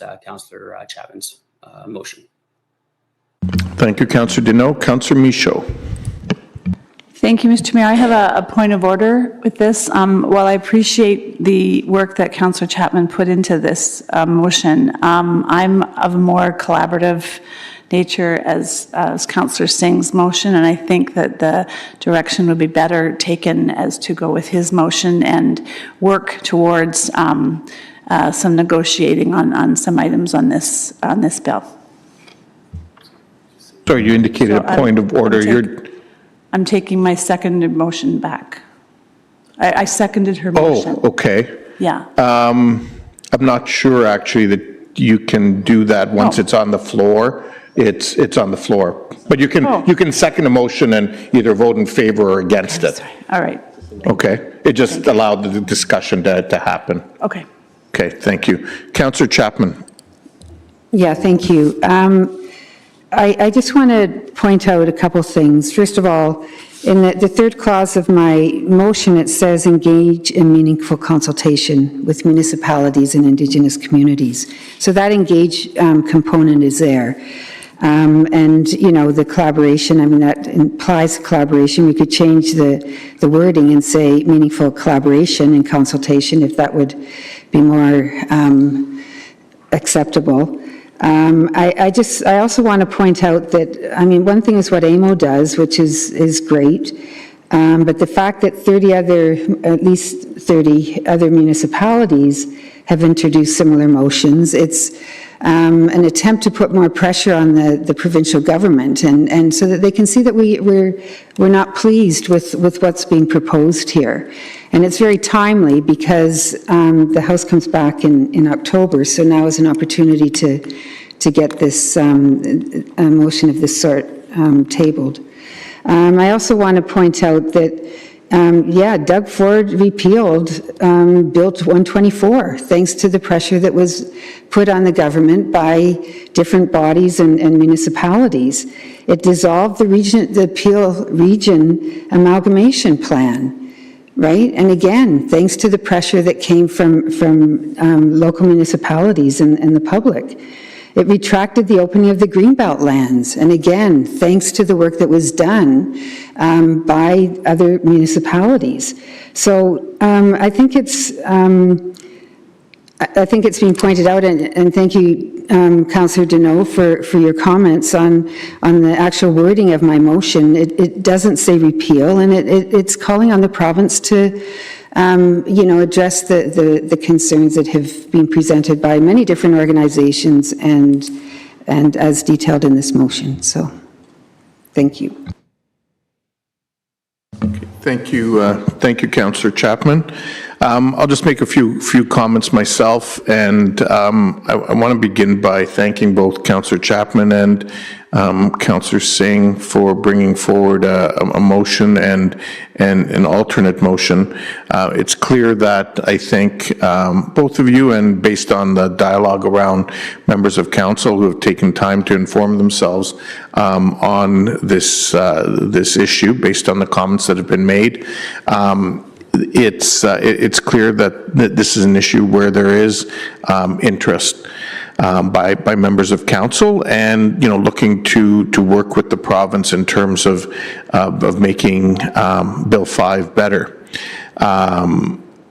I will say that my experience, having been involved with both AMO to a lesser degree, but certainly with FCM and our own advocacy as a community, it's always stronger and more effective when municipalities and their member organizations can be aligned in their views in terms of the asks that they put before either the provincial or the federal government.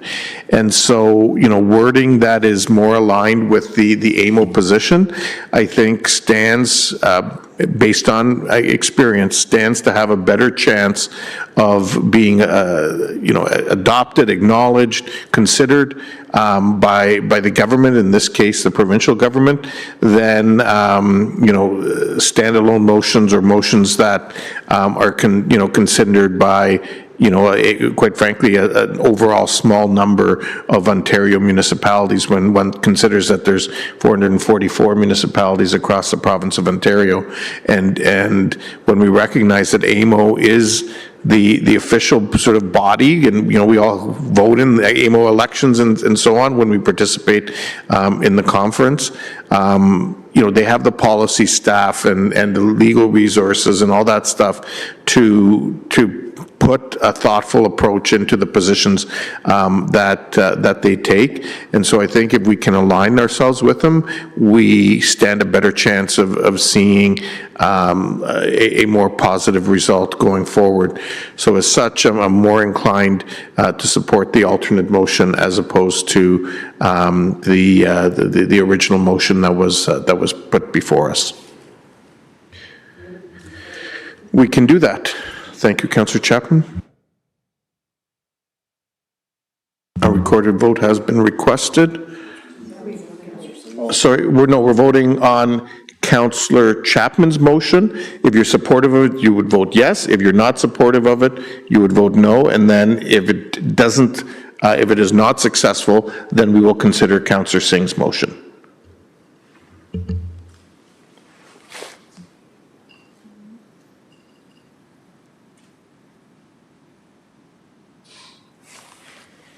Okay, so the motion is not successful. Councillor Singh, I will come to you then for your motion, and I will ask for a seconder. Seconded by Councillor Ioannidis. Thank you. Are we asking for a recorded vote again? No? Okay. Yes? Okay. A recorded vote has been requested.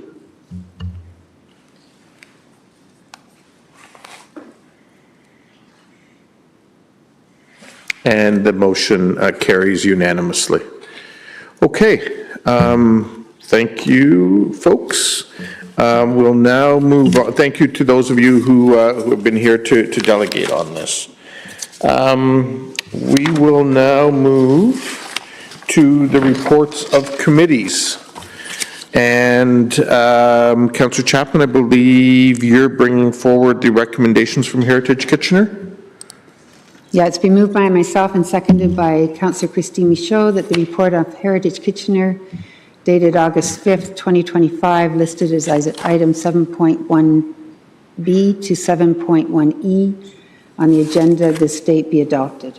Okay, so it's the balance of the report because we already dealt with the first one. Okay, it has been moved and seconded. Any discussion? Oops. Clerk's helping me, thank you. All those in favor? Opposed? That is carried. Finance and Corporate Services, Councillor Davey. Thank you. It's been moved by myself and seconded by Councillor Bill Ioannidis that the 4 items from Finance and Corporate Services Committee be approved. Okay, thank you. Any discussion? All those in favor? Any opposed? That is carried. Thank you. Moving on, Planning and Strategic Initiatives. I guess it's back over to you, Councillor Chapman, because Councillor Singh is not in the room. Do you want to just move the... Moved by myself and seconded by Councillor Owaduni that the Planning and Strategic Initiatives Committee items, the balance of the items be approved. Okay, thank you. Councillor Chapman moved it because you weren't in the room. Which one? The planning report. Oh, sure. Okay. Any discussion? Councillor Ioannidis. Just to clarify, we're dealing with all the items minus item 7.3D? Sorry. Yes, well, all of them except for the one that Councillor Michaud has. Thank you for reminding me of that. Appreciate it. It's already done. Oh, okay. You didn't vote on it. It was all good. Yeah, we dealt with it earlier. Okay. All the balance of the planning report's been moved. All those in favor? Hold on, actually. Try that again. All those in favor? Opposed? That's carried. Any unfinished business? Any new business? I will just note that even though it's a regional responsibility, I guess I'm doing this kind of under mayoral business and updates, that the deadline with the region for selecting your large or small garbage can is coming up in the next couple of weeks, I believe. September 5th, thank you. And so folks just may want to, if they haven't already, the default is the large can, but if you want the small one, you need to make that choice by September 5th. Not that it matters. Okay. Do you want a large can or a small can for your birthday? And we can fill in the form for you, Councillor Singh. Okay, moving on, we'll move into notices of motion, and Councillor Johnson, you are first up. You can, yep, go ahead. Thank you, Mr. Mayor, and I'll start by reading the motion. Whereas the City of Kitchener Municipal Code, the Code, Chapter 420, Dog Designations, provides for the designation of dogs as dangerous and prohibited, and Chapter 421, Dog Responsible Ownership, provides for the role of the animal services provider, the Humane Society of Kitchener-Waterloo and Stratford-Perth Humane Society. And whereas the city contracts services to the Humane Society to respond and investigate complaints of dog incidents, including issuing orders to dog owners to designate dogs as dangerous and prohibited, and whereas the dog's owner may appeal the order to the Dog Designation Appeal Committee, which has powers under Chapter 420 to affirm, modify, substitute, or rescind the animal services provider's designation of the dog as potentially dangerous, restricted, or prohibited, as the case may be, and whereas a number of serious dog incidents have recently come to the attention of City Council. Therefore, be it resolved that staff be directed to investigate and report back by September 29, 2025, process enhancements, including but not limited to notification from bylaw enforcement staff to the ward councillor, mayor, office of mayor, and council staff when the Humane Society issues a dangerous or prohibited dog order. Periodic reports from bylaw enforcement staff to council on actions and investigations undertaken by the Humane Society to ensure owners of designated dogs are complying with the designation requirements, Revising content on the city's website to clearly direct search inquiries on reporting dangerous dogs to the Humane Society. Collaborating with the Humane Society on a process to share permitted information once a complaint has been received in accordance with the Municipal Freedom of Information and Protection of Privacy Act, and legislative challenges with the Dog Owners Liability Act, DOLA, that would improve the city's ability to obtain an interim order permitting the Humane Society to hold a dog seized under a warrant in a pound until the DOLA hearing. And would you like me to speak to this now, or? Okay, thank you. Actually, before you do that, is there a Yes. seconder? Councillor Michaud, thank you. Now you can speak to it. Thank you. I'll start by saying I love dogs. Our family dog, Angus, was the featured pet used to kick off the city's campaign for being Kitchener's pet-friendly city. Such an honor. Dogs are wonderful companions and friends, but sometimes they can also be dangerous. And we have rules in place for owners to set our dogs up for success. And when these aren't followed, we have mechanisms in place to protect our residents. The crux of this motion is about making some changes to the way the city and our community partners communicate and better provide support to our residents when a dog attack has occurred. This motion is about community safety. It's about working together to provide clear communication and reasonable updates to residents and council following the designation of a dog.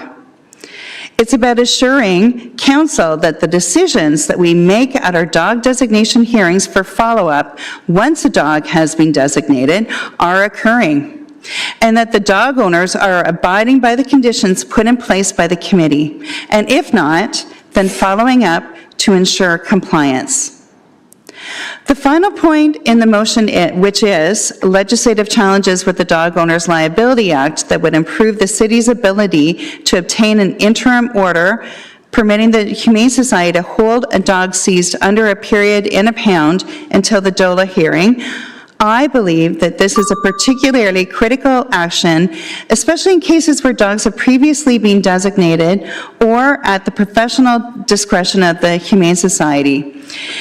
If this is something that will require council to advocate to the province for or to work with other municipalities on, I would be happy to lead that charge. One resident who reached out to me when I shared my motion with her said that, and I quote, "It would help if this whole process was more transparent to the public, particularly affected neighborhoods. People should not be left wondering what's happening and should not individually need to contact the Humane Society to find out. There have been stretches of time here in this neighborhood when people are afraid to go out of their houses and don't let their children play outside. Many neighbors have been feeling abandoned, and a lot of people have lost confidence in both the city and the Humane Society." End quote. These remarks should give us all pause to consider, and I'm asking council for support, and I look forward to hearing your thoughts on this motion. Thanks for your consideration. Thank you, Councillor Johnson. Councillor Davey. Yes, yeah, thank you, Councillor Johnson, for bringing this forward. Just a couple of questions, if I could. I'm assuming, just by looking at it, you made this motion with staff's input as well. You did. I see the councillor's nodding. That's great. And do you know offhand, in the motion, would a report be coming back to committee or council in the future?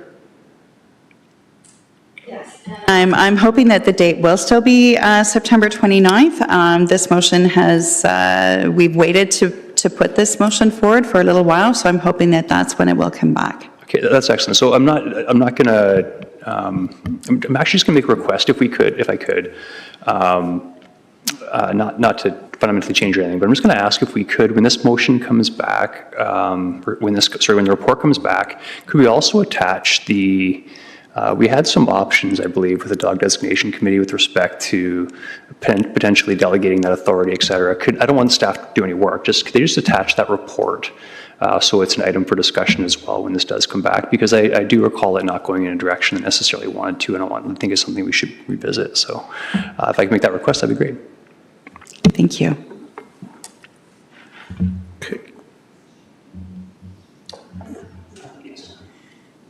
Okay, Councillor O'Dooney. I don't have a question. I just wanted to make a comment. Do I come back for that? No, go ahead. Okay, I just wanted to say a big thank you to Councillor Johnston for this motion. We both sit on a dog appeal with Councillor Deneau and Michaud as well. And when you hear some of the stories, and many times we ask a lot of questions, and you notice that there are gaps. And our goal is to see what we can do to improve and ensure that we're better serving our community members. So this is, I smiled when I saw this one, and I'm in full support of it. So thank you very much. Thank you, Councillor O'Dooney. Councillor Michaud.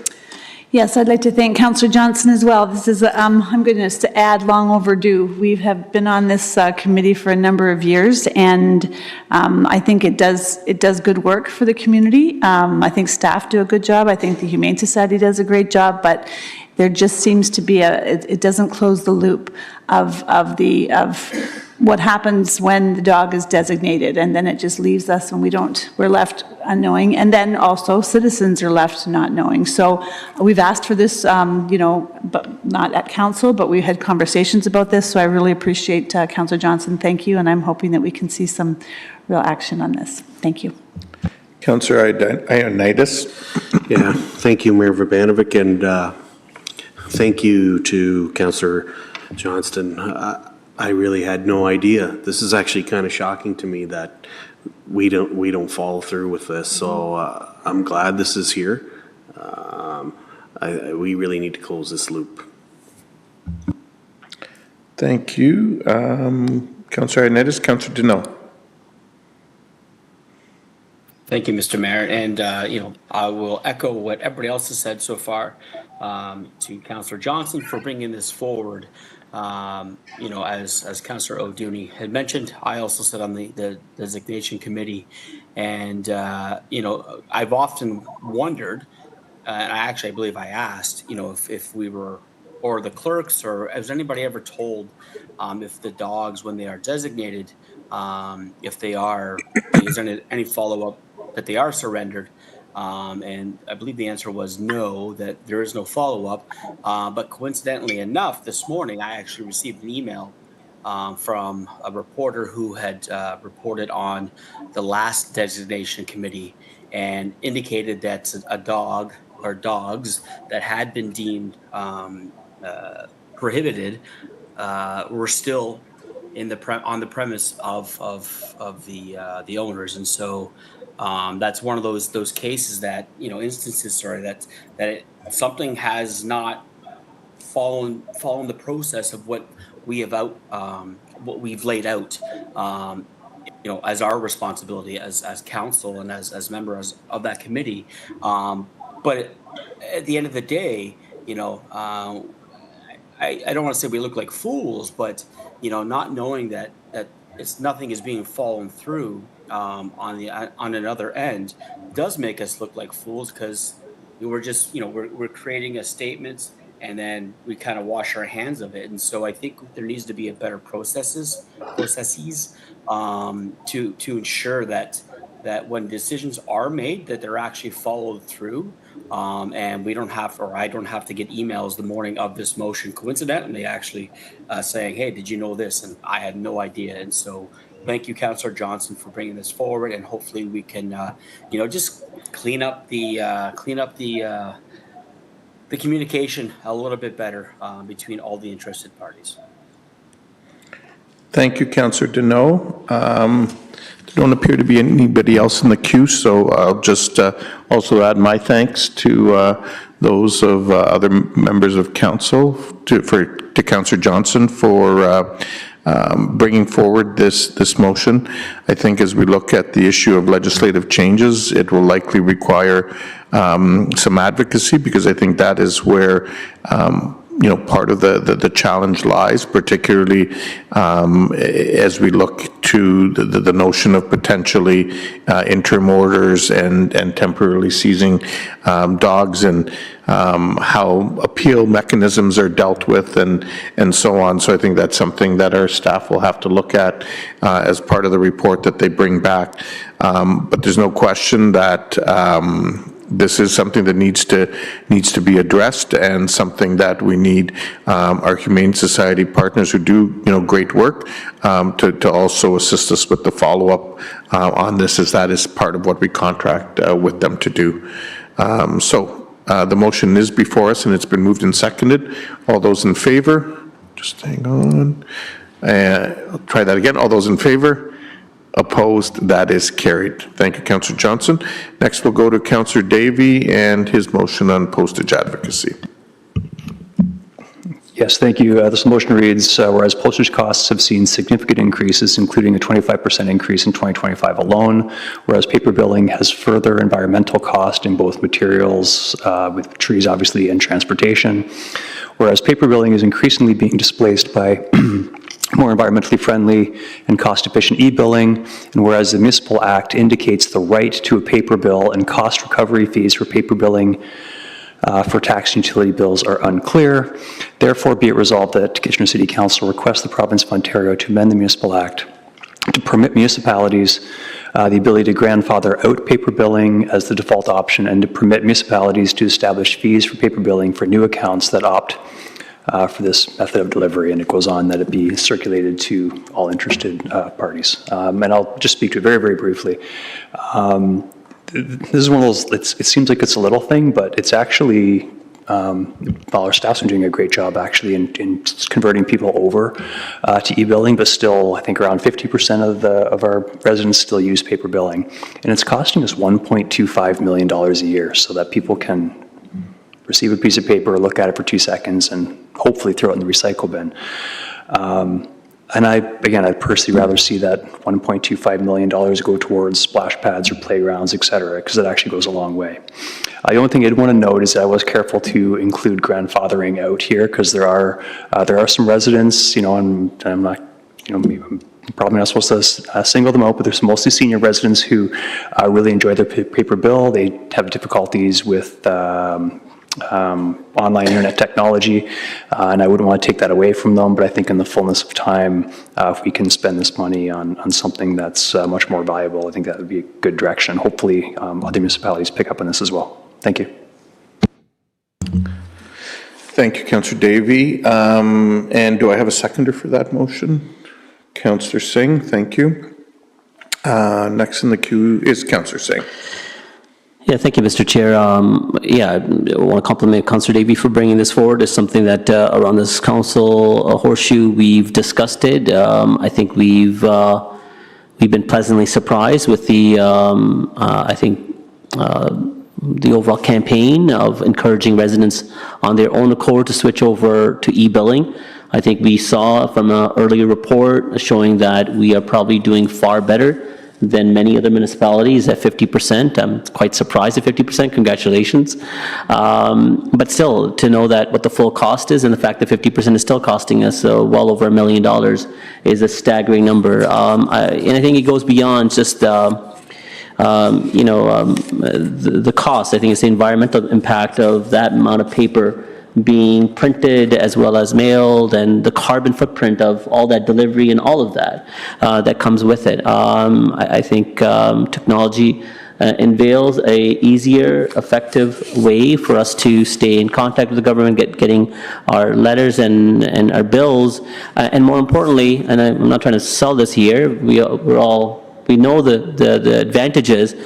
I think through the online portal, it allows people to keep a 7-year history. It's far better than receiving a paper copy. So I think the tools are available now than perhaps the legislation, which is perhaps outdated, that doesn't take into account the evolution of technology and how easy it is to have online portals where residents can easily log on, sign up, and have e-billing. I think, and step further, I would say to you, Councillor Davey, and when you said grandfathering, although I'm supportive, I think it will take some time. I think it's incumbent on us to make it easy.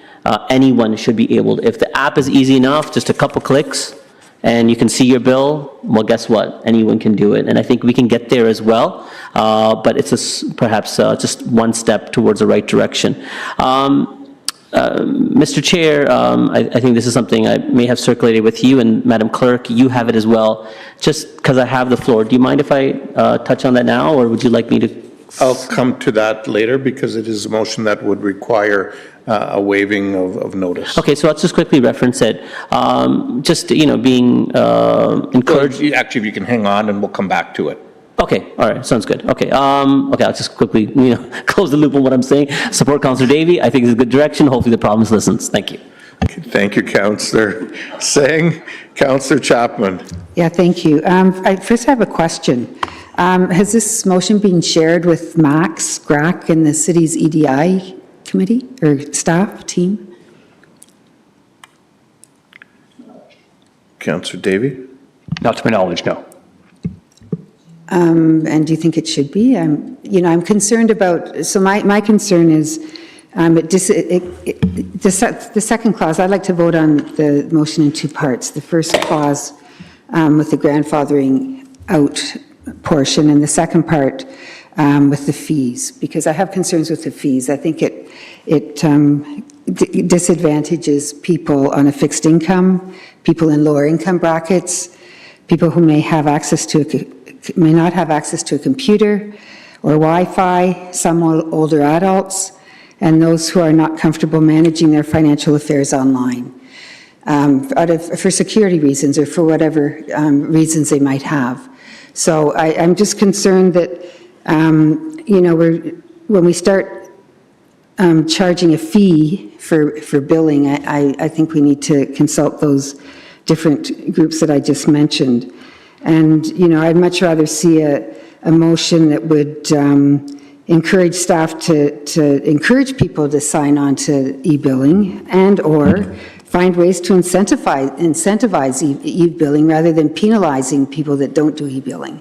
So say, for example, you'll get 10% off your first 3 months of billing if you do e-billing rather than, pay a fee rather than having them pay a fee for doing paper billing. So I think there are ways that it can be done without it being penalizing. So, I know I'm saying a lot here, but I do want to vote on these two separately because I don't support the fee for paper billing. I don't know if you'd be willing to, modify how that reads and turn it into more of a positive, incentive program or, something that would make it more equitable for the categories for the people or the groups that I just mentioned. Yeah, no, I wouldn't, and I guess my rationale is that, in terms of discussing with Max, that's why I specifically left the grandfathering in. I really don't see, my 74-year-old mother has all of her stuff online, and I get that others choose not to, and that's fine, and they would continue that without, again, the grandfathering means they do not pay a fee if they're existing. But yeah, no, I wouldn't. I'm comfortable with the fee if you insist on a paper bill outside of those that already have it, only because, Wi-Fi, you don't even need a internet service program. There's so much Wi-Fi free in the city. Devices are inexpensive.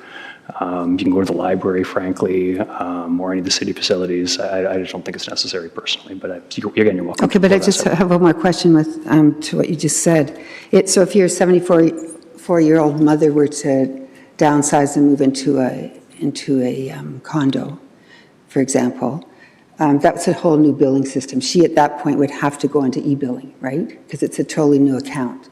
So, and that's what happens. So those that are currently living in, they'll be grandfathered in, and that's fine. But then you get those that are downsizing, right? And so you've created a bit of a problem for those people. So I just throwing it out there. Okay, thank you, Councillor Chapman. Councillor Johnston. Thank you, Mr. Mayor, and thank you, Councillor Davey, for bringing this forward. This is not new technology. I started selling paperless billing products across North America in 1999. Yes, I was very young then. Yeah, so it's not new technology. It's something that I'm happy that you're looking at doing this now. What I would like to see, and maybe this is something that Councillor Singh is about to talk about, I don't know, but maybe if we can train our staff in our community centers and at the library to maybe show people how to sign up for, I don't think that needs to be part of the motion, but I'm thinking that would be a nice direction to have maybe even, I don't know, whenever you sign on to onto the computer for the City Kitchener, that pops up a little tutorial or a little video or something about how to do that.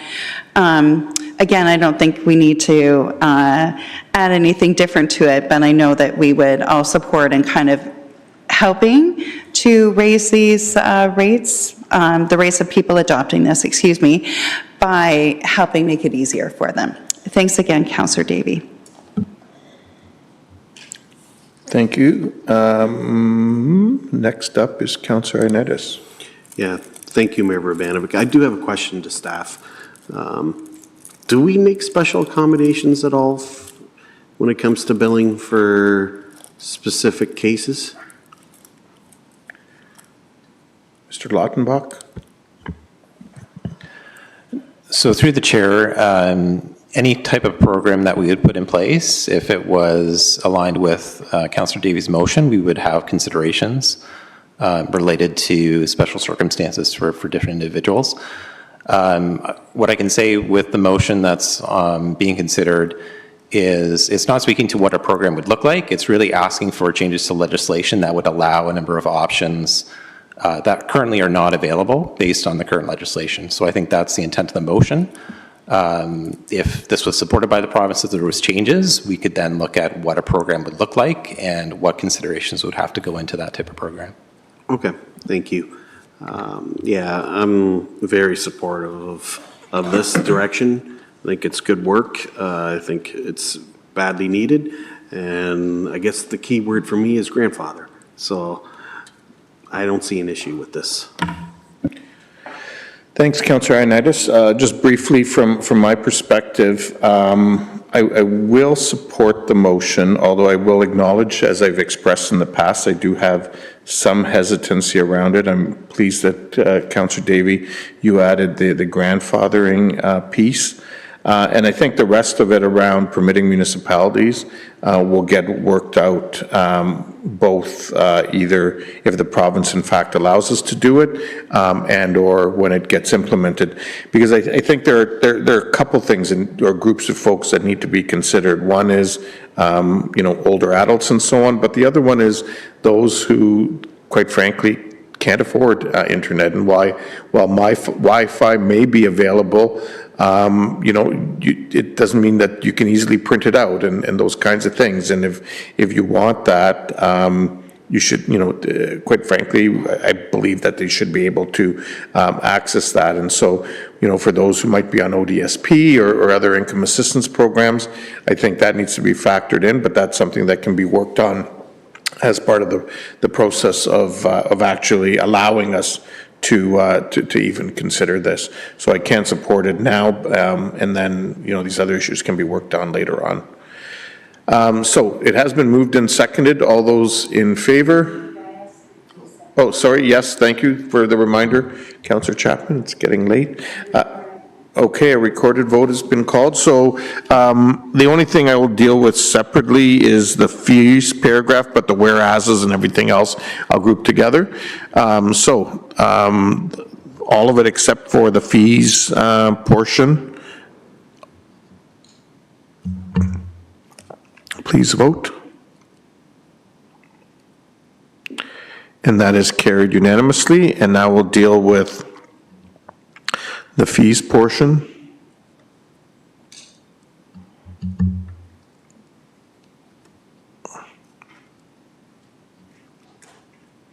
And that is carried as well.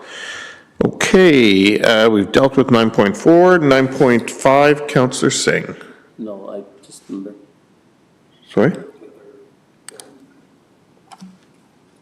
No, I'll come to that at the end. At the end? Yep. Wouldn't it be? There's other motions on the agenda right now.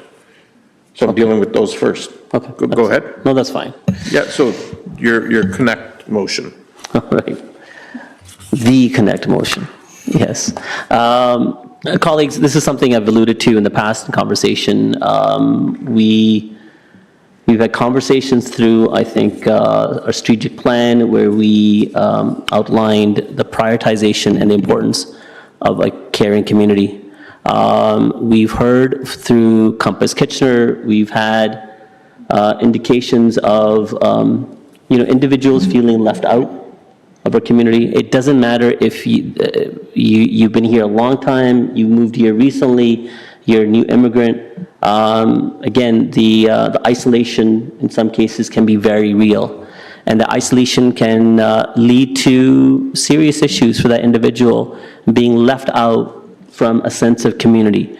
I think we collectively try to do a very good job through our engagement, through our neighborhood associations, through social media, the great and effective work that we do from our service station downstairs to be available for residents. But in some cases, again, those are very different places that people have to go to.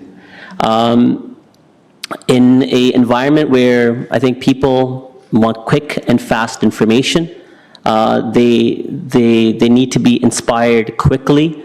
I think we can do better in showcasing all the various services that the City of Kitchener does under a single roof. On top of just outlining the services, I think we can go a step further in showcasing all the various different volunteer opportunities that exist also with the City of Kitchener, within the City of Kitchener, within our community centers, along with our neighbor associations, and going a step further, and that's not where it ends. And I think that's where the crux of my motion is. I think we can be the catalyst that supports the various different not-for-profits across the city that have challenges to find volunteers, but sometimes they need a bigger banner that attracts the people to that one spot, that they can outline the services that they provide and the volunteer opportunities that exist.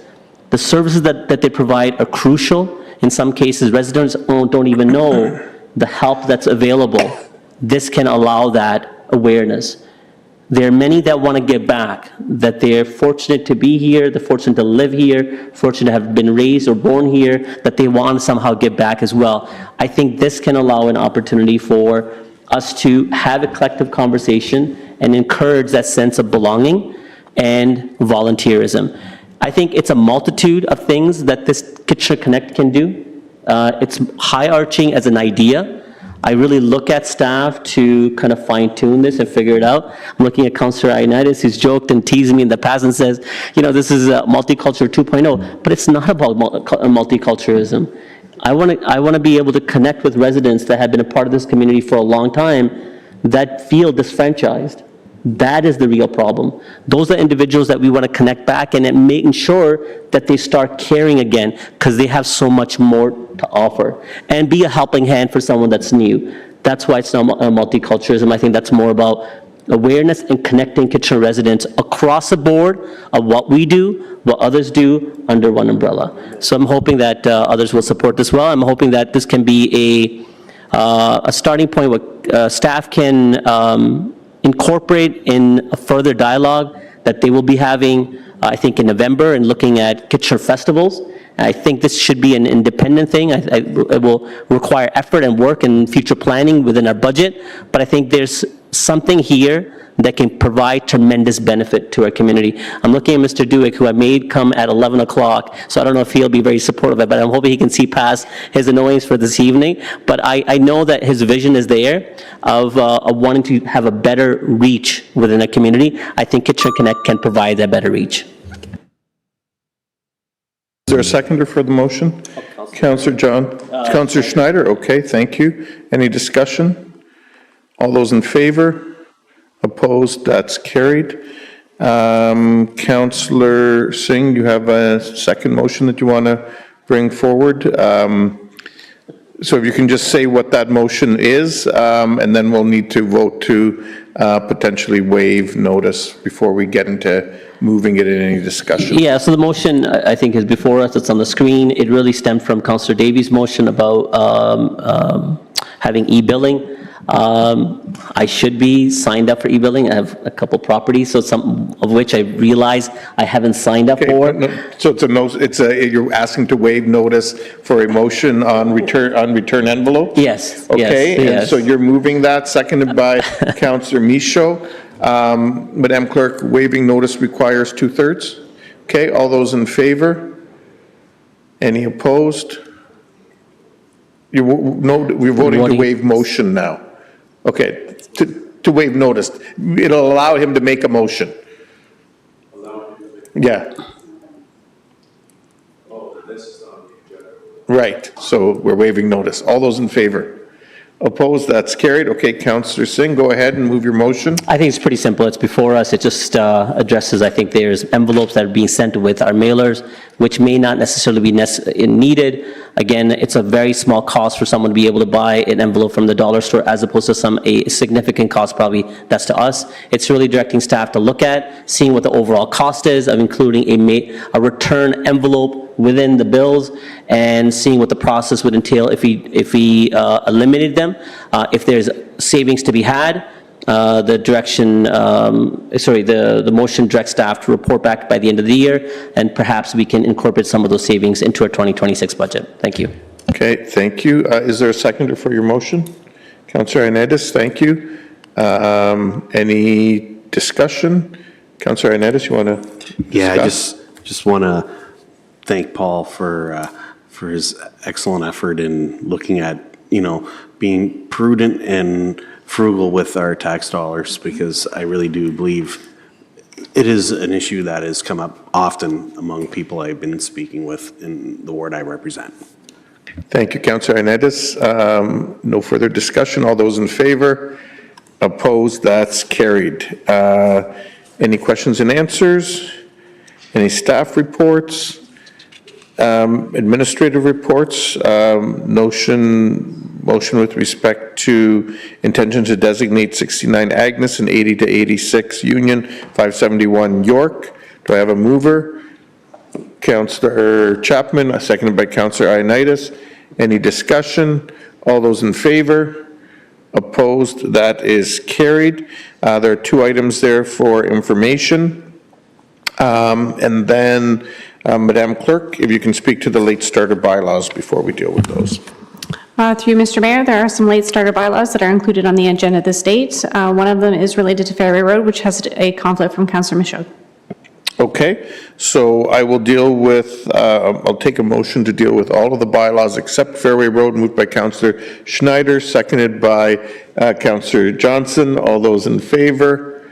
Opposed? That's carried. And now I will deal with the one related to Fairway Road. Councillor Ioannidis, seconded by Councillor O'Dooney. All those in favor? Opposed? That is carried, and that was all 3 readings of the bylaws. Correct, Madam Clerk? Wonderful. And with that, I will take actually, before we adjourn, I'm just going to remind everyone that school starts next week, which means our young ones will be out and about, and we just want to remind everyone to take extra caution, slow down on the roads, watch for our young people in our neighborhoods, and make sure that everybody gets to and from school safely. And so with that, motion to adjourn, Councillor Michaud,